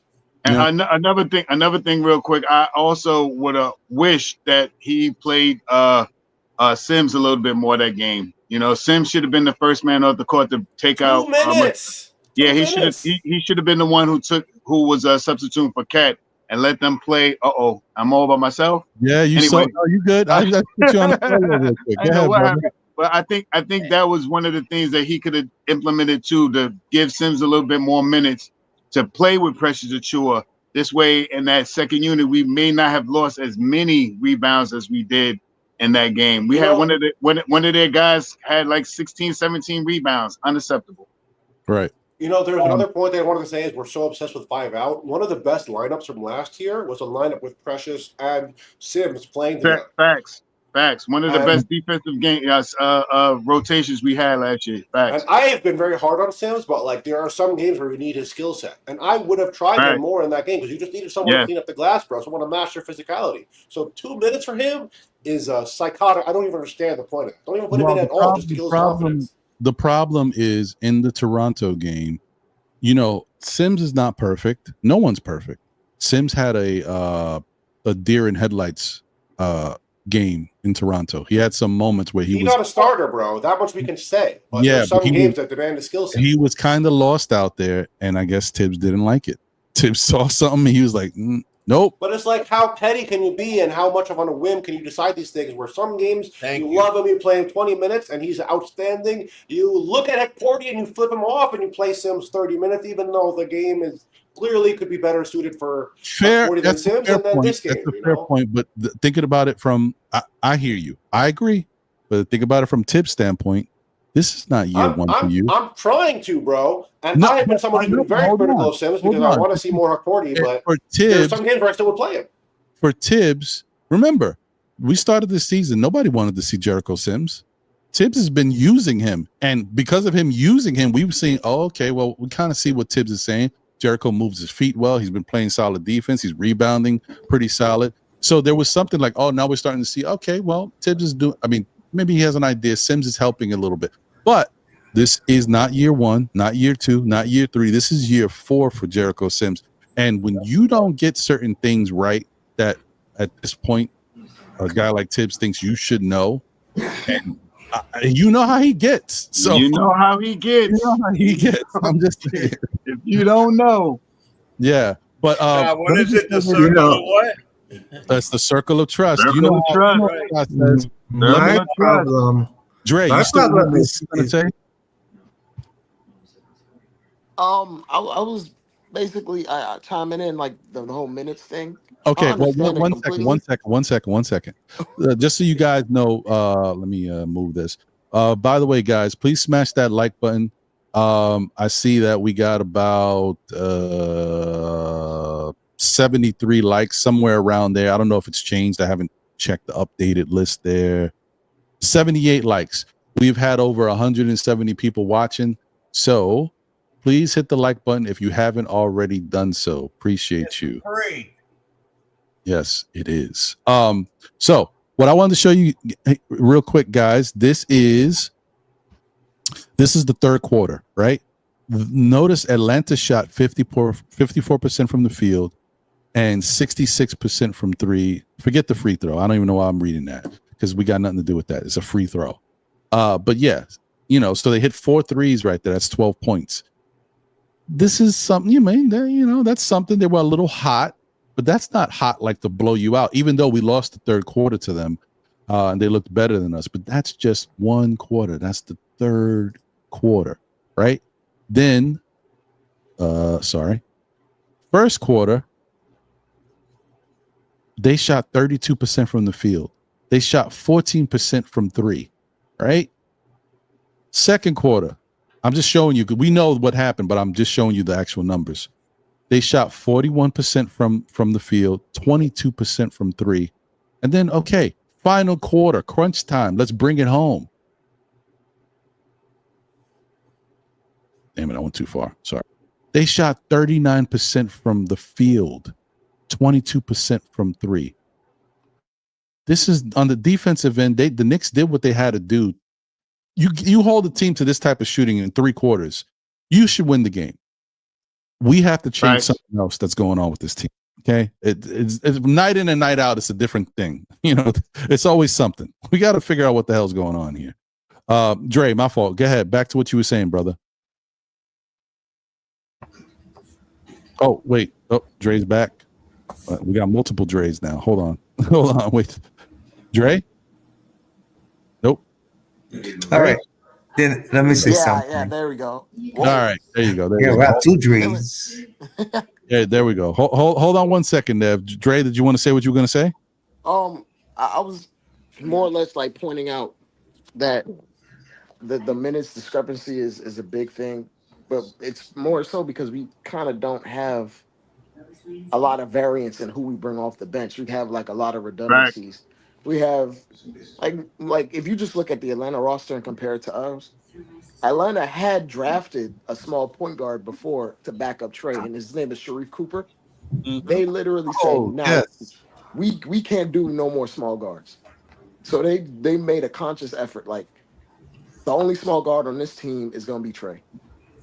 And now, like I as much as I love what Cam Payne has done for us, in the short time he's been here, Deuce's contract is too valuable to get rid of, but you can't have 3, 4, 5 guys on your roster 6'1", 6'2", 6'3", and shorter in this iteration of the NBA. At max, you pushing it with 2. To be absolutely honest with you, and we have like so many redundancies. Like the redundancies are so bad when Tibbs takes out when Campaign is out. Just because we have one guy missing out of the rotation, he decides, okay, I should just play Mikal Bridges 47 minutes because I have one less total guard. And even though the guard is 6'1", like it doesn't make sense to have these many redundancies. We need another forward. Don't worry, bro. When Landry Shamet comes back, this is all going to be fixed. Don't worry. He's going to be towering over other dudes. We hope so. That's what I'm hoping. 6'4". But you look like the Monstars out there, bro. It's just a lot that Tibbs is kind of like we're kind of shoehorning, and at that point, like if you're trying to get rid of the redundancies, then you got to play Pacom Dadie. Like I'm watching Jalen Wells on the Memphis Grizzlies, the 39th overall pick, I believe. Lower pick than Kolek at Dadie. Yeah, and he's playing on a team that's definitely going to be a playoff team that's angling to try to be in the Western Conference Finals. Like, it doesn't make sense for us to shoehorn guys that don't fit particular roles against other teams and then expect it to work. They're playing 2 rookies, by the way. And to that point, this is some news. The Pistons had just cut Paul Reed. Would you take a gander or look at it or no? Absolutely not. Okay. I feel like he's better than Jericho Sims, but how much does that even matter? He might be better than Jericho Sims, though. But Paul Reed he's garbanzo beans, man. That dude was for us, yeah. Okay. I agree with everything you said until that Paul Reed take. No, I just threw it out there. I just threw it out there. He looked trash against us. I just threw it out there. Yeah. I'm just saying, if we having Jericho Sims in the rotation, I get it. Listen, I don't want to beat Jericho Sims up, man. He's better. He has moments. He's very up and down. He's just not consistently solid of a player, and he's definitely not what you would expect from someone with the type of ability he does have. I think Jericho Sims should be thankful that Tom Thibodeau gave him an opportunity to get an NBA pension with years of service.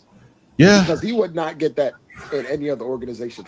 He's very fortunate to be in this situation. He is basically. I mean, I don't want to I don't want to shortchange. I'm not in the NBA, making more money than me, getting to do things that I would love to do. But he's basically Kevin Knox with an opportunity, and that's just what it is. It's unfortunate, but he's so inconsistent that you can't really. I'm just muting Nev. I'm muting you. I'm sorry because of the background noise. No, like I said, when you're ready to speak, just unmute yourself. But I'm trying to because I know some people were saying they couldn't really hear that well in the chat. So I apologize, brother. But yeah, he's just Kevin Knox with an opportunity. He's just not consistent. He's not consistent. He shows up when he shows up. He got some skills, but then he's just not even what you think he should be. Like, I don't understand. Like, what's the other dude that played at Texas? Jackson Hayes. He played. You know, it's funny when he was at Texas. Like, literally 3 other NBA bigs came and left. I know, and they're all kind of similar ilk, all hot, like very athletic guys. Yep. Jackson Hayes. You put Jackson Hayes on this Knicks team right now. Give him the ball. He's dunking on everybody. Like, he just has a different. And don't get me wrong. I'm not saying he's better. His skill set and ability it aligns with something that we're missing, and he's got a little bit more fire in his belly. Like, you give him the lane, you better watch out and you give Jericho Sims the lane. I don't know. You can see the wheels turn in Jericho Sims's brain. Right. Exactly, and he looks lost. It looks like if he gave him the lane, he would go up for a dunk and pass it. Right. Yeah. At the rim. He actually did do that. He did do that. Yeah, he did. All right. That was a dramatic one. And then, like, I don't know. He just lost his. Yeah, Kevin Knox. That's disrespectful. The Kevin Knox thing is disrespectful. I still didn't get to the next topic I wanted to get to, but there's so much going on, and there's so many great voices that have come in and out of the show today. So I want to give everybody some love, and then let me get to the next one. But before I do that, big shout out to Latoria B in the Latoria. Let's go. What's going on? Better late than never. Hey, We are. No, okay, I'm done. Kev, Kevin's in the building. What up, Kev? What's going on, my brother? What's going on? I'm just chiming into the conversation. Y'all having a great conversation. So I was just sitting back and enjoying it.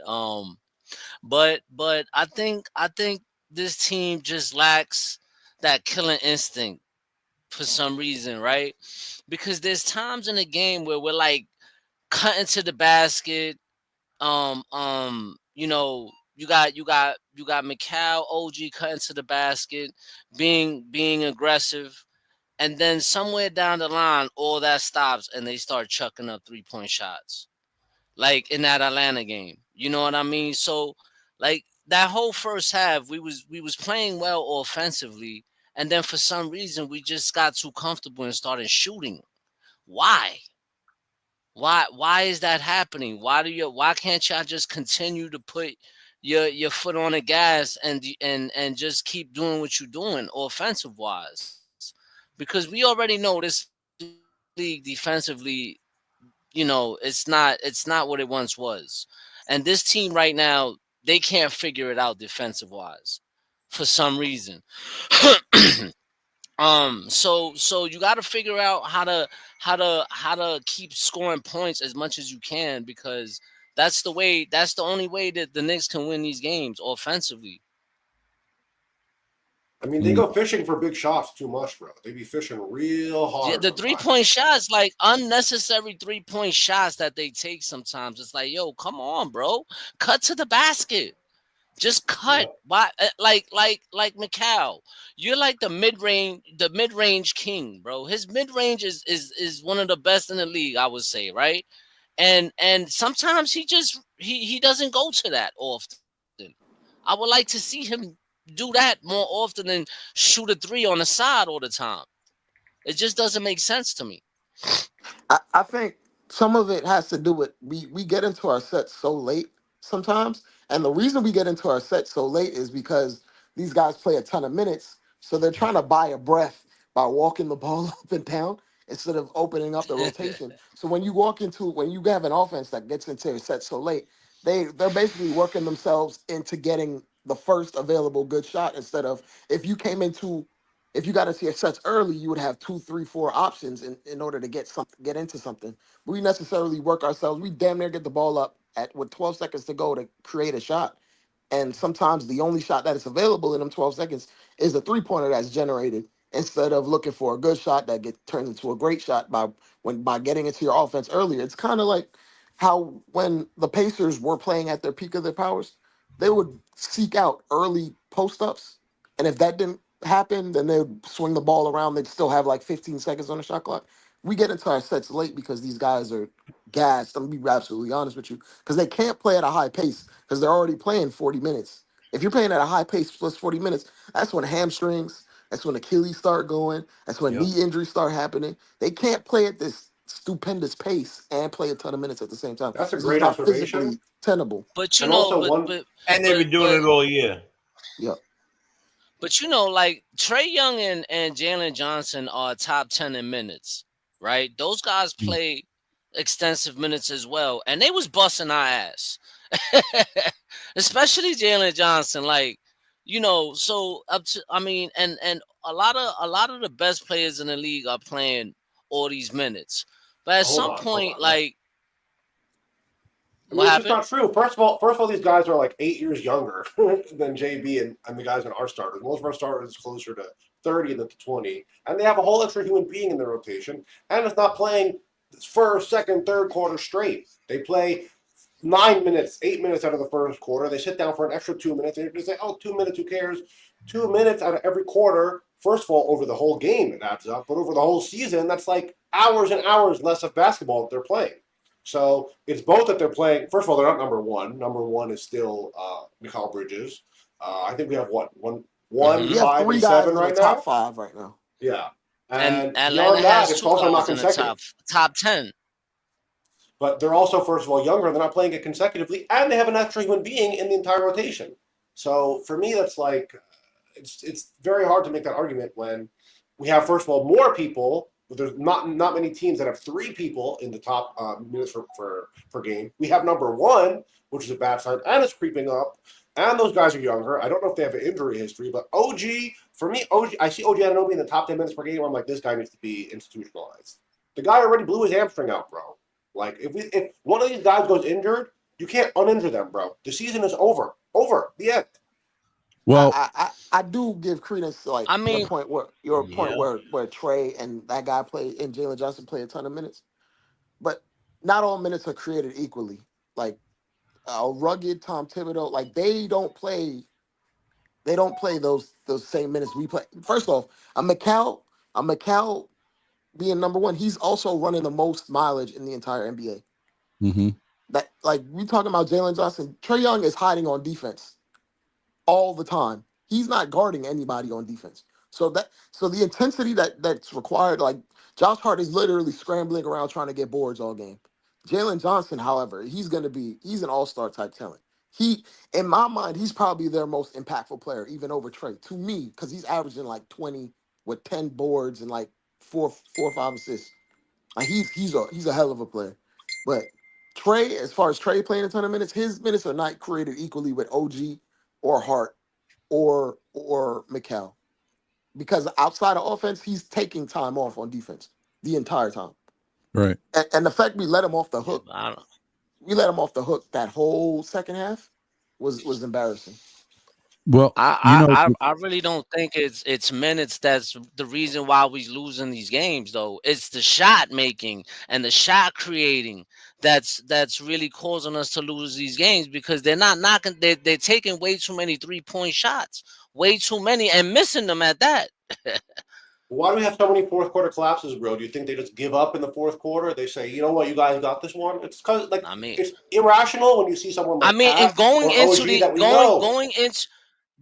into these quarters, we're up by like 12 points. So if we up by these many points, I don't understand. You know what I mean?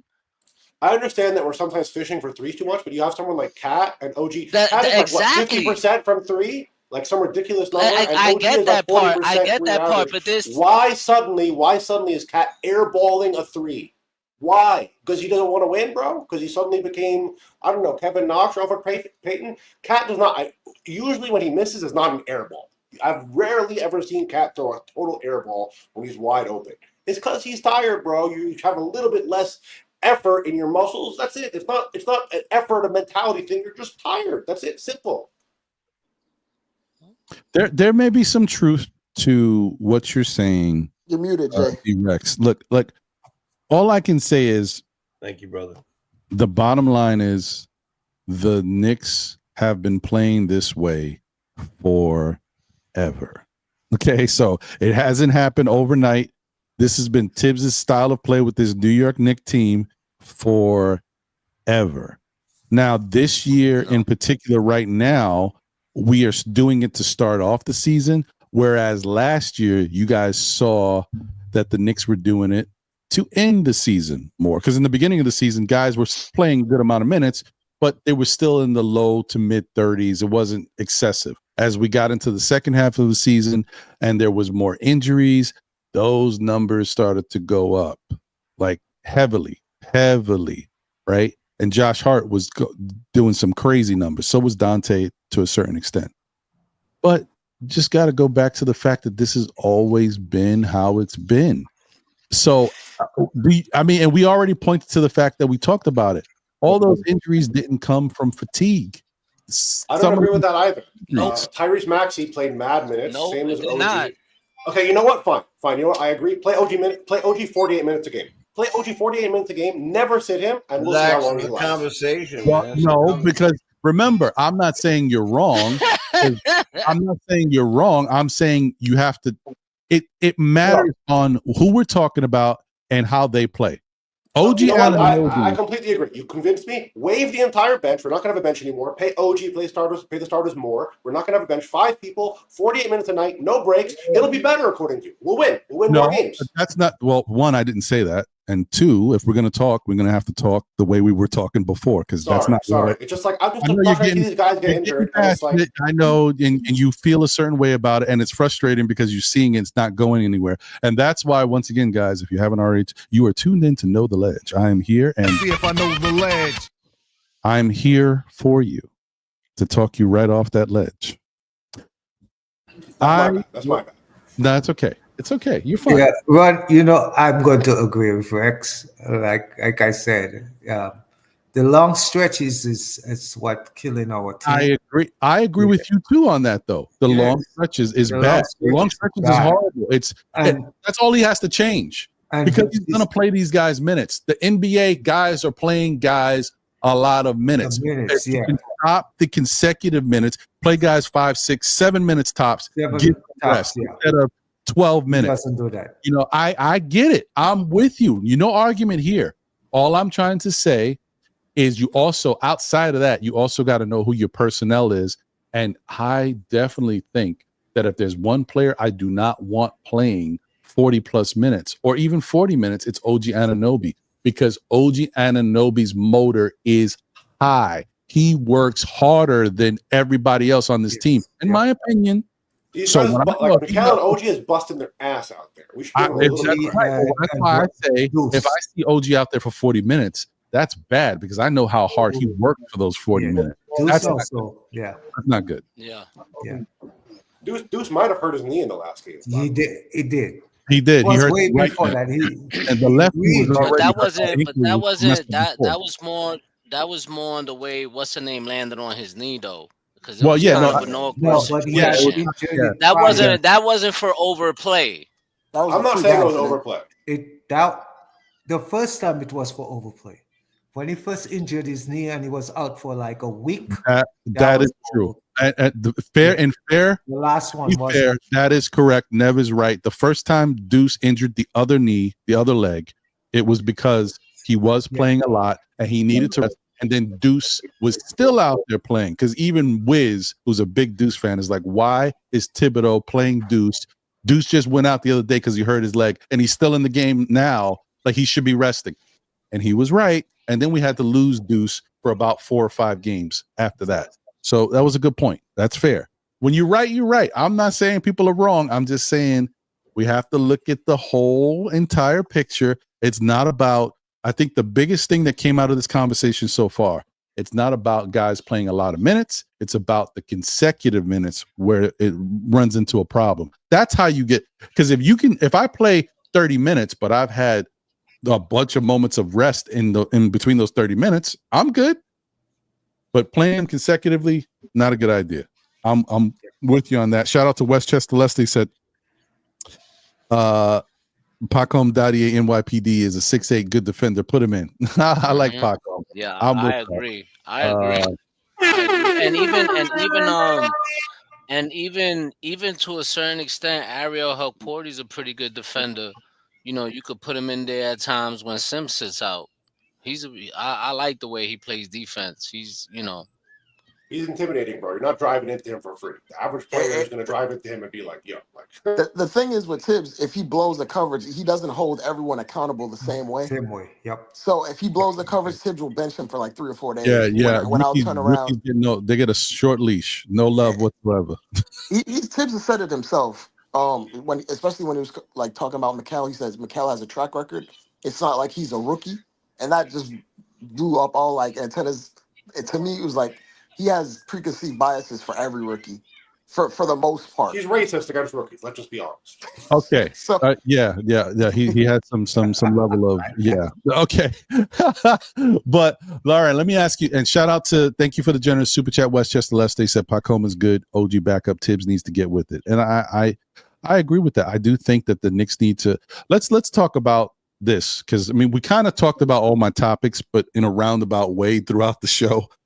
But what is the quick fix for this Knicks team right now? What can we do to get some wins? What is it that you less think? Drop coverage, less linear strategy, like actually mixing up the game, listening to the assistant coaches more, and playing some of the younger guys. God forbid, the one thing that you're not allowed to say, you're not allowed to do, Throw them out there for 5 minutes a game is not going to destroy the team. I've literally heard people say if they touch the floor 1 millisecond, we instantly lose, guaranteed 100%. Try it.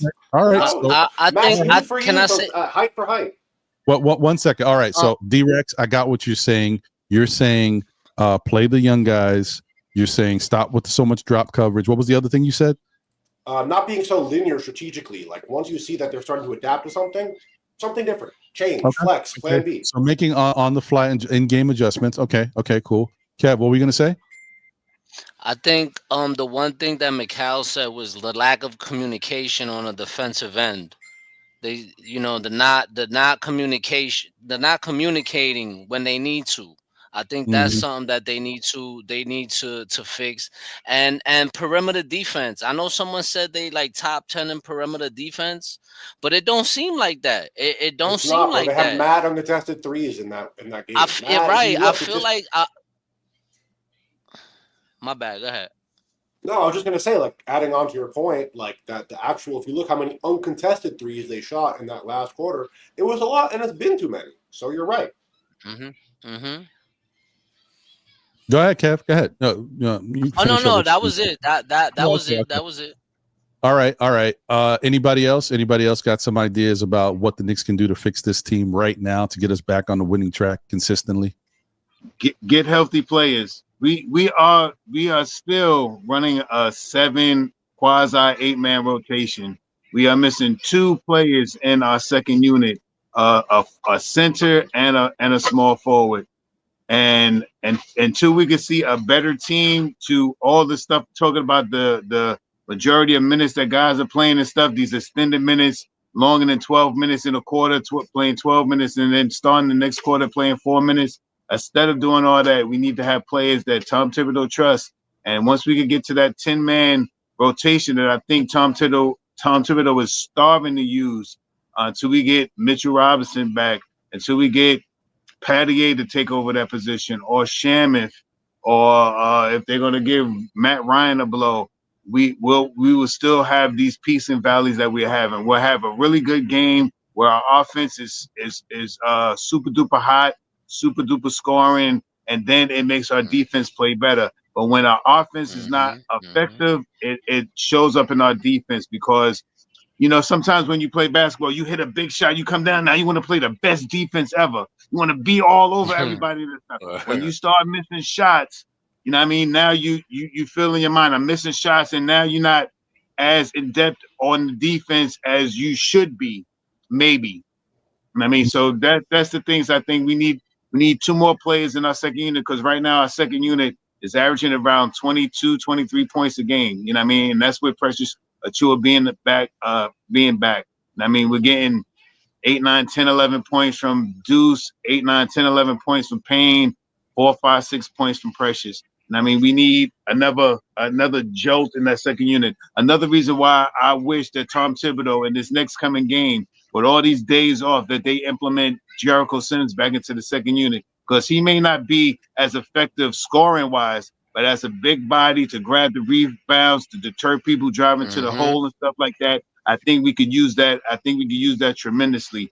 And we don't look for Jericho Sims to be a 12-12 type of guy, or a 10-10 type of guy. We look for Jericho Sims to get 4 or 5 points, 6 or 7 rebounds, and off of those 6 or 7 rebounds, 3 or 4, 2 or 3 of them to be offensive rebounds. So once we get back in the mix of getting more inclined with that small forward position, this whole month of December, I'm going to kill it, because that's where I believe where we're lacking at. I think we're lacking in our small forward position, where Shamuth would be, or if Tom Thibodeau, if Shamuth's not going to be back, which it looks like he's going to be back in the next couple of games or something like that, we're missing that guy in that second unit that could give us offense and also play stellar defense, instead of running Mikal out there 42, 43 minutes. Once we get that person back, you'll see Mikal Bridges' minutes, I believe, will go down. Instead of it being in the high 40s, it'll go down to maybe the upper 30s, 36, 37, 38, I believe.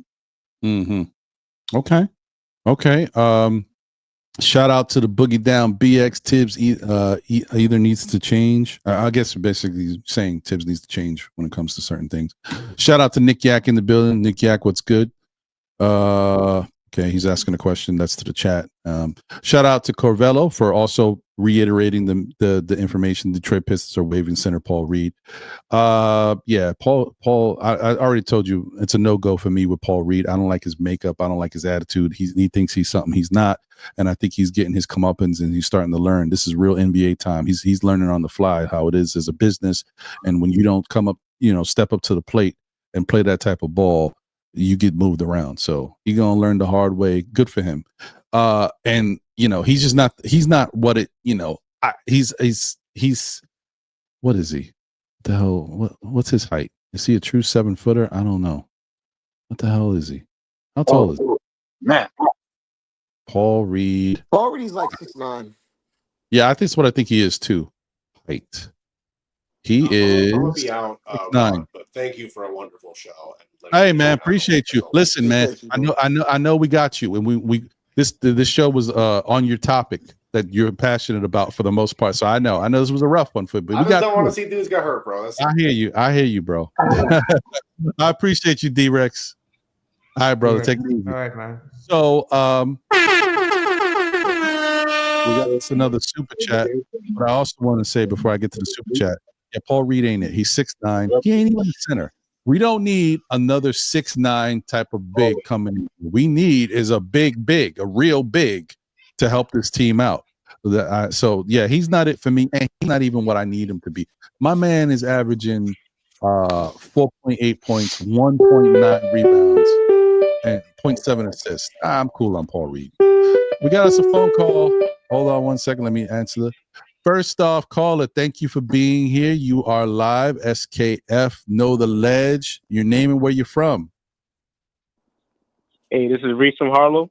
Hey, Reese, what's going on, my brother? Hey, You've been very active in the chat today. Appreciate you, bro. Yeah, man. I'm just a passionate Knicks fan, express my feelings and my opinions. No doubt. Appreciate you, bro. I wanted to click the link, but I didn't see the link to the chat, so I had to call in. Oh no, it's no problem. It's okay. Well, either way, we got you here, and we'll definitely love to hear from you. Before you go, let me just read this super chat real quick.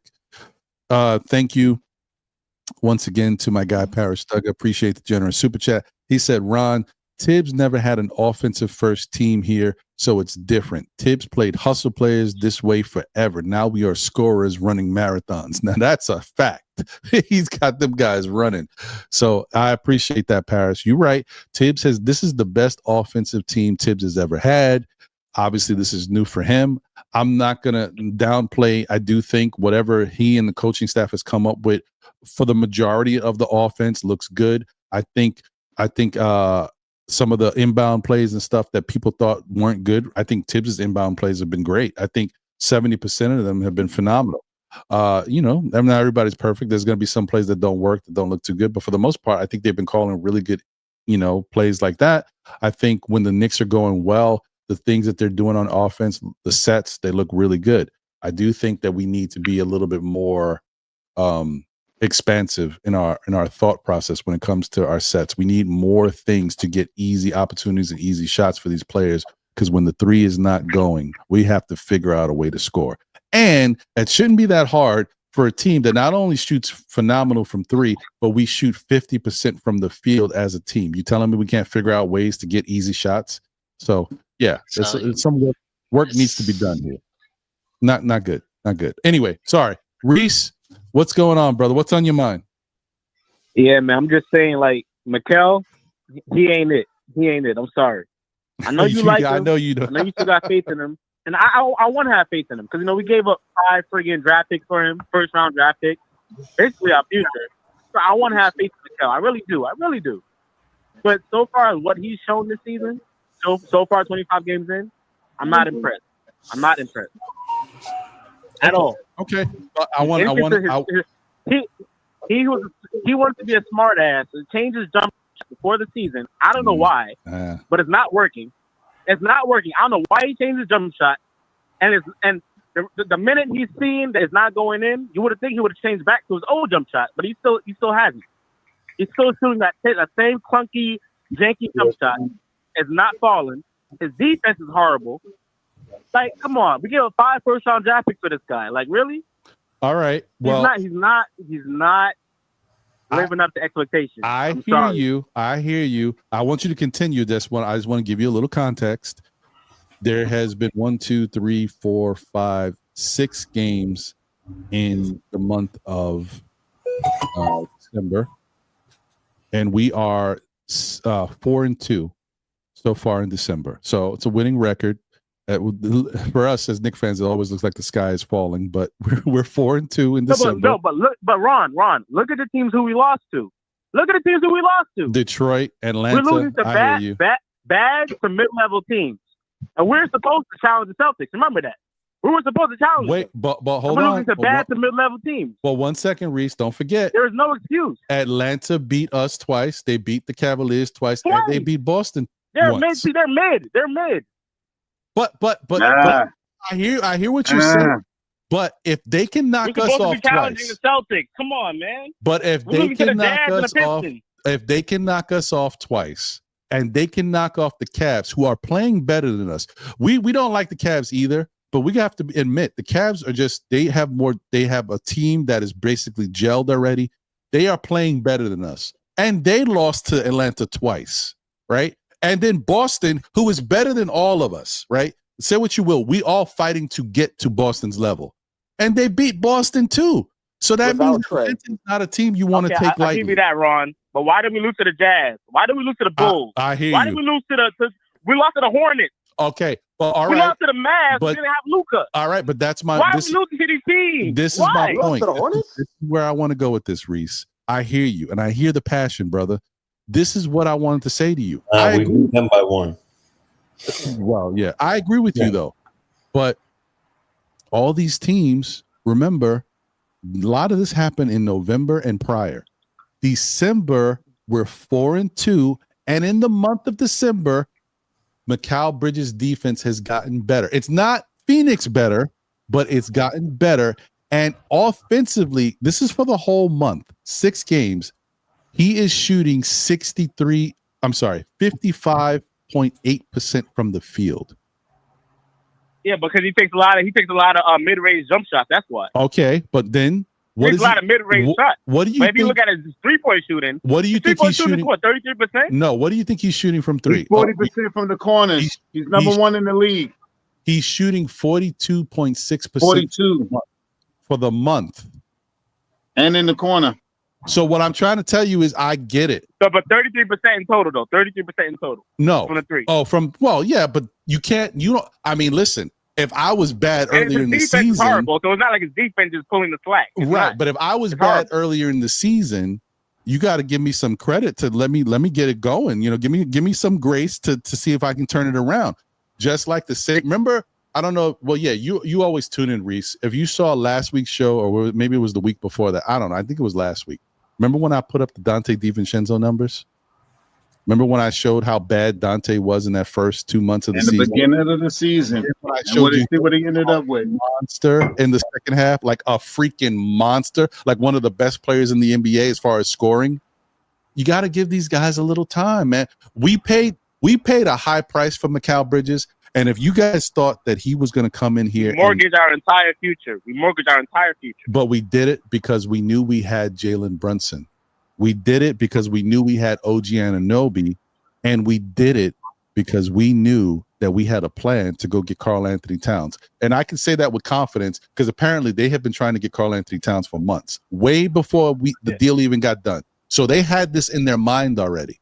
So if I'm happy we got Towns. I'm completely supportive of that trade. But the Mikal Bridges trade is looking like a bust. It's looking like a bust. Okay. But if I tell you this is what December looks like, and December's not over, we got some more time. What if January equals December? If January equals December, just hear me out. By the time we get to February, his numbers are going to be way better. That 33% from 3 ain't going to look like 33% from 3. That whatever he's shooting from the field for the season ain't going to look like that. He's going to be shooting way better. Ron, you have to understand, this man changed his entire jump shot. But you realize what happens when you change your jump shot in the NBA? I If you've been know. shooting a certain way throughout most of your career and you just change it, it's going to have a negative effect. I agree with you. You really think he's going to improve over the next couple months with that think jump shot? he's gone back to his old jump shot, not the one from Phoenix or the one from college days. I think he went back to his old Brooklyn jump shot. Okay, and he didn't shoot. Yeah, that's a fact. That's a fact. Remember, when I say this, keep in mind, all I'm basing it on is the last 6 games. After he scored 31 against New Orleans, he went 19 against Orlando, 19 against Charlotte, 20 against Detroit, 23 against Toronto, and 19 against Atlanta. And remember, he is not the main number option. 1, 2, or 3. He's not the 2 option. He not is even 4.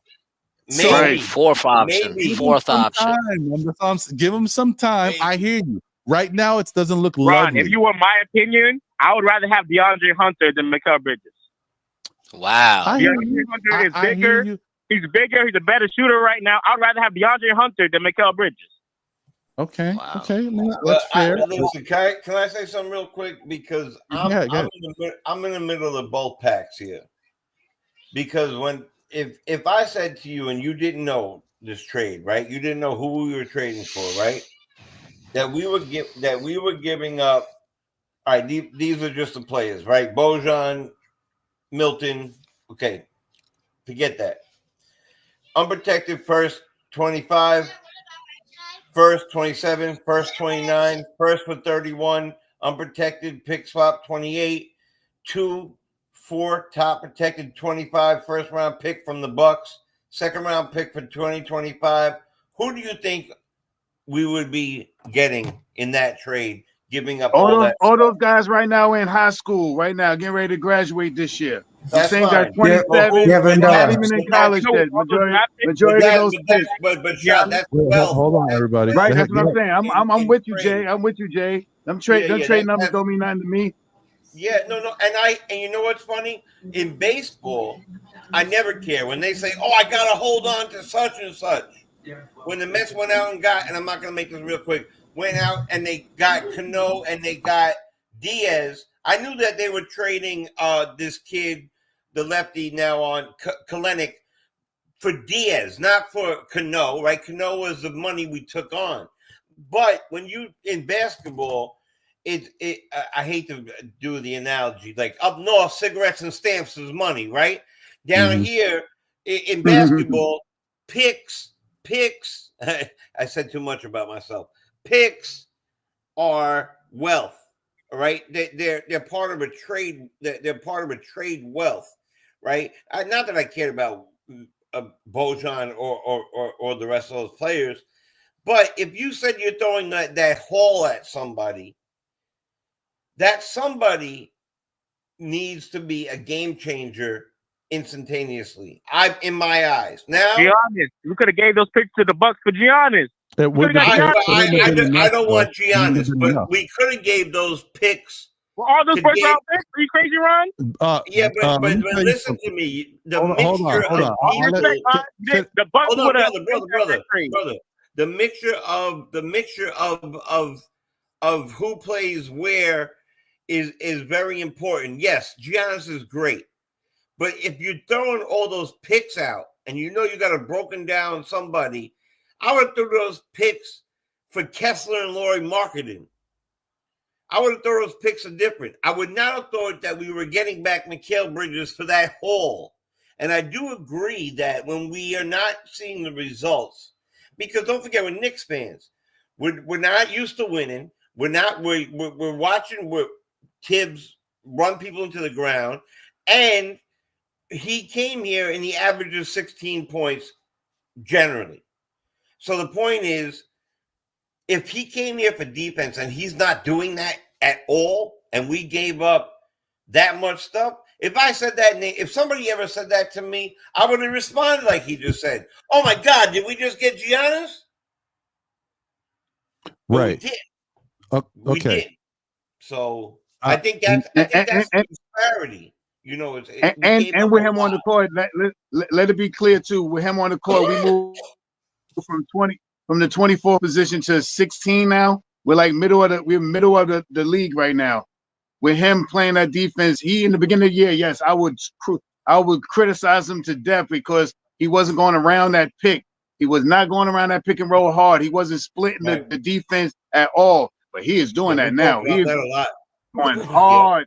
He's going hard over that pick and over that pick. He's going through the pick now.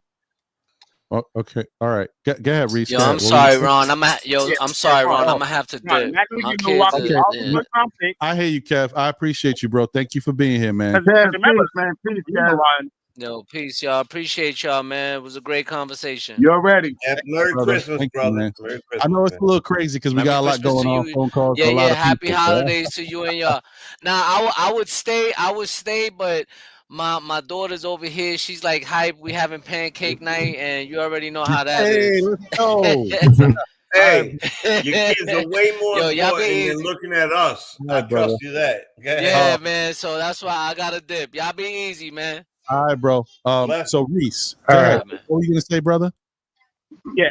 Remember, Ron, Giannis already said he's disgruntled. So he said if the Bucks don't win, he said he wants out. So he's ready. He's already almost out the door. He got 1 foot out the door already. All right. So all we had to do was offer Milwaukee all these first round picks, throw in a couple players, maybe add a third team, and we could have had Giannis. Yeah, Giannis, Brunson, and Cat. No, but and OG. There's that's no way. Right there's no way. All that for Mikal Bridges with a janky shot, and he don't play defense. There's no way, bro. There's no. The reason why I'm saying this, and I forgot. I don't know who I was watching. I don't know if it was it Freezy's show or I don't know. They was talking about this. And Cat is a great example. What we got Cat for is because of the fact that Cat has already been with that team 9 years.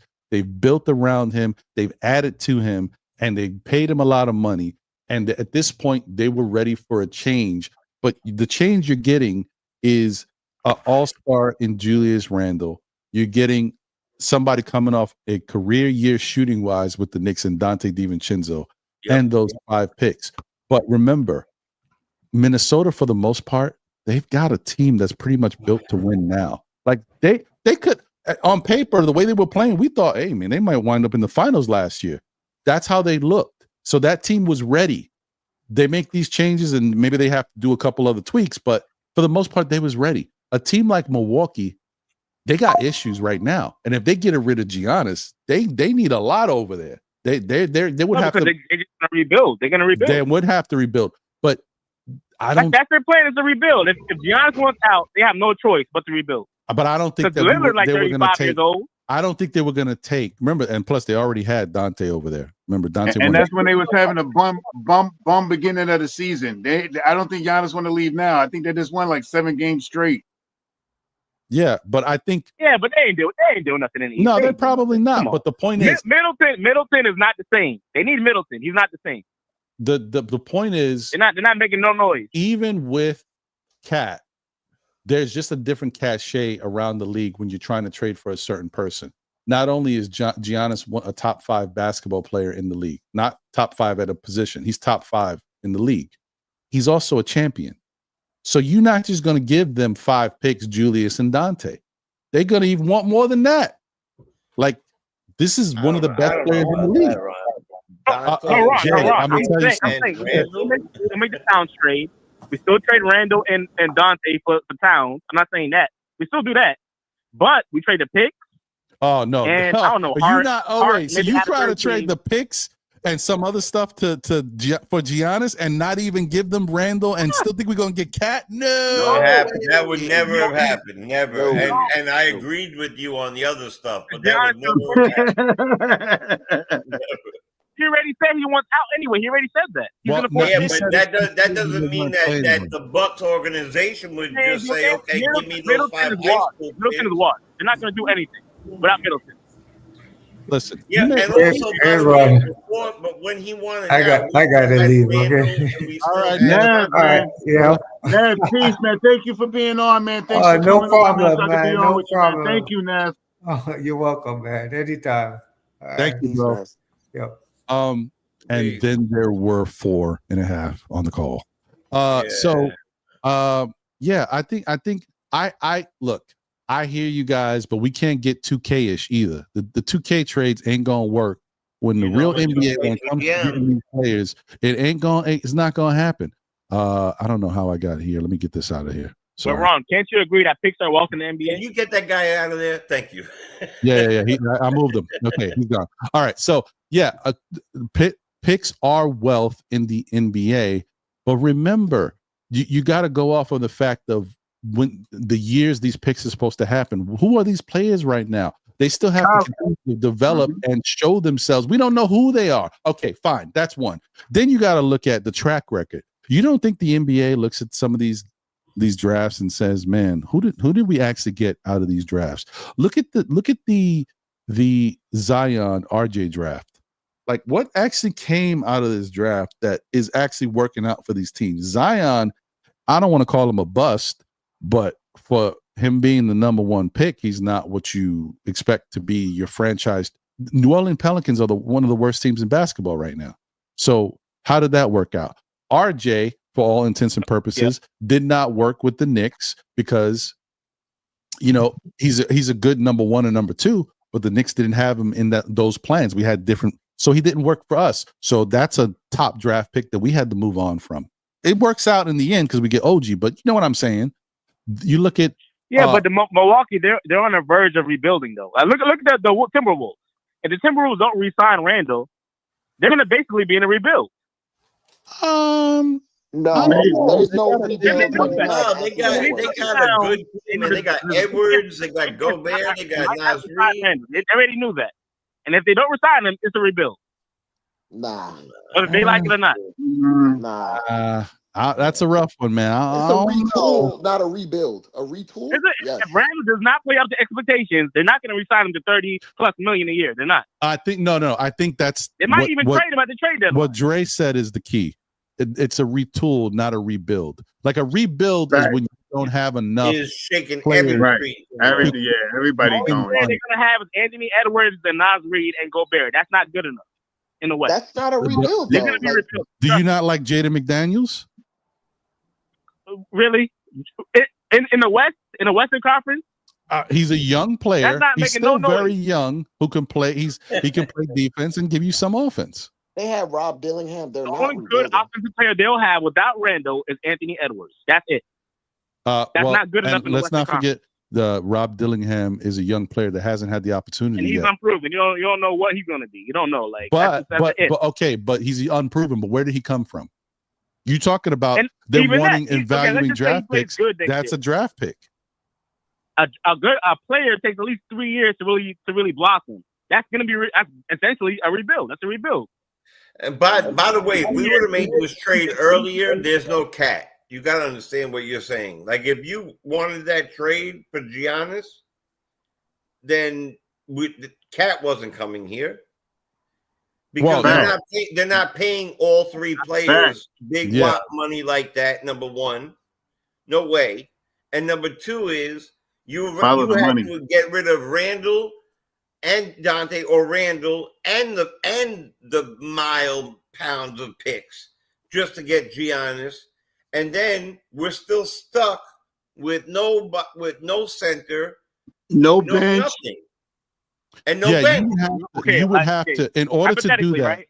Okay, hold on one second, Reese. In order to do something like that, as to what Jay is saying, there's no possible way you would have to give up OG's and his $40 million per year contract in order to. You would have to, because you can't afford Cat, Brunson, and Giannis. Right, unless all you guys got to go. We give up Hart. We give up Josh Hart, right? We add a third team. And, we make it happen. We make it work. Listen, I am the best 2K general manager there is. But even on 2K, that won't work. Yeah, but it wouldn't matter because the salary just... salary cap, baby. Giannis makes in the same realm. Then you got million. Not making that much, but he's still making a good amount of money. You just don't have enough money to go around, and then you're going to hit the second apron. Once you hit the second apron, you're done, and then you can't even fix the team. It's a wrap. But mind you, if we don't trade for Mikal, we don't take on Mikal's contract, which is about $25 million. So obviously that's going to be on our books. So we traded Josh Hart and Mitchell Robinson and Precious and add a third team. And then I mean, it all sounds good with us saying that we would want to trade them, but does Milwaukee want those players for Giannis? That's the big question. They want the that's the big question. It's not us giving up the players; it's if the other team's going to accept them. If I'm Milwaukee, I'm not trading Giannis. And we're in the East. Lillard is 35 years old. Facts, Jay. Giannis already said if they don't win, he wants out. So they're going to be forced to rebuild, whether they like it or not. So the best way to rebuild was with draft picks. But we had a whole bunch of draft picks. All right, but can we? All right, I see your point. I see where you're going. But at this point, it doesn't matter. We're not getting Giannis. We've already blew our load, all right, if you want to say it that way. So let's move on from that. And even if Giannis, if Milwaukee says tomorrow Giannis is on the market, we'll take your best bid. You think the Knicks have the best bid, even if we had our 5 picks? Nope. We would get smoked. Utah's got a better package than we do. Houston got a better package. OKC has the best package ever. We can't. Nobody can top OKC if they want. Giannis is available. Oh, okay. Now, if you're talking, and not to talk about this too much, and I think it is what it is. But if you're talking pre-Cat, that's a different story. But you cannot do Brunson, OG, Cat, and Giannis. It sounds great. I'll go make it on my 2K right now. But you can't. If you did it pre, no, but we won't have Mikal break the contract though. So you got to factor that in. Instead of Cat, maybe you could have got Giannis to make room. No. Instead of Cat, you could have got Giannis, but you couldn't have. I'm saying with Cat. Yeah, don't get Mikal. Mikal make like $25 million. No, but it won't work. I mean, that's not what it went for somebody. And Mr. Robinson. That's what. So 30, you just want a bunch of vet minimums around them?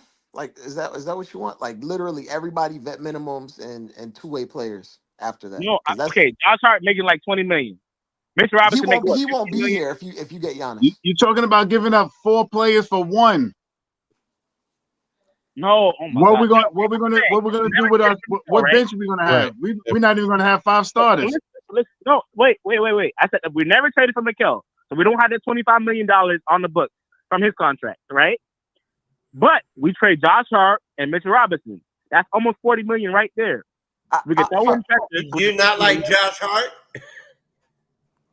I would trade it for Giannis. I would get rid of him. I really don't care. I would get rid of Josh Hart for Giannis. But so the point that these we're trying guys to win a championship. Yeah, but the point that these guys were trying to make is all this Nova Knicks. I don't care about that. All right, you do that trade, but who can you get to fill out the rest of the roster?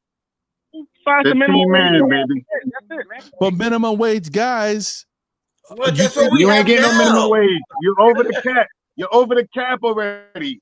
You're over the cap. The cap makes a big difference in all these trades. The cap makes a big difference. In order for us to get to be able to get Mikal, we were under the cap in order to make the trade. So it could be multiple players plus the picks.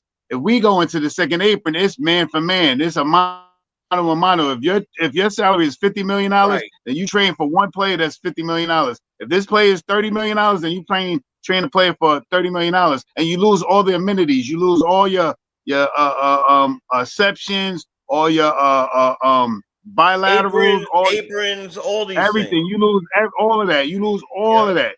And sorry, Dre. One thing I was going to say real quick. Another thing that nobody's thinking of. You guys know, right, that you traded all of this stuff, whatever it was, for Giannis. You renting a player. Yeah, he's on control. Giannis has a player option next year, which he can opt out of and become a free agent. And then he's got to get paid. He's making like $48 million per year. Do you think Giannis is worth $48 million? You know that freaking this guy's getting 50, OG's getting 40. Wait, you sure he got a player option? Are you sure about that? 100. I'm just looking at it right now. Giannis has a player option for 2025-26, and then 2026-27. He's automatically an unrestricted free agent. But he has a player option in 2027-28. And he also has. Let's see. Wait. Hold on. No, but he doesn't have one next year though. Wait. Hold on. Maybe why 27, 28. It's so, that's in 3 what's years. confusing me is the money for this year is crossed out. I don't know what that means. So what does that mean? Yeah, I'm looking at it right now. It's 27, 28. He has a player option.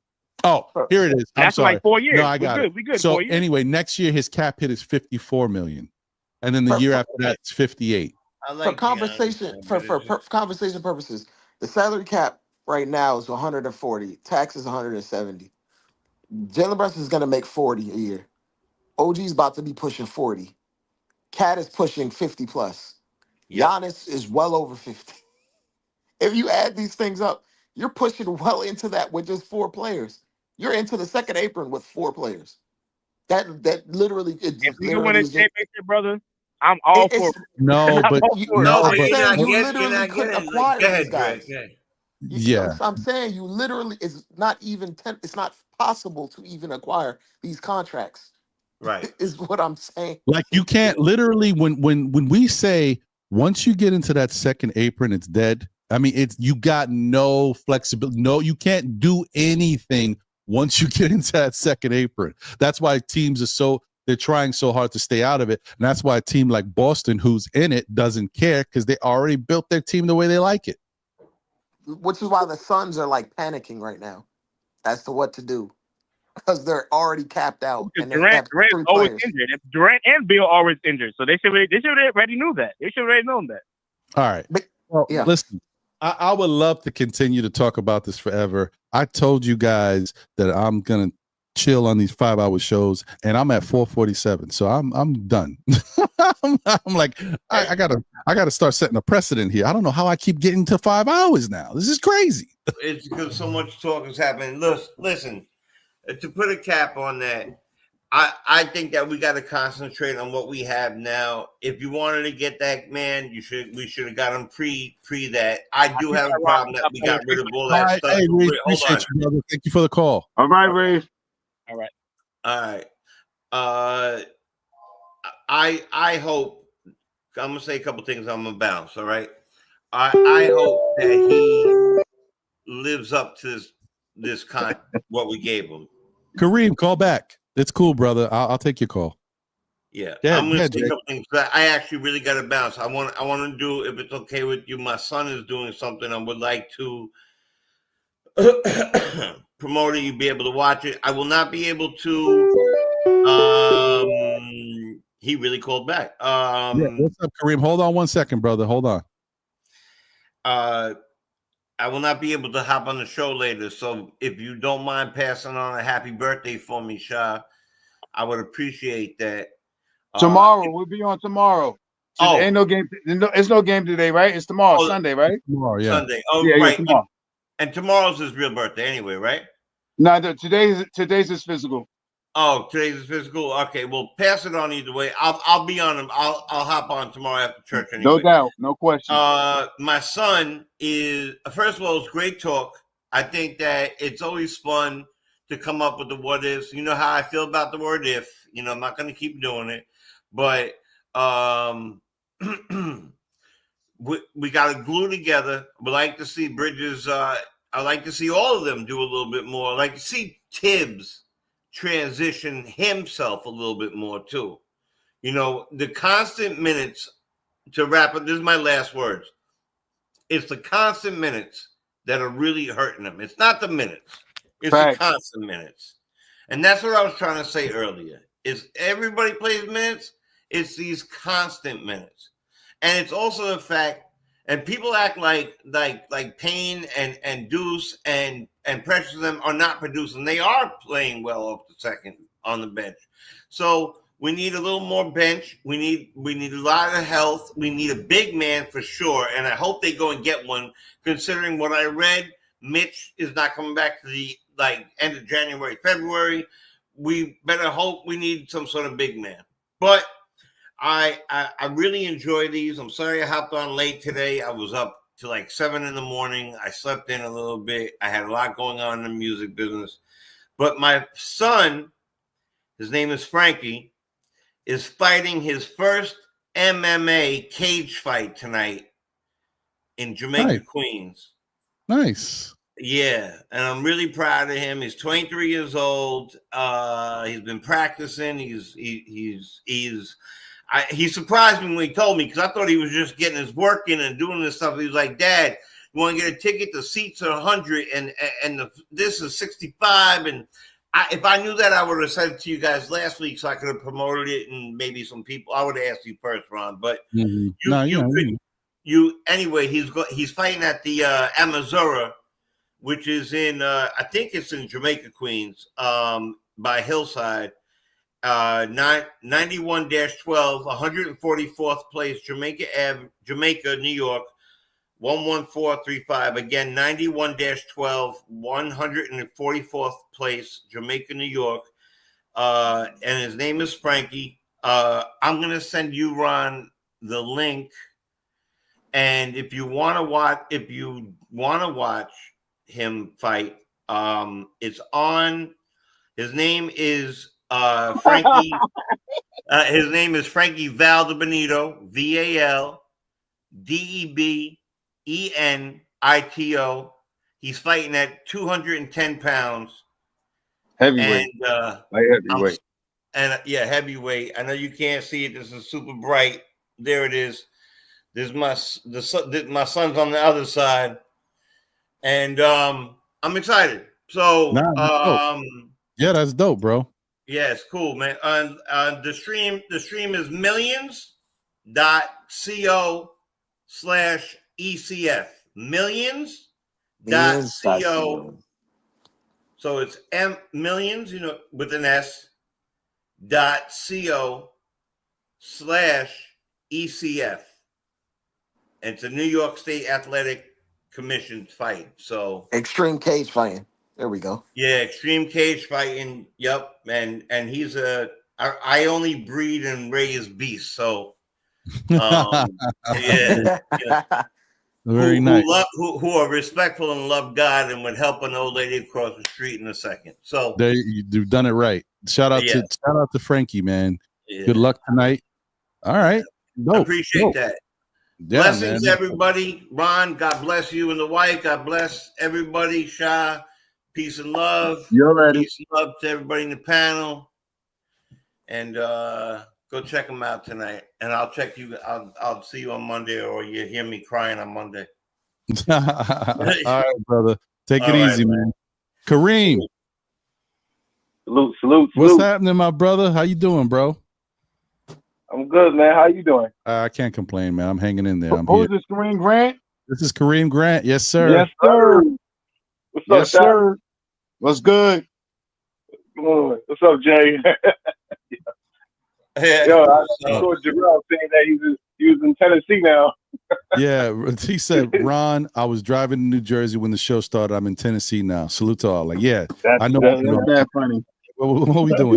You should have picked me up when you going through Delaware. Oh man, what's on your mind, Kareem? What's happening, my brother? Yeah, I was just listening to everybody going at it, man. I know everybody's stressed out right now with the outcome of the Knicks, man. But we just gotta relax, man. We're only 25 games in. We gotta have some kind of faith, man. I know it's not going the way we want it, but they just formed the team now. You know what I'm saying? At the last minute, so it's gonna take time. I mean, we was like this last year. You know what I'm saying? In the beginning, because we didn't know where we were going with this. With RJ and Grimes and so we going through the same thing we went through last year. But this time is a little different. Our expectations are too high, and I think we need to lower it a little bit. Because we got to give them some slack.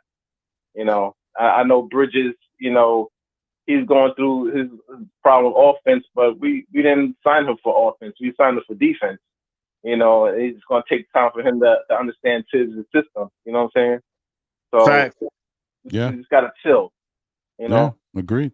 I just want everybody to understand. Like those numbers and stuff that I was talking about for Reese. It's not just for Reese. It's for all of us as Knicks fans to understand. Mikal Bridges didn't start off well, but the last 6 games, he's been playing better basketball. So let's let it play out. Every player is not going to start off the way you expect them to start off. Some start off slow, some come out the gate blazing, but you got to let it play out. Julius Randle started off slow last year. He was coming back from injury. Dante started off slow. Brunson, I think, started off slightly slow, but he was really good to go. But guys are, it's different for everybody. So give him some grace. Go ahead, Kareem. My fault. Right. He's a professional, so I trust him. He'll get it together. Yeah. No, I agree, man. So are you concerned at all about the way the team is? Or are you like, hey, they're 15-10, they'll be okay, no problem? I am a little concerned, but I'm not, at the ledge ready to jump off. You know what I'm saying? So I'm not there. I'm not worried. I'm just a little bit concerned. But I think our issue is at center. And I know that Cat, he's playing a center, but I don't think he's a center. He's a power forward to me in my eyes. And I know everybody's waiting for the great Mitch to return, to think he's the savior, but I don't really consider him the savior. He'll help, yes, but I don't think he's the one that's going to push us over the edge to make us this powerful defensive team. It takes everybody to be a defensive team, but I don't know about Precious, starting with Cat. Maybe that will help, but I know they don't want to do that because, we already have, what's his name, Hart coming, starting, and he gets his rebounds and, he be flirting with triple doubles and everything. But when it comes to playing against teams with height, we're at a disadvantage, and those are the teams we're losing against, honestly, but unless Tibbs, change the starting lineup, which I hardly doubt it because he's dedicated to his favorite players, Right. So he's not going to change. So let me ask you this.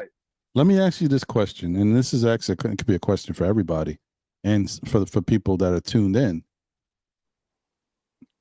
The way this Knicks team is right now, are you confident if Karl Anthony Towns sits for 3 games, do the Knicks go 3-0? Do they go 2-1? You confident that the Knicks are going to win those games without Karl Anthony Towns playing? And the flip side of it, Karl Anthony Towns playing. Are you confident that Jalen Brunson sits 3 games, the Knicks can go 3-0, or could go 2-1 in those 3 games without Jalen Brunson playing? This is the question that I have for fellow Knicks fans. How do you feel about? Do you think this Knicks team can win with one of their stars, those 2 in particular, one of them out? I say yes. Okay. Maybe not 3-0, at least 2. I mean, we've done it before. We've done it without Randall. Did it before without Jalen. Right. But that was last year's team. We've been doing right. True. I do have confidence they can at least win 2 out of the 3. Okay. Dre, what you think? If Cat is out? If Cat is out for 3 games, and the Knicks have to win without him, or if Brunson is out for 3 games and the Knicks have to win without him? I think we're more likely to win without Cat on the court because if Brunson is out, we have no a consistent ball handler. At least guys we feel comfortable with. Like, let's be absolutely honest. When Brunson is out the game, the offense, if Campaign and Deuce McBride aren't hitting threes, that offense craters immediately. There's just not as much variance and creativity within the offense when Brunson's not on the court. Like, we need another initiator. Whereas if Cat is out the game, you can try to piece together what Cat does. You won't be able to do it rebounding wise.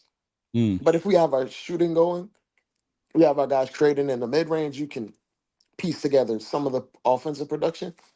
You can't piece together what Brunson does consistently, anyway, on a night to night. Not to say that Cat isn't more impactful or better or whatever or what have you. It's just it's harder to replicate what Brunson does for us than what Cat does. This is interesting. I'm getting a lot of different takes in the chat about this. This is right. Shaw, what you think? You think if Brunson had to sit 3 games, could we win? Or if Cat had to sit 3 games, could we win? It's hard to even say with both of those great players. Those are A1s, if you want to call it that. But I think if we're talking about which one we could probably win with, I think we might have maybe a better chance, depending on what the teams are that we're getting ready to play, having Brunson there without having Cat. We played well with Brunson being the alone big man last year. So I think if Cat is out, I think Jalen Brunson can carry that load again. And the other take, I think that Cat, one thing that I wish that Cat could do is start posting himself up a little bit more down low so he could get the double team so he can kick the ball out. And I think in that aspect, I think he could be just as effective as Jalen Brunson if Jalen Brunson is not on the court. So it's hard to say which one. What I know is that Jalen Brunson can step up in the game. I know Cat is a big time player, but we haven't seen him. I'm not saying we haven't seen him step up this year, but we only had him 25 games. I know what I had Jalen Brunson the last couple of years. I know what he can produce. I know what he could do when he's the ailing man that's going to be the one that's going to be the predominant scorer on the team. Right. Yeah. Hold on. Some of that has to do with coaching in my mind, because we already know what Tibbs can do with like a heliocentric Brunson offense.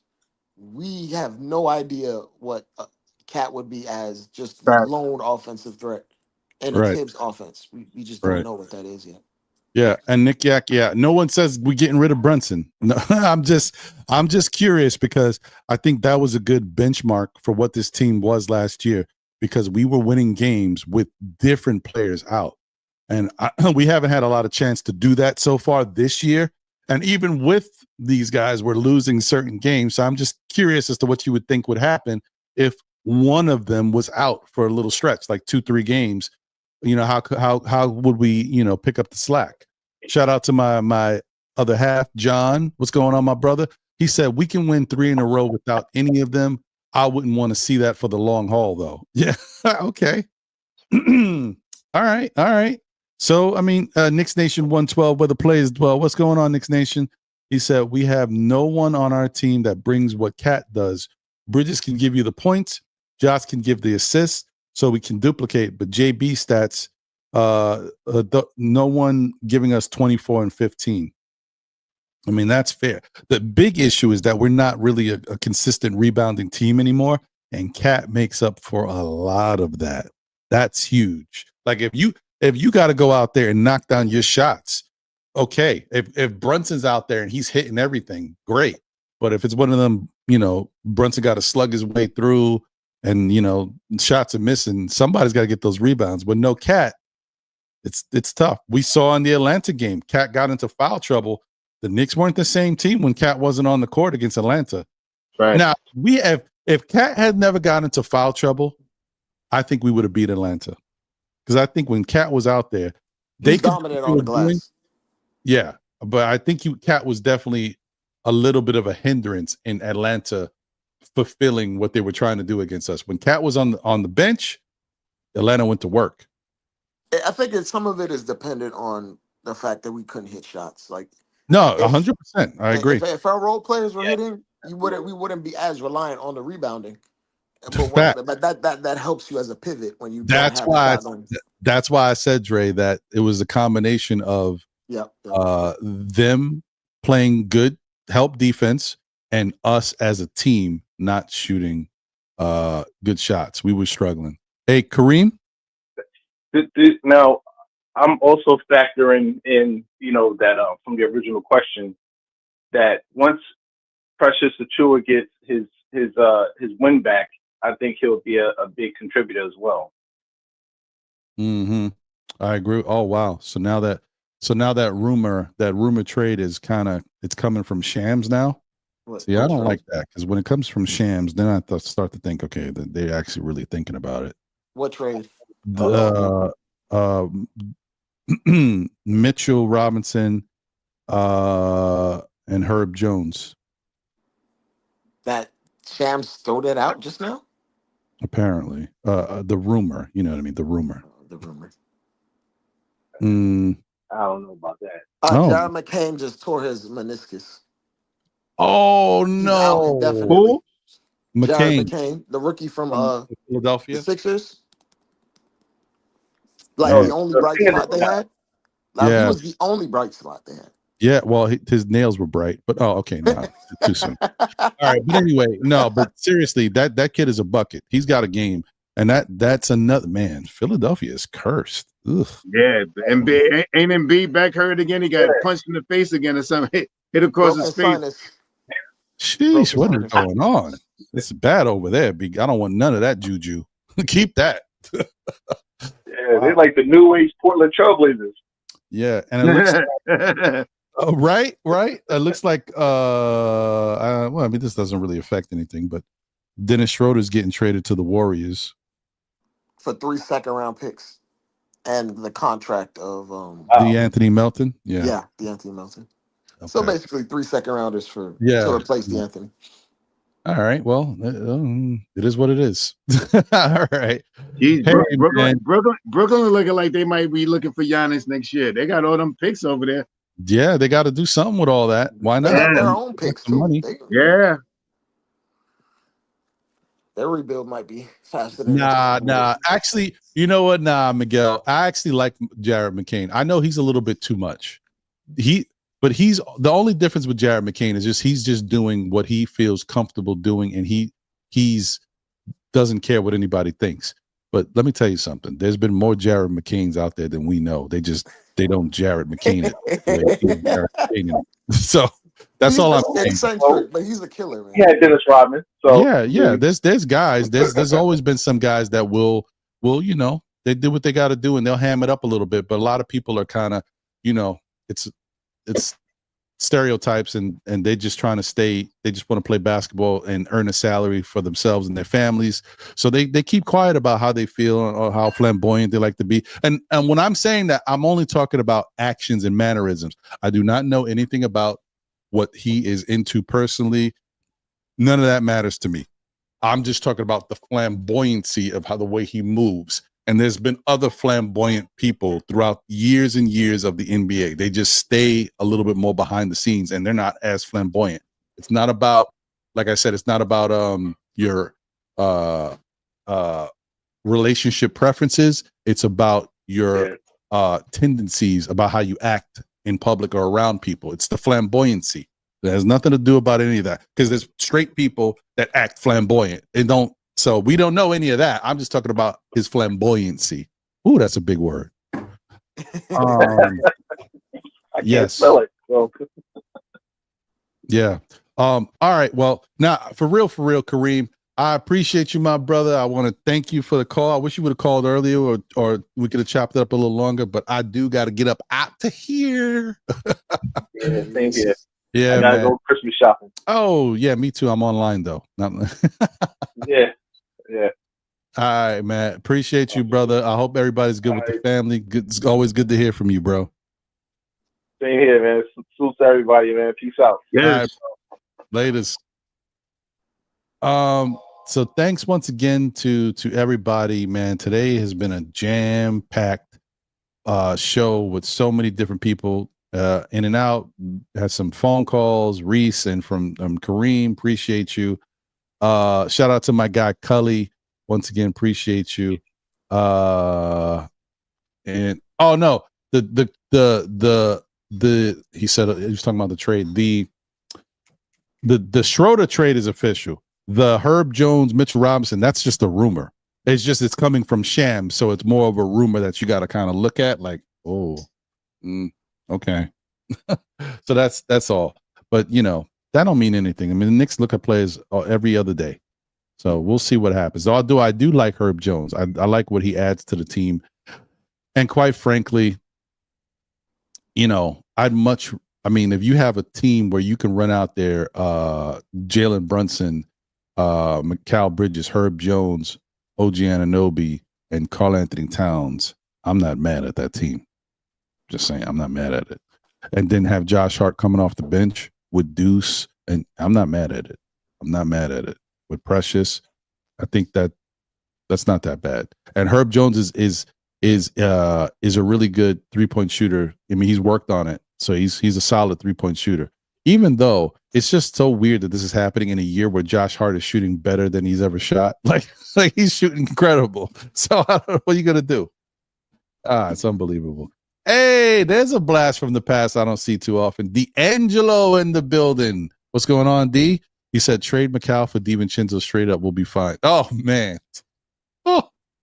Talk about sunken costs. My You God. talk about feeling like what just happened here. You trade 5 picks and what you'd do to give up to get Mikal, and then trade Mikal to them to get Dante back. Oh no, that's so weird. That would be so weird. We overpaid for him. We knew we were going to have to. He's here now. Let's let the season play out. We watched a lot of things happen with teams where players don't look like what you expect they are going to be. Give it time. It happens in all types of different sports, and even with the NBA. Look at Phoenix. Look at what Phoenix was last year with these big 3 that they had, and look at them this year. Healthy.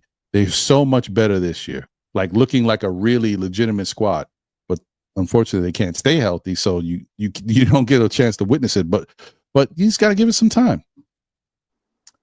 Shout out to Wild Boy Trae in the building. He said Cat brings a different dimension as to where you can have Deuce and Payne Kolek to make up for some of that Brunson scoring if Brunson had to be out. Interesting. So I mean, yeah, man, there's a lot of different scenarios.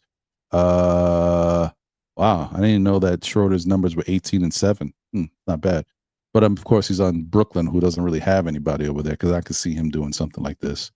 But shout out to Pete. Thank you for that. Harlem World 2020 in the building. Knicks sold when they traded away iHeart and DiVincenzo. They sold their championship. They didn't trade iHeart, though. They didn't trade iHeart. We lost them, but yeah.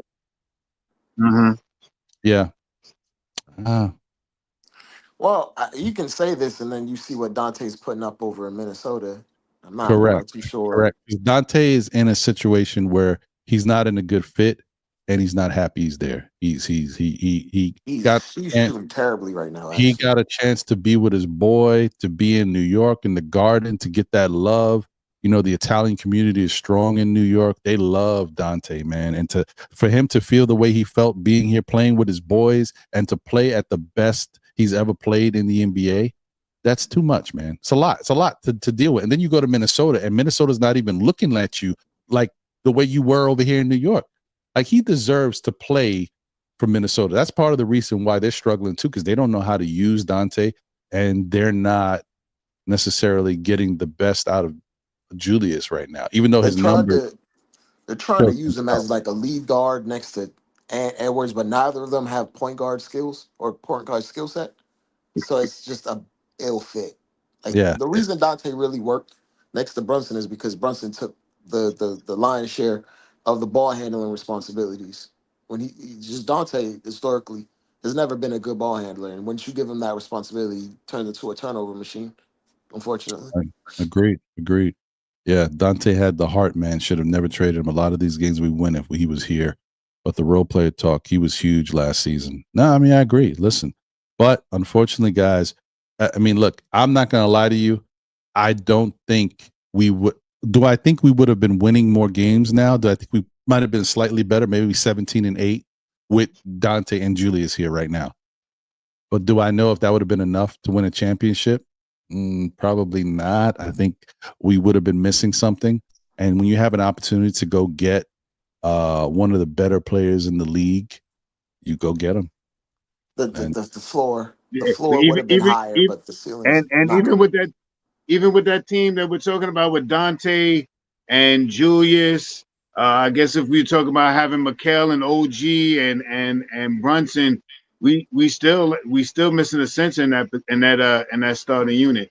And I mean, remember at the prior start of this year when we thought Julius was going to be here, there was speculations out there saying that Julius would be playing center this year. You know, so you know, right now, if the Knicks would have went out and kept Dante and kept Randall and went out and got like a Walker Kessler, right, and then had Mitch here, and then figured out some way to get like a slash player not a Herb Jones, but I mean, maybe. I don't know. We couldn't have been able to do it, but if we would have, maybe, because we would have still we wouldn't have to give up as much to get Walker Kessler. So we might have had some cachet to probably get somebody like a Herb Jones.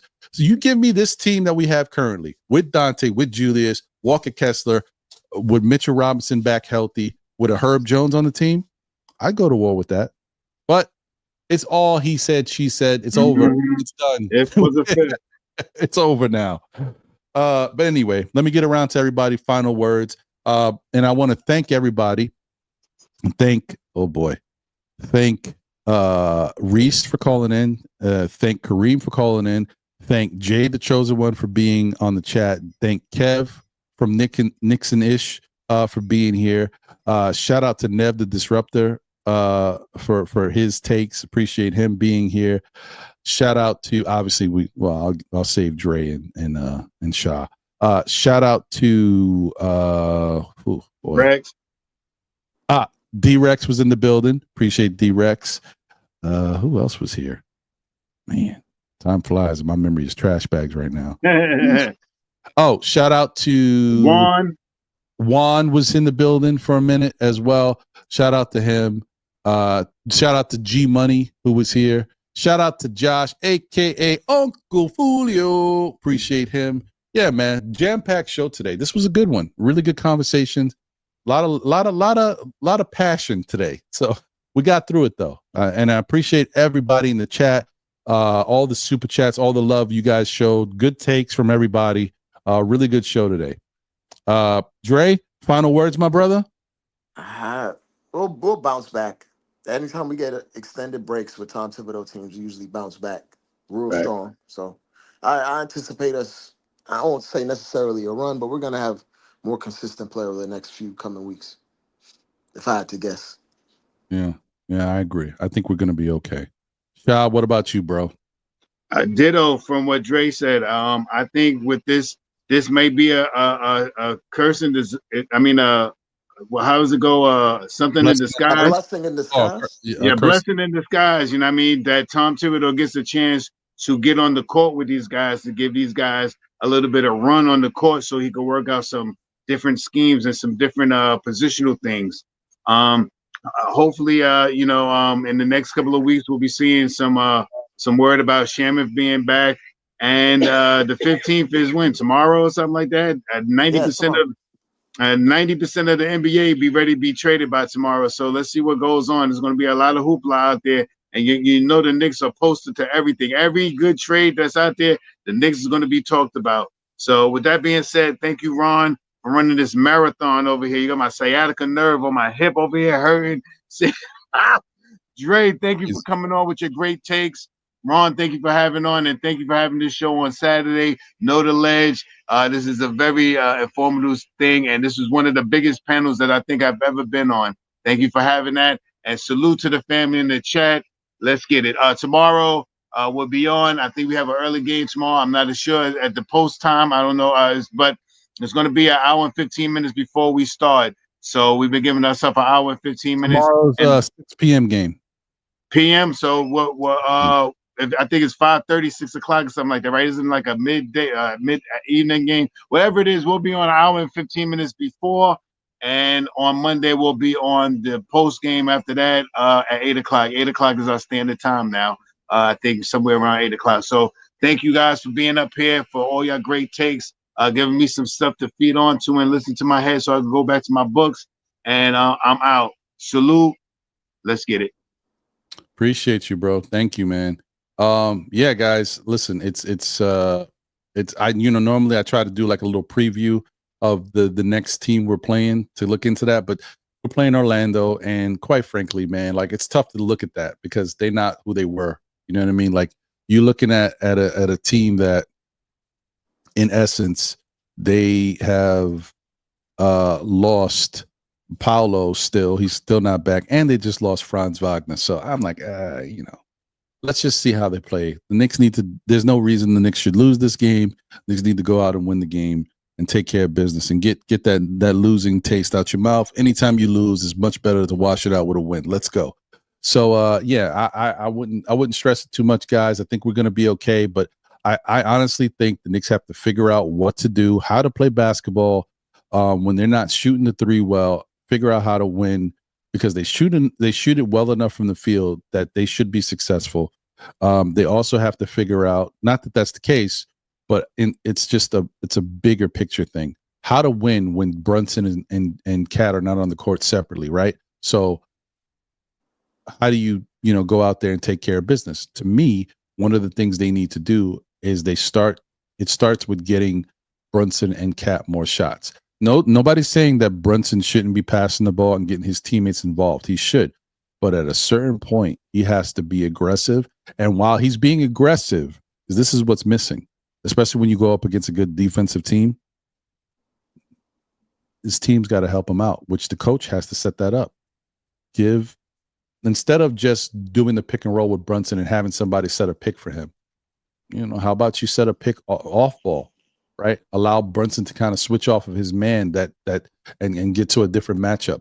Different things, or get some stuff going where Brunson gets the backdoor cut around 48 to 50% for his career. Get him in the paint and let him go to work because he also goes to the line a lot. Just make it easier. My biggest problem I have with Tibbs is sometimes he just doesn't make it easier. In my mind, I mean, you guys might feel differently about it. He can make it easier for these guys, especially when they're struggling. When the three-point shot is not working, you got to figure out other ways. And the Knicks are not getting a lot of – shout out to Latoria B. I think she said it earlier. The Knicks are not getting a lot of foul calls. That's 100% facts. The Knicks need to force the issue by getting good opportunities at the basket, at the rim.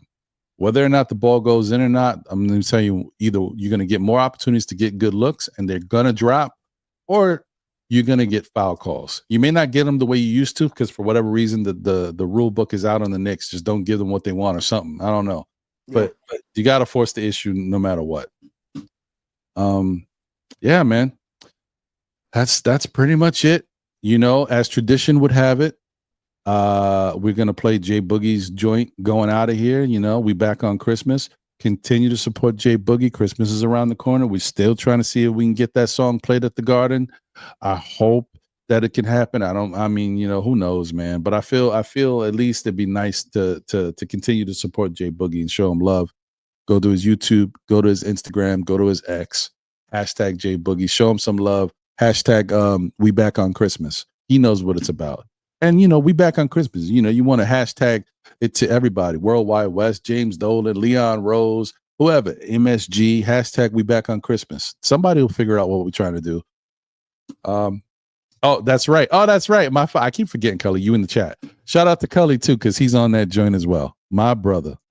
My bad. Listen, I hear you, but I appreciate you. My bad.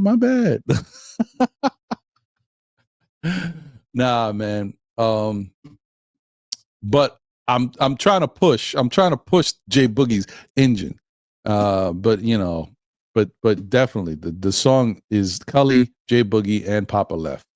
So please show these guys all some love. That being said, tell a friend who tells a friend who tells another friend. Still Knicks fans will be back again, whether it be on Saturdays for Know the Ledge. I promise you have my word. Next Saturday will not be 5 hours. I'm telling you right now, I'm going to start cutting it off at 2. So even if I go 3, that'll be it. I'm not going 5 hours. So I appreciate you guys for tuning in and showing love as always. And then also check us out on Monday nights for SKF Weekly with myself, my brother John, and my brother Jose on the ones and twos holding me down or holding us down at 9 p.m. on Monday nights. This Monday night, once again, we're going to have Steph, the Queen, Dope Soul Sports Talk, as well as the Queen's Court, NBK fam. She will be in the building. This will be your first time hearing us chop it up with Steph on the SKF Weekly show, and we're going to get into everything Steph, stuff that you know about Steph and stuff that you don't know about Steph. So it should be a pretty good conversation. Also, Friday, I will be on with the Objective Knicks fan doing a call-in show on Friday night on his channel. So check that out. And then the following Monday, the Objective Knicks fan will be on SKF Weekly on Monday night with myself. and hopefully John and Jose, but that's going to be the 23rd, so they may be doing Christmas stuff or traveling, who knows. So I may have to hold it down on my end by myself, but it's cool. I'll be on vacation already. I don't mind. Yeah. So once again, I want to thank everybody. It's been a pleasure. Shout out to Rick Z. Salute. Merry Christmas to you, my brother. Hope you're doing well. Thank you guys once again. This has been a dope show. Shout out to everybody. We got to 100 likes, all that good stuff, man. You guys are great. So I appreciate all of you. Once again, enjoy the holiday season. Do what you got to do, but be there for your loved ones and just enjoy waking up every morning to be able to live life. All right.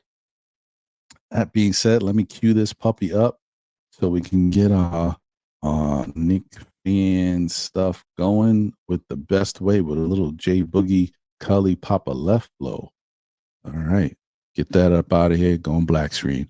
All right. We out. Later, y'all.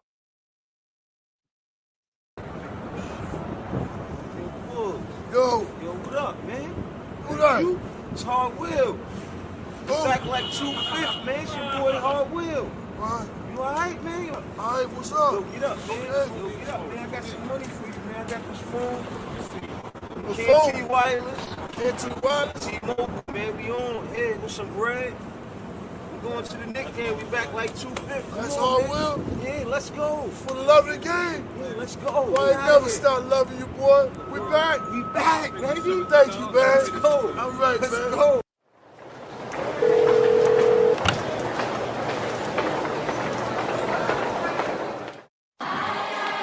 It's a jolly time of the year, right before the new year. Ain't no other squad better on this day than the Knicks. We back. Best time of the year, they say it's Christmas. Little kids can't wait to see it's Christmas. New clothes, new toys, mean it's Christmas. You see the Knicks, we back, we on Christmas. It's so pretty when you can see the snowfall. Their red nose, tell them that it's Rudolph. Chestnuts roasting, the Knicks stay roasting. Tell the whole league we hosting. 12 noon, we back 12 in the 2/5.